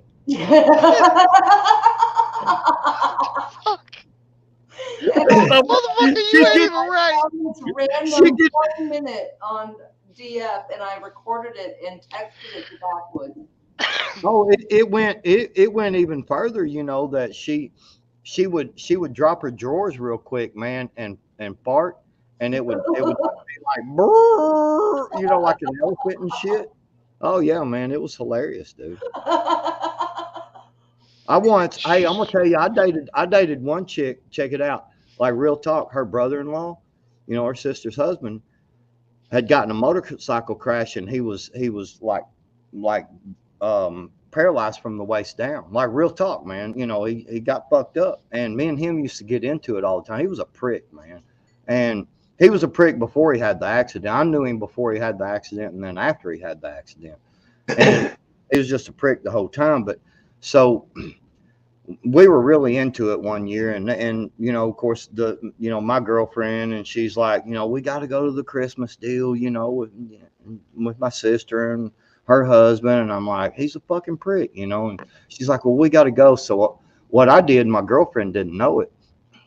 So dude had a penis pump, right? Like he was legit, like from the waist down, his shit, nothing worked. And so we had this penis pump. Well, so 1 year for Christmas, because he was such a prick, I went and got him a can of Fix-A-Flat and gave it to him. So messed I up. gave it to him for a Christmas present. And I was like, you already got a valve stem sticking out there, right? And I said, you can just plug I said, if you and I told him, I said, if you and Lady, you know, get to hitting it too hard and shit, you know, and you have a blowout, you know, you can finish up what you're doing. You know? I did. I straight up gave that motherfucker a can of Fix-A-Flat, man. I love that. If anything like that ever happens to me, I'm gonna delete your fucking number and block your shit. You mean, cruel bastard, you. That's funny. I don't give a damn I don't care what you say. That's some funny shit. Dude, Yeah. I've been devious like that for a long time, like my whole life, dude. I can come up with some evil, devious shit, like shit that's so cruel, but it's funny. You know what I'm saying? Like Fix-A-Flat, you know, like dude, shit was broken, man. You know, and I said, I'd have laughed if that had been me sitting there in a wheelchair with you know, a floppy doppy and needed a pump and shit. Hey, you give me Fix-A-Flat, I'm gonna laugh my ass off. Because I don't care who you are. That's just fucking funny. It is. Well, all I know is now I'm picturing myself being a paraplegic, and I'm going, that might work. Get some of that. What about if you doped it up with Fix-A-Flat and you had like a permanent hard on and you're in a wheelchair, who's gonna fucking say anything bad to you? You know what I mean? Yeah. It's like nobody's gonna say anything derogatory. What about that foam stuff that you get that like Home You can Depot literally for roll filling in the around windows? everywhere and have a shirt with an arrow pointing. Yep, it's real. Yeah, that might be the sweetest gift you ever gave somebody, Backwoods. If you really look at it in perspective, I mean, fuck it. If I was like waist down, done, I'm like, Fix-A-Flat. I gotta pump it all the time. Fuck it. See what happens. I guess you could have actually even went. I could have went as far as gave him a can of the great stuff. No, the Miracle Whip, man. He could have sprayed it inside. You know what I'm saying? And they could. But I mean, like even with the Fix-A-Flat, even if it didn't work and it was really, really painful, you wouldn't know. You can't feel it. So it's like, fuck it. With the whippets. Yeah, until yeah, you know. and it wouldn't, because they say, if you have a heart on for more than, what is it, like 4 hours, you should see a doctor, because of your heart. But see, if you had a Shit. can of Fix-A-Flat in it, you wouldn't have to worry about your heart rate, man. I have an erection for more than 4 hours. I'm celebrating.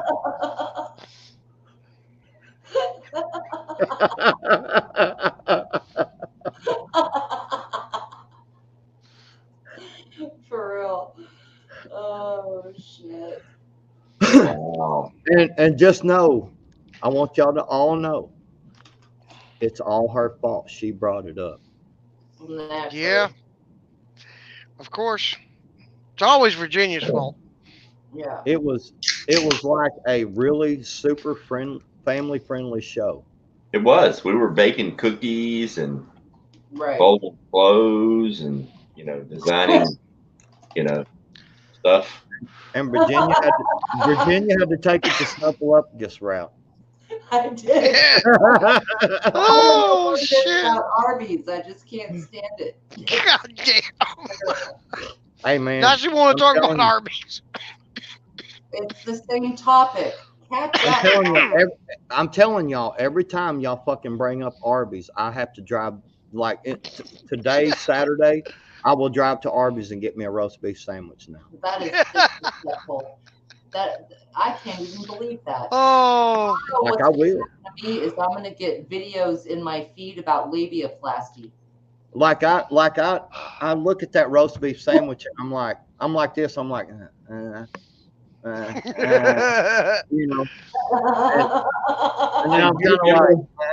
and then I'm kind of just like, fuck it. You remember back before, like, everything cost so much money? Arby's had the 5 for $5. Yeah. Big beef and cheddars. You can get 5 of them for $5 fucking. Yeah. Now you can't get one for $5. I would for one. The only thing good at Arby's is their cheese sticks. Oh no, the big beef and cheddars. Oh, with the onion buns. Oh yeah, baby. All right, the onion buns. I just want to say, See, even if you can't help yourself but to think of Nancy Pelosi as you're sticking that big roast beef sandwich in your mouth, No. you can't help yourself, man. Take one for the team, Roots. See, Nancy Pelosi does have a nice set of tits, man. My neck and my back. Go I ahead. just want to say, Go ahead. fuck you guys. Fuck y'all. I had Arby's last night, y'all motherfuckers.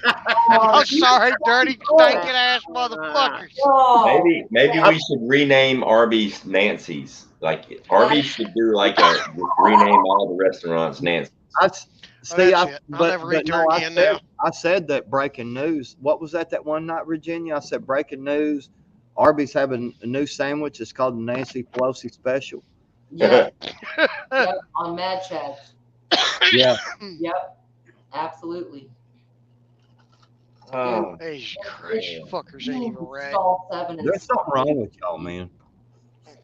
Damn right there is. There's something wrong with you. No, I'm normal. Fuck you are.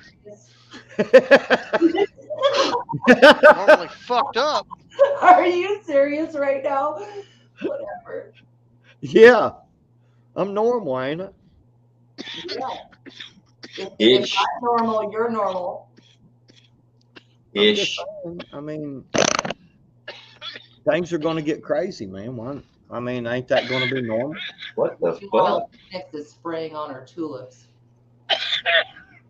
You sprayed what on the tulip? I don't know. She's spraying somewhere.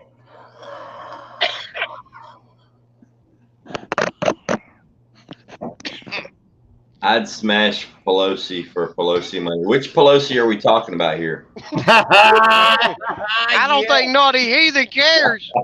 Nancy I or mean, the hell, other one? apparently, Apparently, Paul's. Because the other one likes it if you bring. The other one likes it if you bring a hammer. yeah. Is Naughty Heathen singing Hammer Time right now? It's enough money. All right, I'm going to be straight up. Because all y'all are male. If it's enough money, how much money would it take to glory hole you know, the money. Like, I'm being dead serious, for real, for real. If you had that offer, kind of like Indecent Proposal, and it's like, all right, at that time in the 90s, he offered $1 million for the wife, whatever. But I'm talking like indecent Sodom and Gomorrah shit. How much money would it take? Think about it, really. Would you take a dick in the ass for $5 million or less? Well, who's gonna? Well, actually, I mean, we need more details. Who's gonna know about it? Exactly. Well, who? None of that matters. None of it. I'm asking the dollar amount. Let's say no one knows about it. Let's say whatever you need to construct in your mind, it does not matter. $5 million, What's you the get dollar surgery. amount? Make that motherfucker look brand new. Because you can make in your mind $200 is acceptable if no one knows about it. You know. No, $200 ain't enough. Well, I'm saying that's my point. So it doesn't matter who knows about it. I mean, What matters is the dollar amount. $200 is enough if you need $200. Well, we already know Prepper Stating has agreed to $20. He's said multiple times $20 is $20. So Hey, I had to gonna tell jack up the rates. It's $40 now. Inflation, motherfucker, inflation.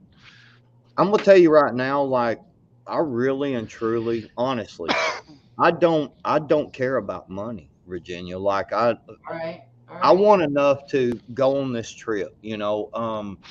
I want enough to put 2 new tires on my boat, man. It's gonna cost $200, man. I just want enough money for that, you know. And like, I'm not gay. It's just not a turn on to All right, me. I get the point of and not wanting so- money. Like, I don't either. But what I'm getting at is that that's a turn off to me. Not to mention the fact that I like I'm being legit right now. I don't care about money like that. I'm fine with being broke all week, man. Like, I don't, as long as we got a little food and you know, the lights are, you know what I'm saying, the normal necessities. Like, I'm What if it only took $500,000 and you could get as much acreage as you like, the little things, like not extravagant. You had like the little things, everything all set, and then you could still, you know, you're working. You've got a certain amount of acres. You have a certain little spot where you live on, and what animals you want, whatever, right? Like, it doesn't have to be about making you rich. It's kind of like your sellout number. What's your sellout number? What's yours? I'm not. That's what I'm getting at. I don't have one. I don't have one. Like I'm gonna tell you, like just being honest. So you do it for free? No, I do not have. Like, no. There's no amount. Like, there are a lot of things that I may or could have done for all kinds of money, but no. You remember the movie that they did where the $1 million to, I think you said something about it maybe with Indecent Proposal. Yeah, dude, I'm telling you that. Like, I started to watch some of that movie because everybody was telling me, "Oh man, this is a kick-ass movie. You got to watch it. You got to watch it." And I was like, "Fuck, all right, I'll watch it." I started watching that movie. And Demi Moore. And with them, when they legit went behind the scenes and started discussing this shit, I was like, "No, dude, I'm out." I'm like, "No, my wife is not for fucking sale." You know what I'm saying? What my wife and I have, there is no money on this planet. There is no riches. That is my riches. You see what I'm saying? There's nothing that would make me sell out like that. I just, like, it's like completely against my fucking nature, man. And I Right. Well, it's kind of the same thing as doing some of the stuff that's happened the last few years. Let's say some people lost their jobs or whatever. Where how much money, you know, your pension, your wages, whatever, would you do this poking action for? And so it is kind of the same thing, like getting fucked in the ass or getting poked in the arm. In theory, how much money does it take for you to say no? And the answer is, you know, like, no amount of money will make me say yes. So I respect your answer. Yeah, because so I'm gonna tell y'all, you know, there's been you know, a lot of us tell a lot of stories of our past and thing. You know, Prepper Tribe tells some awesome fucking stories, man. Ghost has told some awesome stories. You know, Prepper Steady. I want to give y'all a story real quick. like this is this is no bullshit. So There's my shirt. Nice. I'm not gay, but $20 is $20 is $20. $20. I told my dad to buy me one of those. He's gonna wear that every day of the rendezvous. He's gonna be rich, and his but asshole support. I wanted to tell y'all a story, and this is legit. This really did happen to me. So I was working for this company called Uliner Mid America. And so basically what they did was they had this polyethylene liner that deformed into a U shape from the factory. And so we would pull it down, like, let's say, because we went to California and worked, you know, like in San Jose, San Lorenzo, San San Bernardino. Francisco.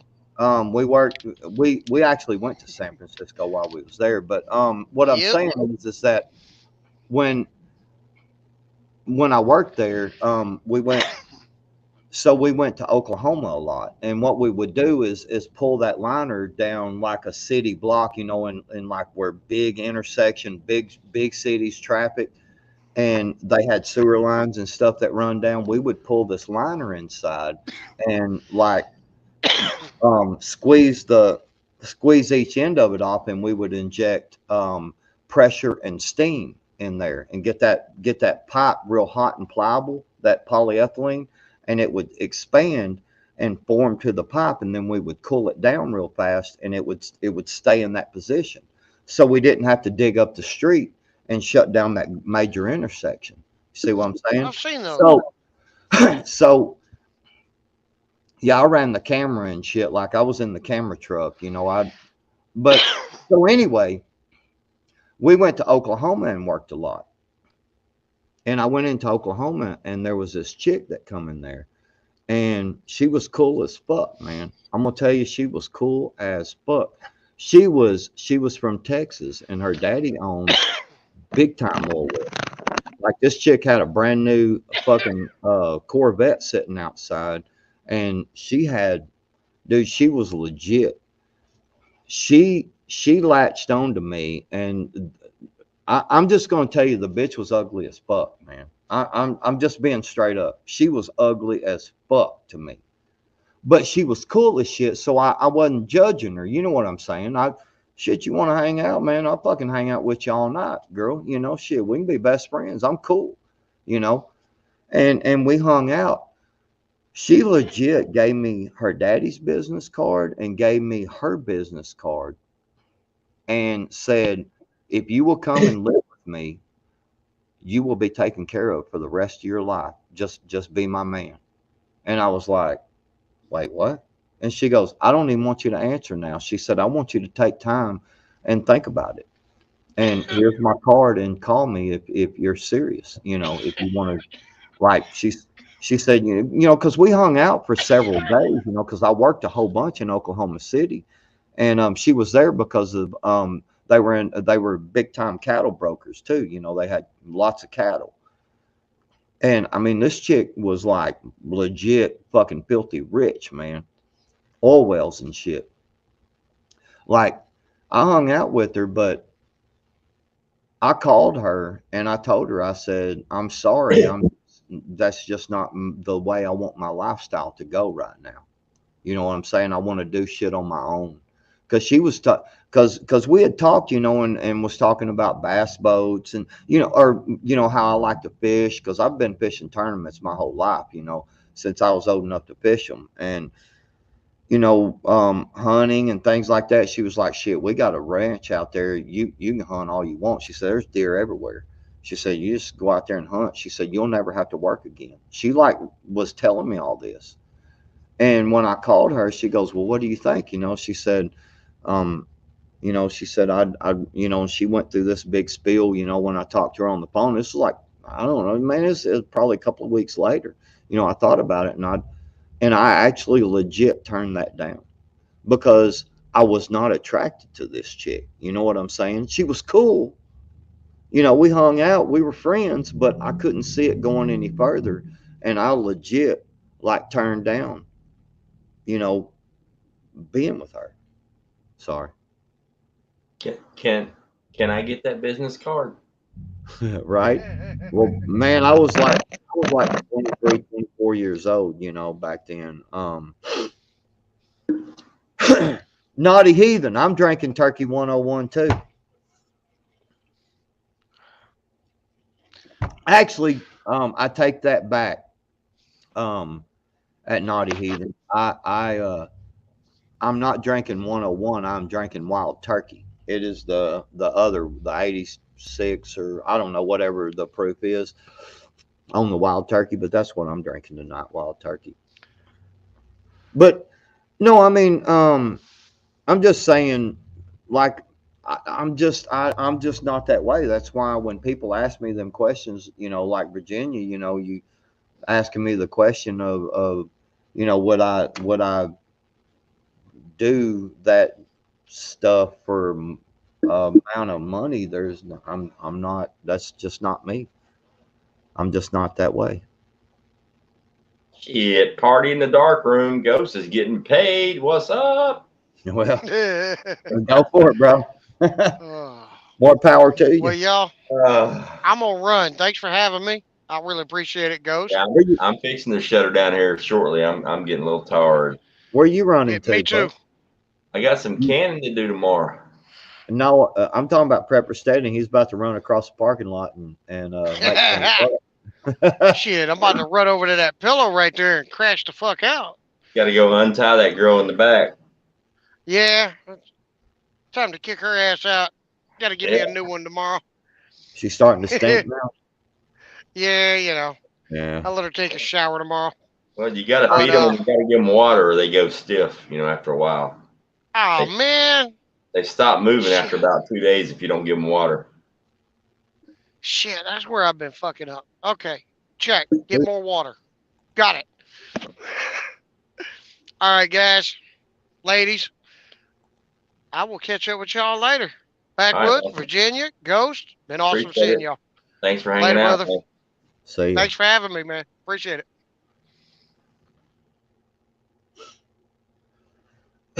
But yeah, man, I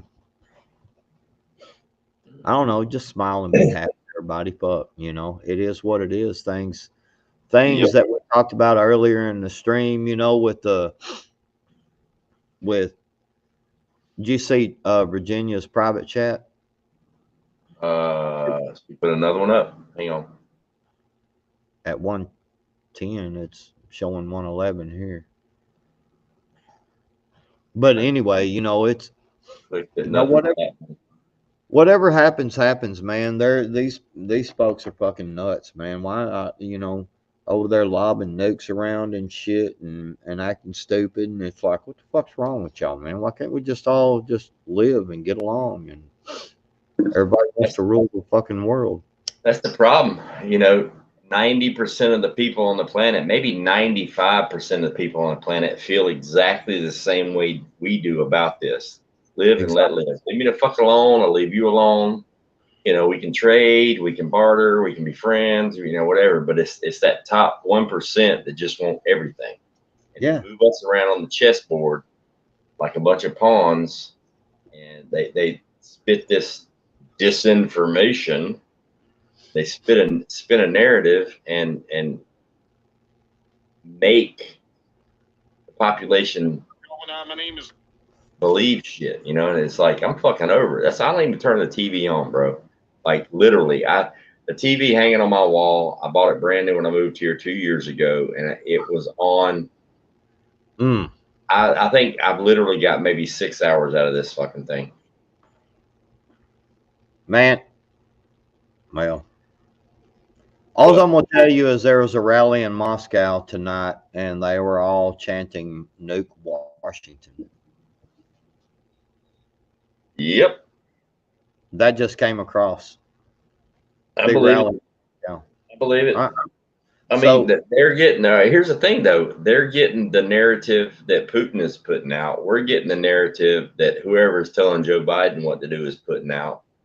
I mean, it's easy to separate people into two separate teams if the only motherfucker you ever hear talk is the coach. What is this?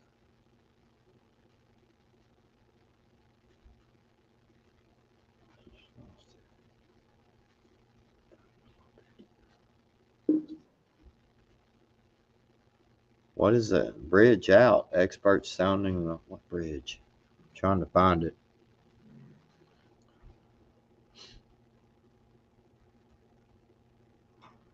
Russia hit the Odessa Bridge for the first time in an unmanned armed sea vehicle.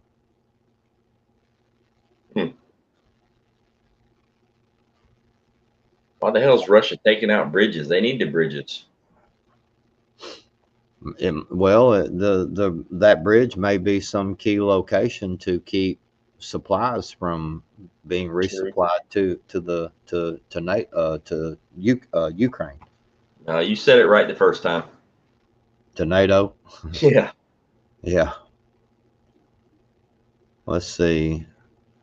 Russia surprised Ukraine and NATO as it hit Odessa's bridge with an unmanned armed sea vehicle or an unnamed armed sea vehicle. The shit is real small.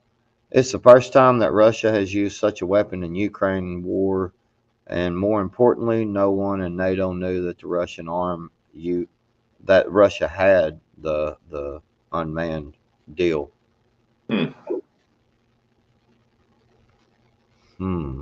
They took out the Odessa Bridge. That's huge over there, man. Yeah, Naughty sure. just posted it, said unless the bridge is what they're going to use for NATO to bring in the equipment, that would make sense. Hold on. Same weapon system. Let me find it. The bridge. Hold on. Stop. The bridge is a strategic link between Ukraine and Romania. Moldova, yeah, that's the government that collapsed today. Moldova collapsed today. The government said, "Fuck it, we quit." That country is no more. Yes, that's right. And so there would be the reason they just took out the bridge between Ukraine and Moldova, Romania, and has been targeted by Russia in the past. Wow, dude, this shit's going down, man. I'm telling y'all. Like it. Yeah, I mean, according to Ukraine media, the area around the bridge is cordoned off. Surveillance footage possible showing the bridge near Odessa being hit by what looks like a naval suicide drone. I'm trying to see if they show the footage. They're just moving past the footage. Oh, damn. There's a picture. Oh, really? It's a picture. I don't know if I can share that or not. Let's see if I can get this over here. See this? Let me look. Okay, so that big flash right there is this bridge right there. See that bridge right there? Yeah. That big flash is it right there. So Put that up again. Hang on, I'm putting you on solo. Let me get it back to the right part. I was jacking with it, and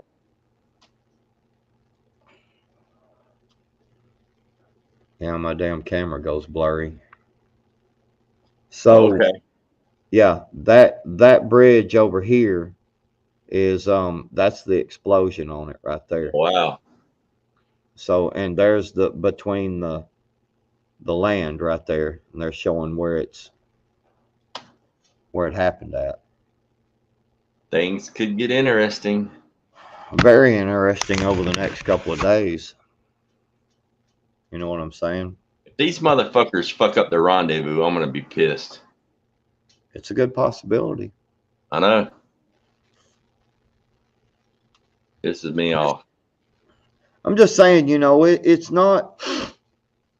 But you know, I mean, then Russians over there having a big rally and shit, and they're all chanting fucking nuke Washington. You know, how many of the people in that rally are them generals, them that cabinet that okay the pushing of the button. See, that's what I was saying earlier, you know, about how they're more and Right. more of them are joining in, man. Right. Sidewinder vessel shoots down. Oh, okay, little car sized balloon. And they're just shit. There's a lot of them. One financial advisor is saying the United States is finished. We've been saying that for months. So Portugal doing with this crazy move in Ukraine? What the fuck is Portugal doing? More, they're now taking more of a stance in Ukraine. Stop. Famously stayed out of World War II, a neutral country, Portugal.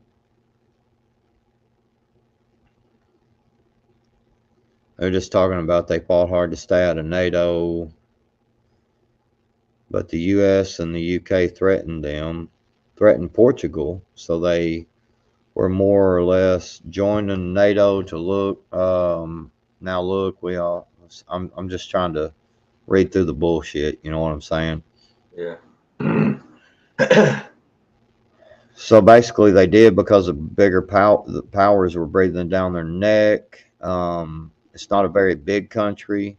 Geographically, it's bigger than New Jersey. Portugal is being forced once again to kiss the feet of the West and to kiss the feet of the United States. And their NATO commented by sending Trump. They sent some tanks, is what it just said. Yeah, Naughty says Portugal's giving 3 tanks. I didn't even know Portugal had tanks. Yeah, Naughty. Yeah, that's what they're just saying. They're sending tanks.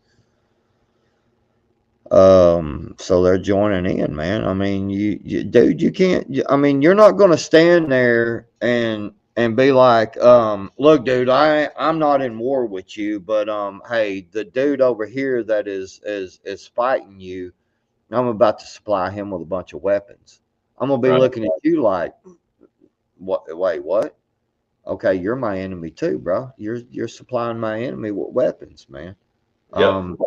You know, I'm gonna blow your shit up too. You know, type thing. Pretty interesting, man. It is. Every day, something new. It's pretty interesting times. It'd be nice if we knew what was actually going on. Right? What are you going to do?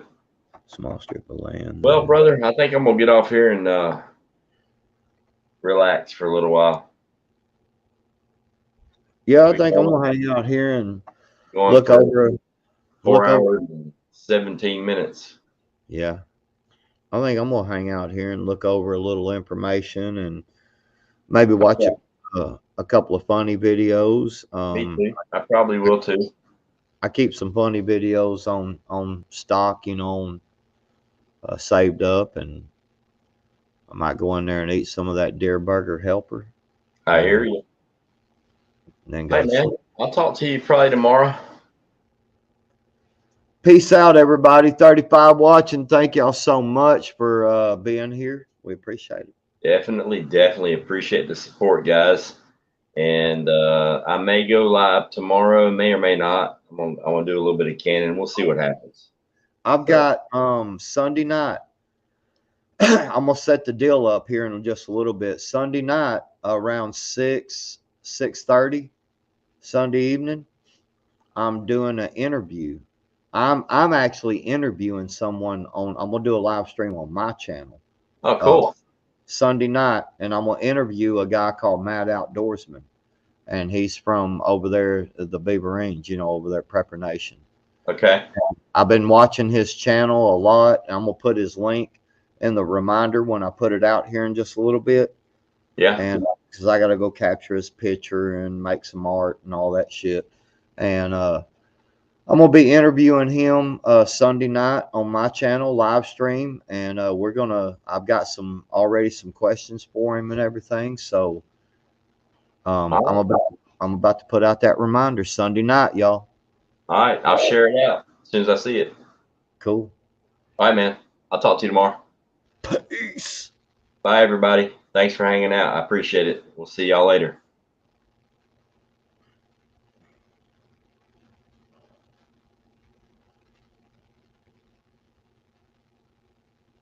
Man, this internet is slow. I hit end broadcast and it just froze. Yeah, mine's been doing it all night. We're still live. I know. It takes forever. What the hell? I'll wait until you end the stream before I start talking about Virginia roots.